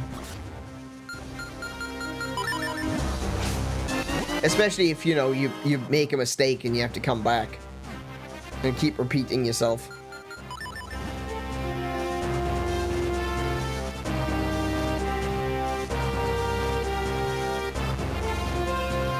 Good music, though. I do remember being able to skip it as a kid. Oh, really? Okay. Let's have a look. Drink. Oh! Oh, okay, again, yeah, if you tap R. If you tap R again, it'll actually, skip. Okay, cool. I was pressing A. I was pressing A to skip, because of course I was. Why wouldn't you use the A button?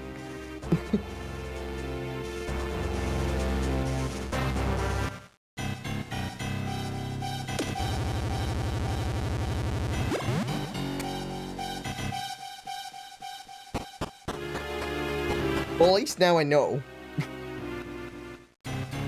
That seems to be the theme of today's episode, ladies and gents. It is, well, at least now I know. I get it now. I understand.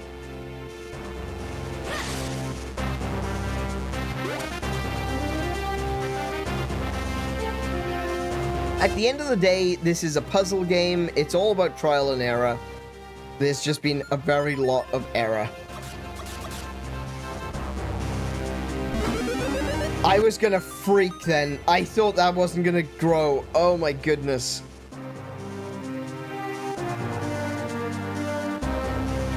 Come on, get up. Thank you. Oh, hello, you. Oh, two of you. Okay. Oh, that doesn't work.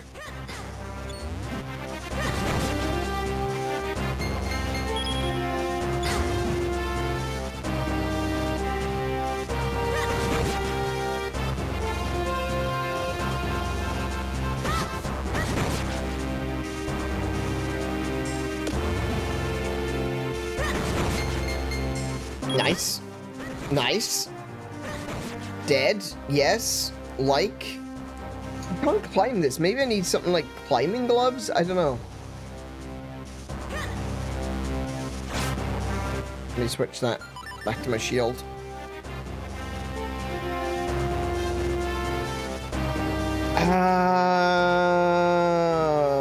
Is there going to be a bomb hole there? I need a bomb, don't I? I'm gonna need a bomb hole, aren't I?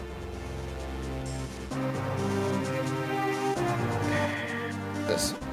Krenel Wall, Krenel Mines. Okay.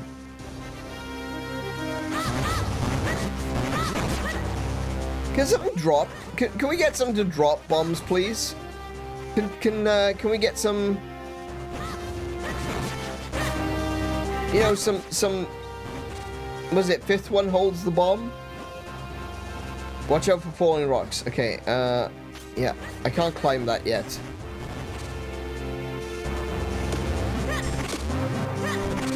Yes, there we go.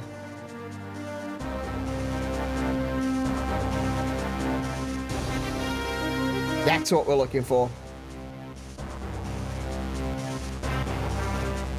I wonder if these ones might have some more now. No. That's fine. Let's check the bomb down here.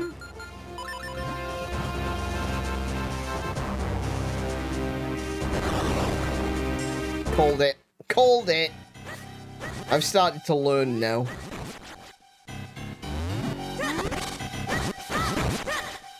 Oh, we got a kinstone piece. Oh, okay. Not where I was at. Oh, that's where I was after. Wouldn't mind some more bombs, though. Got some bombs? Thank you. Appreciate. Oh, even more. Thank you very much. He's doing the thing. I'm doing the thing. Oh, okay. Oh, I don't like those. I don't like those at all.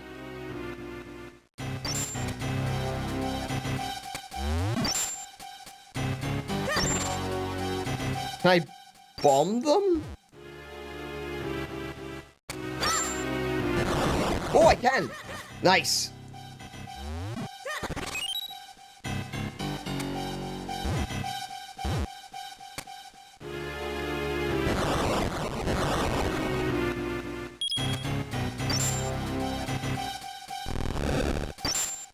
Can you go elsewhere, please?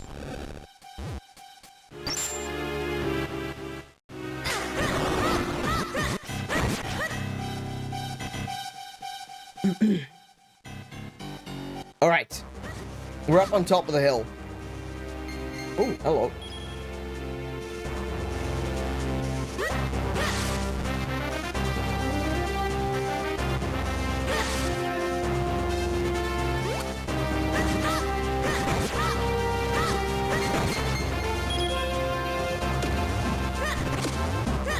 Nice. Yes, refill. Thank you. Krenel Mines, Krenel Wall. So...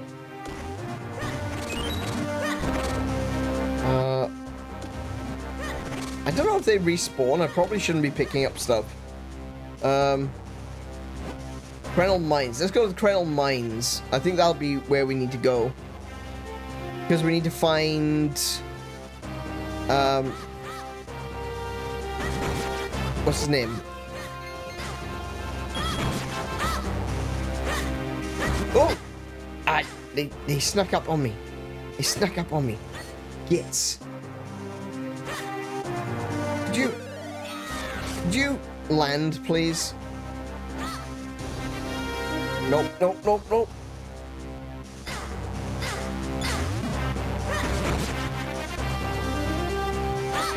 Oh my goodness, it was another one. Oh, that works. Okay, I can use the rocks.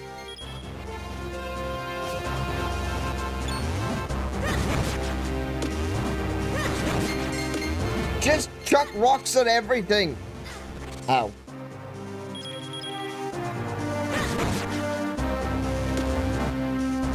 Come here. Come here. Come here. Could have at least dropped a heart. For goodness sake.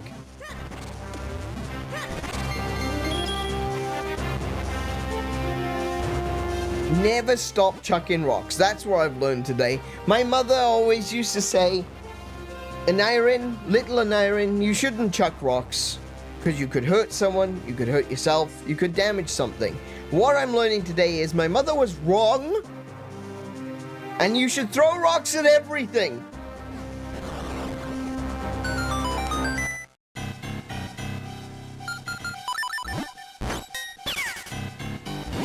Okay, you got me. Let me make it up to you. It's a fabulous grip ring. It's just perfect for a young mountaineer like yourself. Come in style, climb in style for 40 rupees. For a bargain. So what do you say, huh? Yeah, okay, I've got the money. You got the grip ring. Now you can easily climb cliffs that you couldn't scale before. Thanks a lot. Oh, that's, I want hearts, though. I appreciate the bombs. That is a lot of bombs. I tell you, I am very appreciative. I love it when you just throw bombs at me, in the non-violent sense. But what I need right now is HP. So game, if you would be so kind.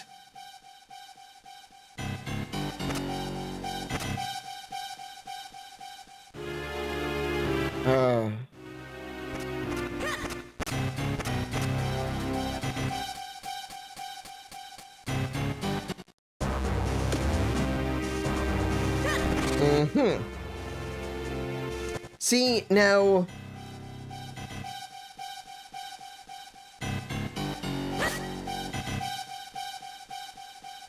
This also looks like a Four Swords puzzle.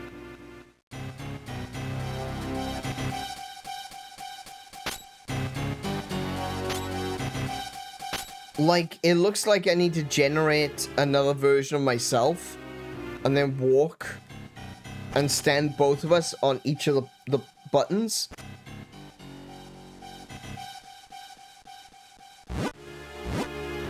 But I don't have that power yet. I don't have the Four Sword, I have the Picori Blade. And it's not even a full Picori Blade. It's only a bit of a Picori Blade.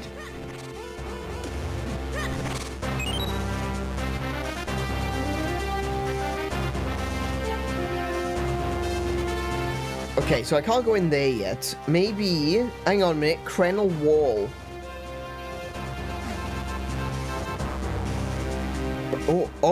Oh, look. Oh, I'm in a hole. Krenel Wall. Where does that lead?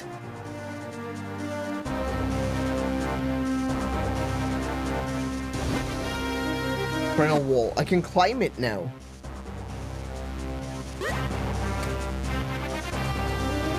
Yeah, this one. I can climb this now. Oh, heck, that's a hell of a wall. Okay.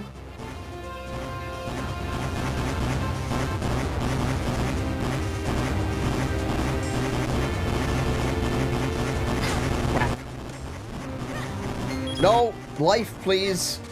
Life, please. Oh, shh, bombs.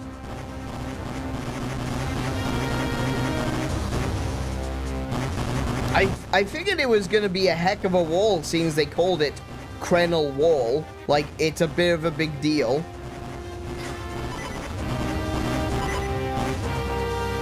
But holy crap, it really is quite the wall. Someone please drop hearts. There's one, there's two.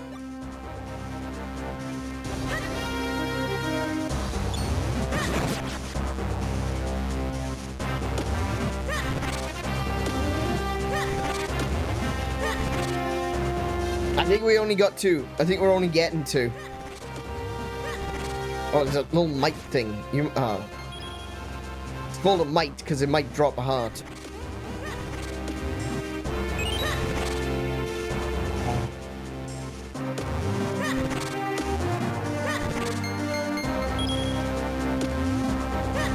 No!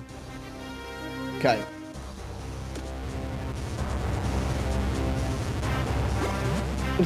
Oh no! Okay, thank goodness. Thank.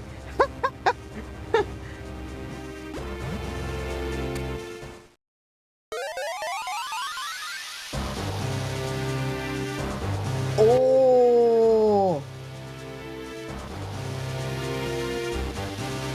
Oh my goodness! It's the music from the beginning of A Link to the Past. When you first leave the house.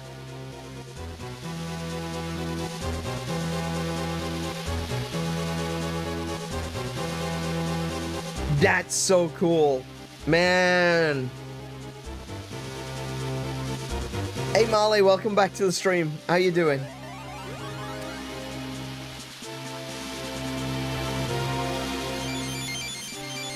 Oh, I love that they're using a lot of different musical motifs. They're using a lot of the sound effects from games like Ocarina of Time and A Link to the Past and stuff like that.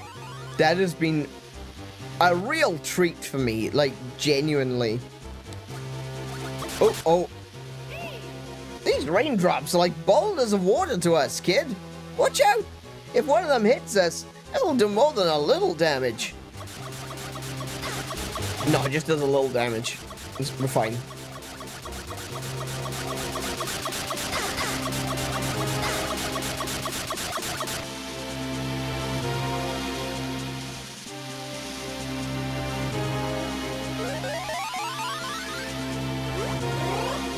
And it's a slightly different version as well, because it's a different chip tune, you know?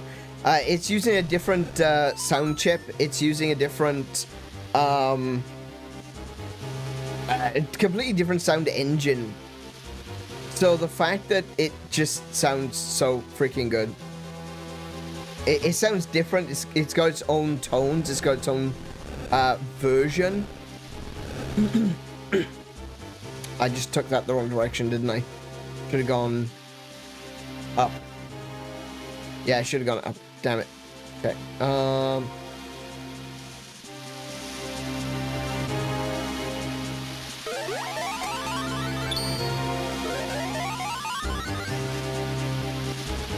At least I can use this to reset everything. That's not too bad. Okay, so for this, I need to go that way. I need to go this way twice. I need to go that way once.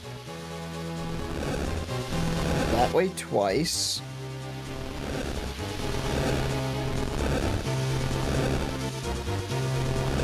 And then take it all the way across.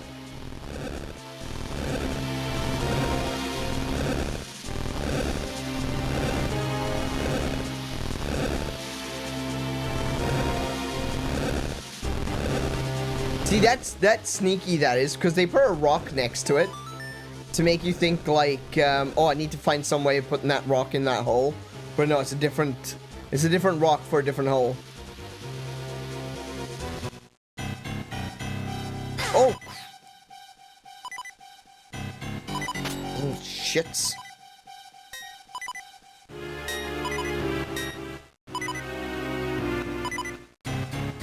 Cool, off you go. Off you pop.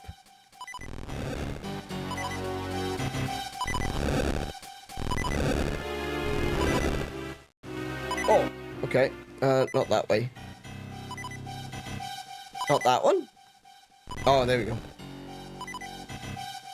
Oh, let's see now.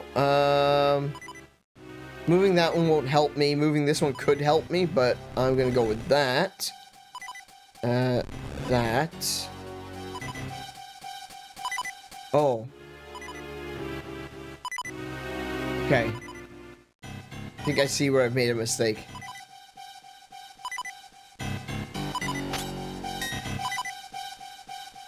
Okay, here we go.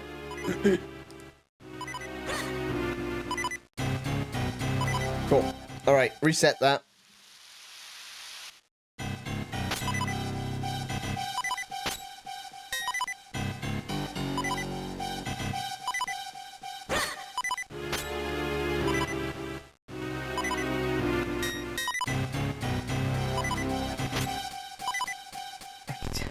Okay, try this again. Move this one. No, wasn't that one. It was this one.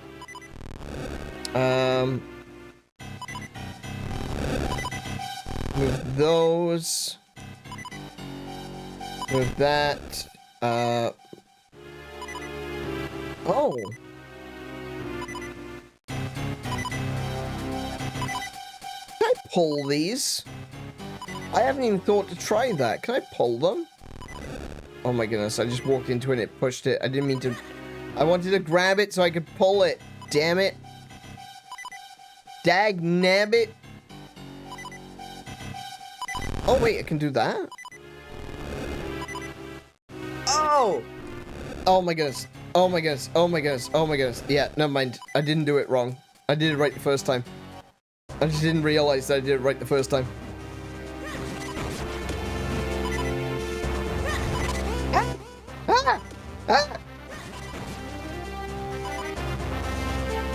Oh, I don't.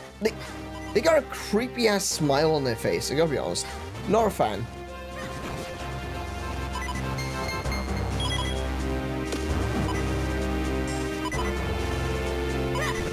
That didn't help me. Oi, come here. Can something please drop hearts?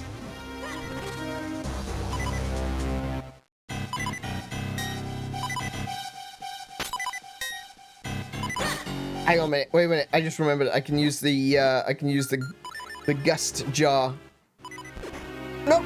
Oh my goodness, that was scary. Okay. Stole your face.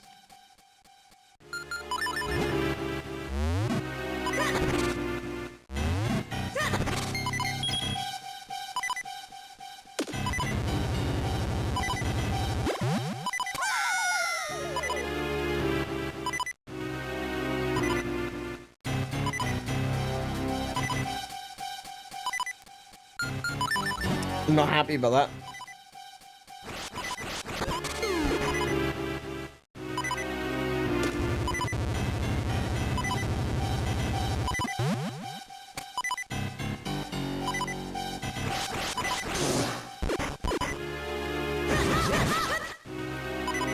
Okay. I've got half a heart. I'm not happy about this. Oh, good lord, no.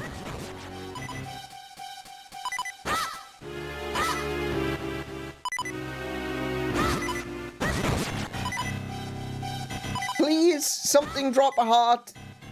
Anything. Just one.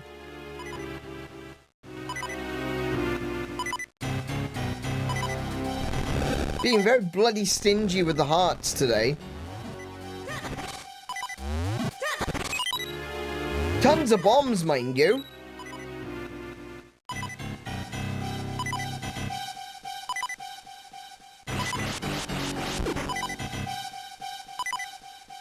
I don't know what that is.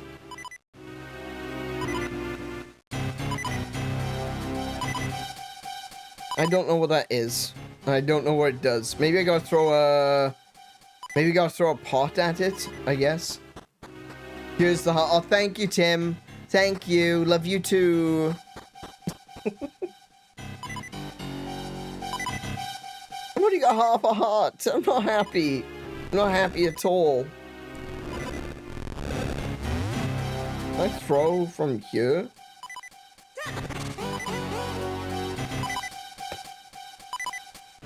Oh, maybe if I use... Hang on.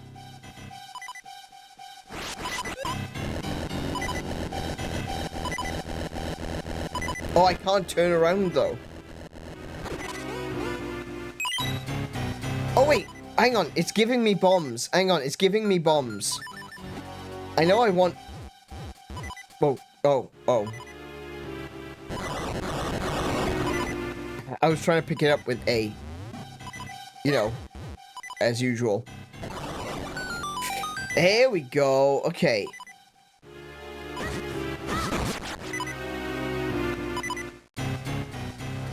This is very unlikely, but I'm going to try something with these chew jellies. No, okay. I was wondering if maybe you could scoop the chew jellies like in Twilight Princess. You can't. Definitely can't. Okay. No, not game over. Wait. Yeah, I'm gonna save. Yeah, definitely gonna save. Definitely saving. Continue. At the base of Mount Crenel.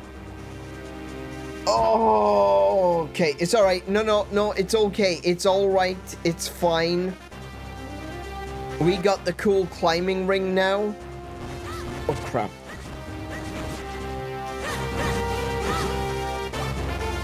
We can just climb the wall. We good.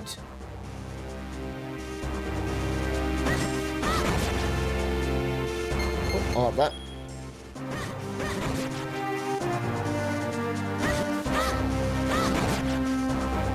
Still no hearts, mind you. Still definitely feeling the lack of hearts. I don't know if this is the right way to go. I'm gonna give it a shot, though. I'm gonna give it a try. See what we can do. It looks like I can go straight up there as well. Hang on. I go in here? Have I been in here? Oh, is this room? Oh, okay. Yeah, I can just climb the wall now. Don't need to worry about that one.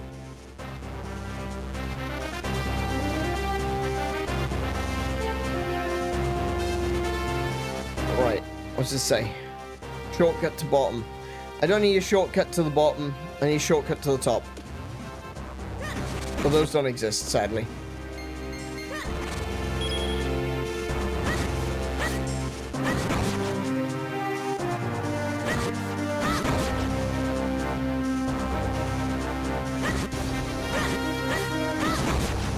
Nope. Oh, you bloody. Oh, drop a lot. Nice. Got him. No, I can't go that way. Oh, yeah, I just remembered. I need to find. Hang on, I've got. Okay, I've got a question now. Where does this lead?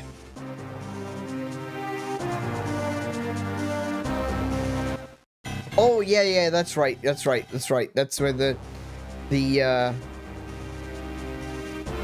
where that puzzle is. Okay, cool. I need to go down? I guess I was in the right place after all.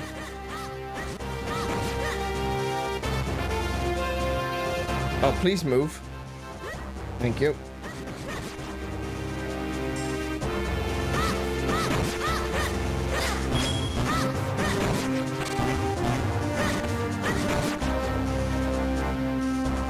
Man, they really don't like to drop hearts in this game, do they?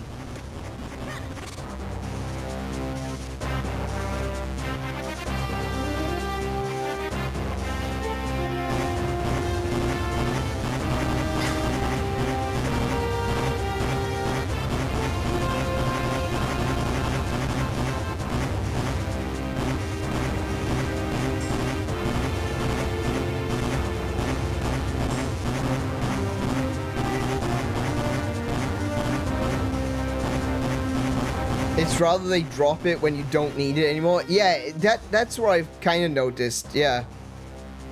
Like, I was getting loads of hearts when I was in the woods. And now that I need hearts, I'm not getting... I'm just getting bombs all the time. See what I mean? I'll never run out of bombs. I swear. I'll just come to Mount Krenel.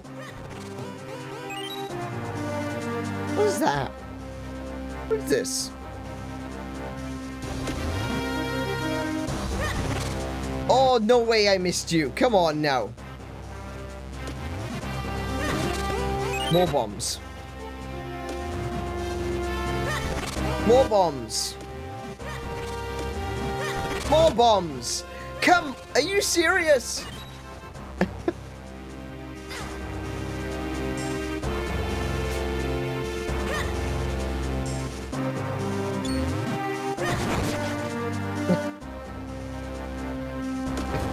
Oh no, this game.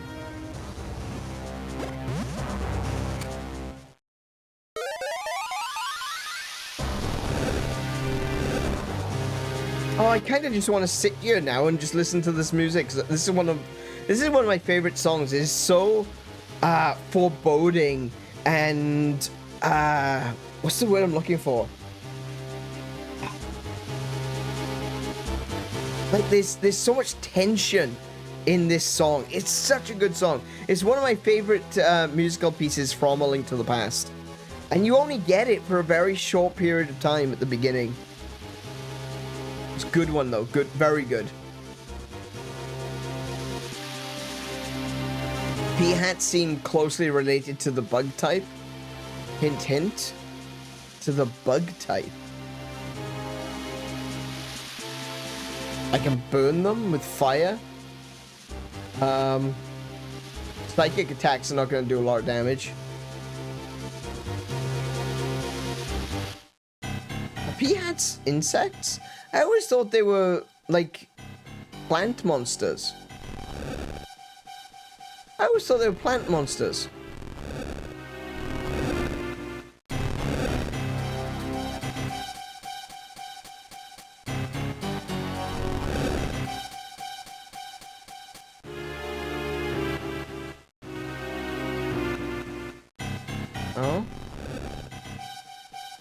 Wait, I forgot. Oh, yeah, that's right. I need to push that back. That's right. There we go. There we go. Nice. No, you're a plant monster! Damn it, Paul. Oh! Flying type. Got it, got it, got it, got it.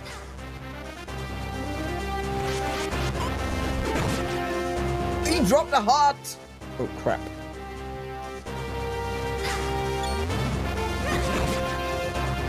I got it. I have no idea. I'm just trying to be clever. Stop trying to be clever.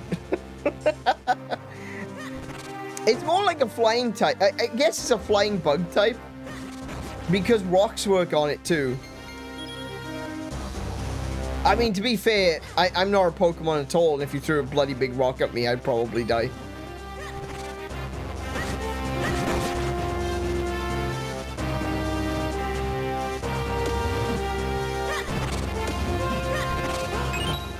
Bombs everywhere. It's like asking you not to speak. I mean, it's a very high opinion you have of yourself. I only say smart things.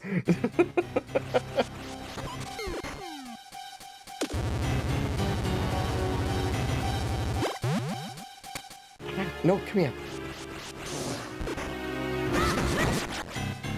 I do wish you could throw that helmet back to them. That's the way I used to kill them in Twilight Princess, is you take their helmets and chuck them back. Using the claw shot.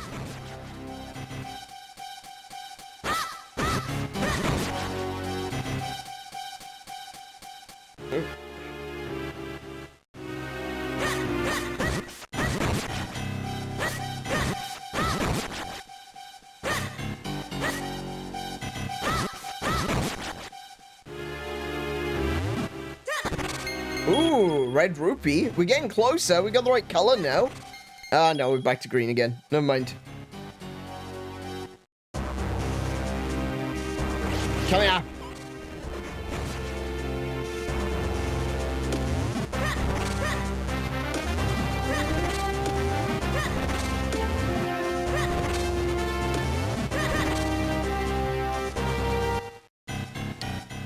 All right.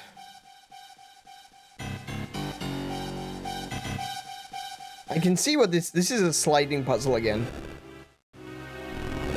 Oh, doesn't it look like rock roast? Not rock roast, sorry, not rock roast. You remember the explosive gloom rocks? Doesn't it look like that? I wonder if this is going to explode.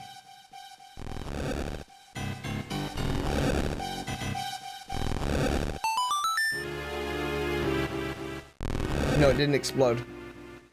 Yeah, it looks like the explosive gloom rocks.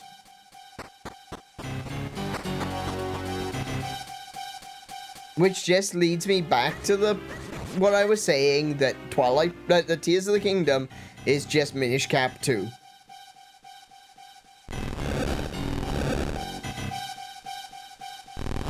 Oh, hello. Another Kinstone. They're all blue ones. I've got loads of blue ones. Did I get any other colors so far? Oh, I got one red one. I got one red one and 3 blue ones.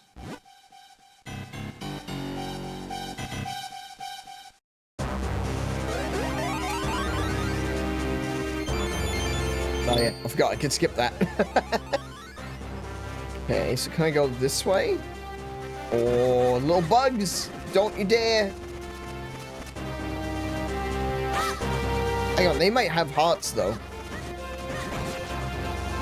Oh, they got rupees. They got money. I can shake them down with some cash. Let me switch back to using my shield.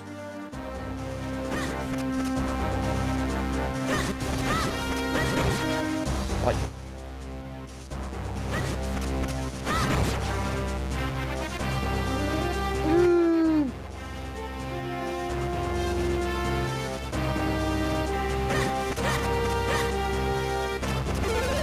Oh my goodness.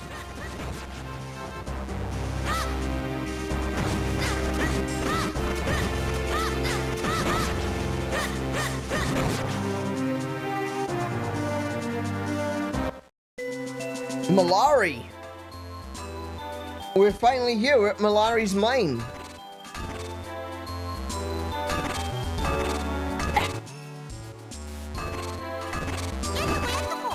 Ting along, tong along, dig long for iron.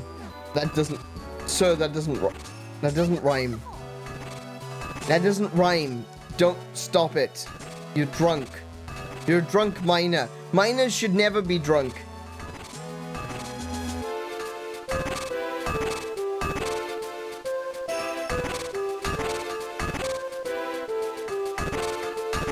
What do you have to say? Oh, same thing. Dig down, dig around, dig the ground for iron.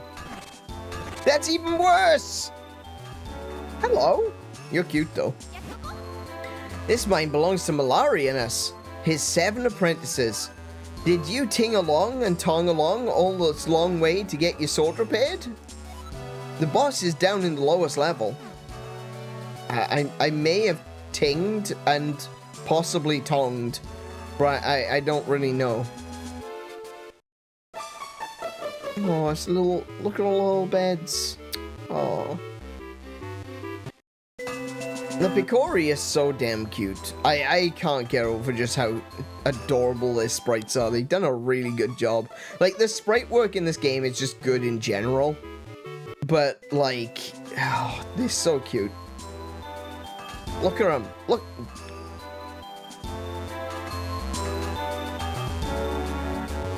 Excuse you? Well, shit.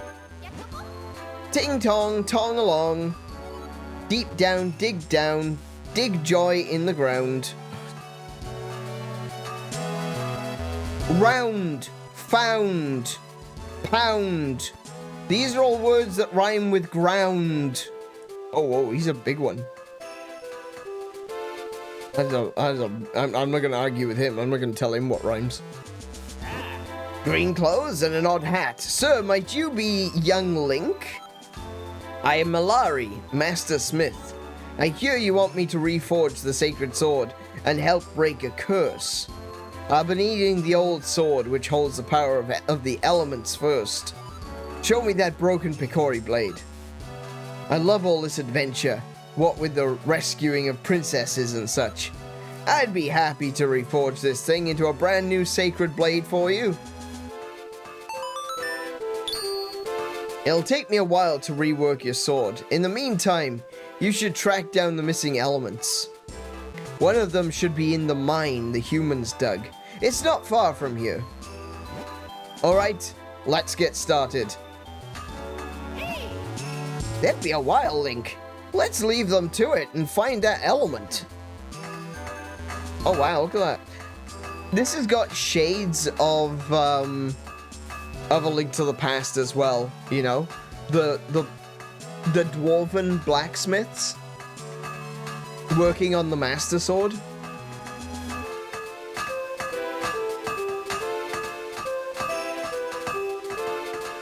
Oh, they're such sweethearts. I love them.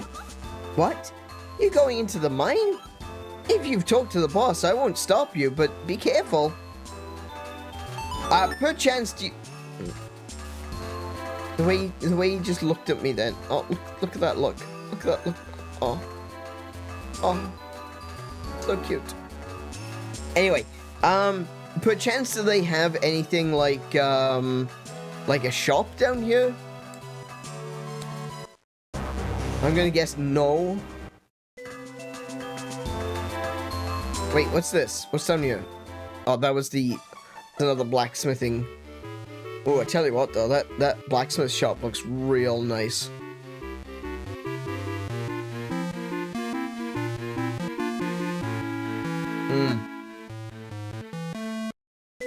No shops, nothing? No way to buy potions? We went in here, didn't we? Yeah, we did.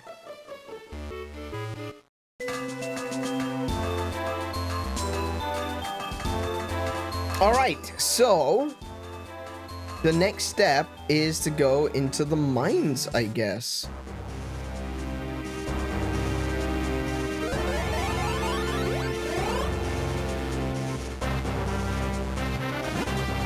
Holder of the sacred powers, we grant you the power of wind.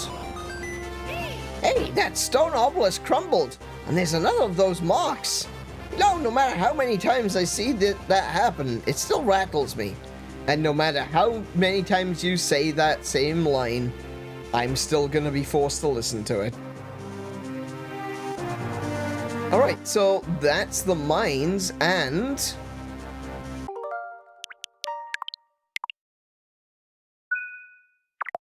that is where we're gonna call it for this evening. Unfortunately, the time is not on our side. In fact, it is 11 p.m. already, which means we are going to have to bring this stream to a close. But I want to thank you all for being here. I want to thank you all for watching me play and having conversations and chatting with me as we go through. And, of course, mocking my inability to do anything. That's alright, it's all part of the fun. It's all a part of the fun. I'm going to take us over to the chatting screen so we can just quickly look at the schedule for the rest of the week. And then we will bring tonight's stream to a close. Hello, welcome back. So, yeah, that's the first episode. We got a lot further in this episode of Minish Cap than I did when I played this the first time. The first time, the way I was streaming on Twitch was kind of weird, right? I was streaming twice a day, but I was only streaming like 2 hours at most. Maybe 3 hours, sorry, including chatting and everything. So I only had like about 2 hours of playtime to actually play a game. And it took me a long time to get through games like Twilight Princess, Wind Waker, and Skyward Sword. It took... Oh boy, did it take a while to get through those. But for Minish Cap, because I only played it once, I think we got about 3 hours out of it. I think that was probably the most that we got to. So if I remember correctly, I remember coming to the base of the mountain, but I don't think we went any further than that. And pretty much everything in between I'd forgotten anyway. So, yeah. It's been really fun coming back to this game, though. Because, like I keep saying, like we've already proven tonight that this game is a curse for me, right? It's just one of those games that has always been just out of reach. Whatever it was I was doing, whatever it was I was playing at the time, it always seemed to take precedence over Minish Cap, and I'm not sure why. I really enjoy it. I really like this game. I'm finding it fun. I'm finding it difficult. I think the puzzles are a little less forthcoming, and some of the things are not necessarily very obvious. I think control scheme is a bit to do with that as well, you know? Having the interact button on R means that I'm making a lot of mistakes that I normally wouldn't if I was playing a regular game that used 4 buttons, you know?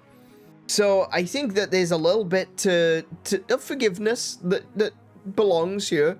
I should be forgiven a few mistakes. I'll get used to it eventually, don't worry. But yeah, I think I'm learning. I'm getting there. I am enjoying the game immensely. I love the art. I love the music. The music in this game is genuinely incredible. Like, it's not fully orchestrated, but it is, of course, using a slightly better sound font than what they had for A Link to the Past. But unfortunately, it's got a slightly worse sound chip, so it's a little bit crunchy. I would love to hear orchestrated versions of the Minish Cap versions of a lot of those A Link to the Past songs, because the music of A Link to the Past is one of the things that has always made me feel so nostalgic. Like that opening scene in the rain with that music. And the Death Mountain theme, like, there's shades of the Link to the Past Death Mountain theme in this game. It's not exactly the same, but it's very, very similar. And it's got a similar sort of march in the beat, in the bass, but it's not quite the same. It's not the same song itself, different melody. But I'm really enjoying it. I love the Minish. The Minish are adorable. I actually I'll put a post. I'll put a photograph up on. I'll put it up on Discord, and I'll put it up on YouTube and maybe Instagram and stuff like that, because I got the Breath of the Wild Collector's Edition when it first came out, and that's the one that's got the statue of the Master Sword. And I got a little Minish keychain, and I put it on the thing. I don't know if anyone's even noticed this. Anytime I've posted photographs of my Zelda stuff, you can almost see it in the background there, right? You see, there's the sword. So if you look here, you can kind of see the little bit of red here and a little bit of green. That's a Minish right there, holding a four-leaf clover, just sitting on the Master Sword. I'll get a photograph, and I'll put a photograph of that up, because I've always loved the Minish. And one of the things I always loved about the keychains is that they're about the right size for a real Minish. And so I was very happy to have one and put him there next to the Master Sword. I was very happy to get. I've got a Vaati as well. I've got a Vaati and I've got a Zelda, and I use Vaati on a USB drive.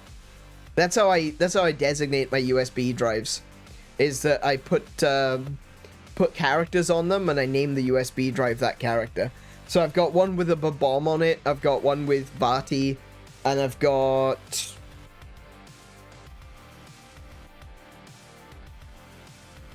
I don't know what the other one is. I can't remember what's on the other one.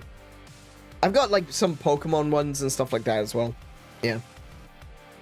But yeah, always been a fan of the Minish. Even when I haven't played the game, I know a lot of the lore, a lot of the wider reaching lore, even if I don't know what necessarily has happened specifically in the game. And I'm really looking forward to exploring, because this is a first time for me. This is so strange. Like, this is such an old Zelda game now. Can't believe I'm saying that. I feel old myself. This is such an old Zelda game, but at the same time, it's one that's completely new to me for that reason. And I'm really looking forward to continuing to explore this version of Hyrule. I want to learn more about this version of Hyrule. I want to see how the world and the story, you know, the overall world, Hyrule itself is a character. And I want to see how that character grows throughout this game. I love the land of Hyrule. A lot of people, I always see this on like social media. You were transported to the world of the last game you played. I'm usually in a really good place because it's usually Hyrule. And it doesn't matter what version of Hyrule we're in, it's always an incredible journey. It's an incredible experience. It's something that it's a world that I love coming back to time and time again. And I'm glad that I'm able to once again experience a brand new Zelda. From my perspective, a brand new Zelda. So with all of that said, tomorrow I'm going to be back with the Prince of Persia, The Lost Crown. And that will be the last stream for this week. I'll be back then next Monday with Monster Hunter Generations Ultimate. Now, I did talk about this a little bit. I'm not going to make a big, song and dance about it. But the way that I'm going to be doing Monster Hunter in the future, I'm probably going to be focusing on Generations Ultimate. So the way I'm looking at it is I'm going to be playing Generations Ultimate alternating weeks, and then in between I'll play like Wilds and maybe Rise. I've been really enjoying playing Monster Hunter Generations Ultimate recently. And right now, that's a game that I really want to throw myself into. I know that Kiko's been playing it as well. I know that Marley has been playing it. Shiny bought a copy, and I know there's some other folks out there that have a copy. Whether or not they have access to the NSO at the moment or not, that's up to you guys. But I would love to have you join us. I know Colt is going to probably be looking forward to playing Generations Ultimate more often. GH is probably going to enjoy playing Monster Hunter Generations Ultimate more often. And Afrazy as well, of course. So I would invite you all, if you've got Monster Hunter Generations Ultimate and you've been looking for someone to play with, I invite you all to come along on Mondays.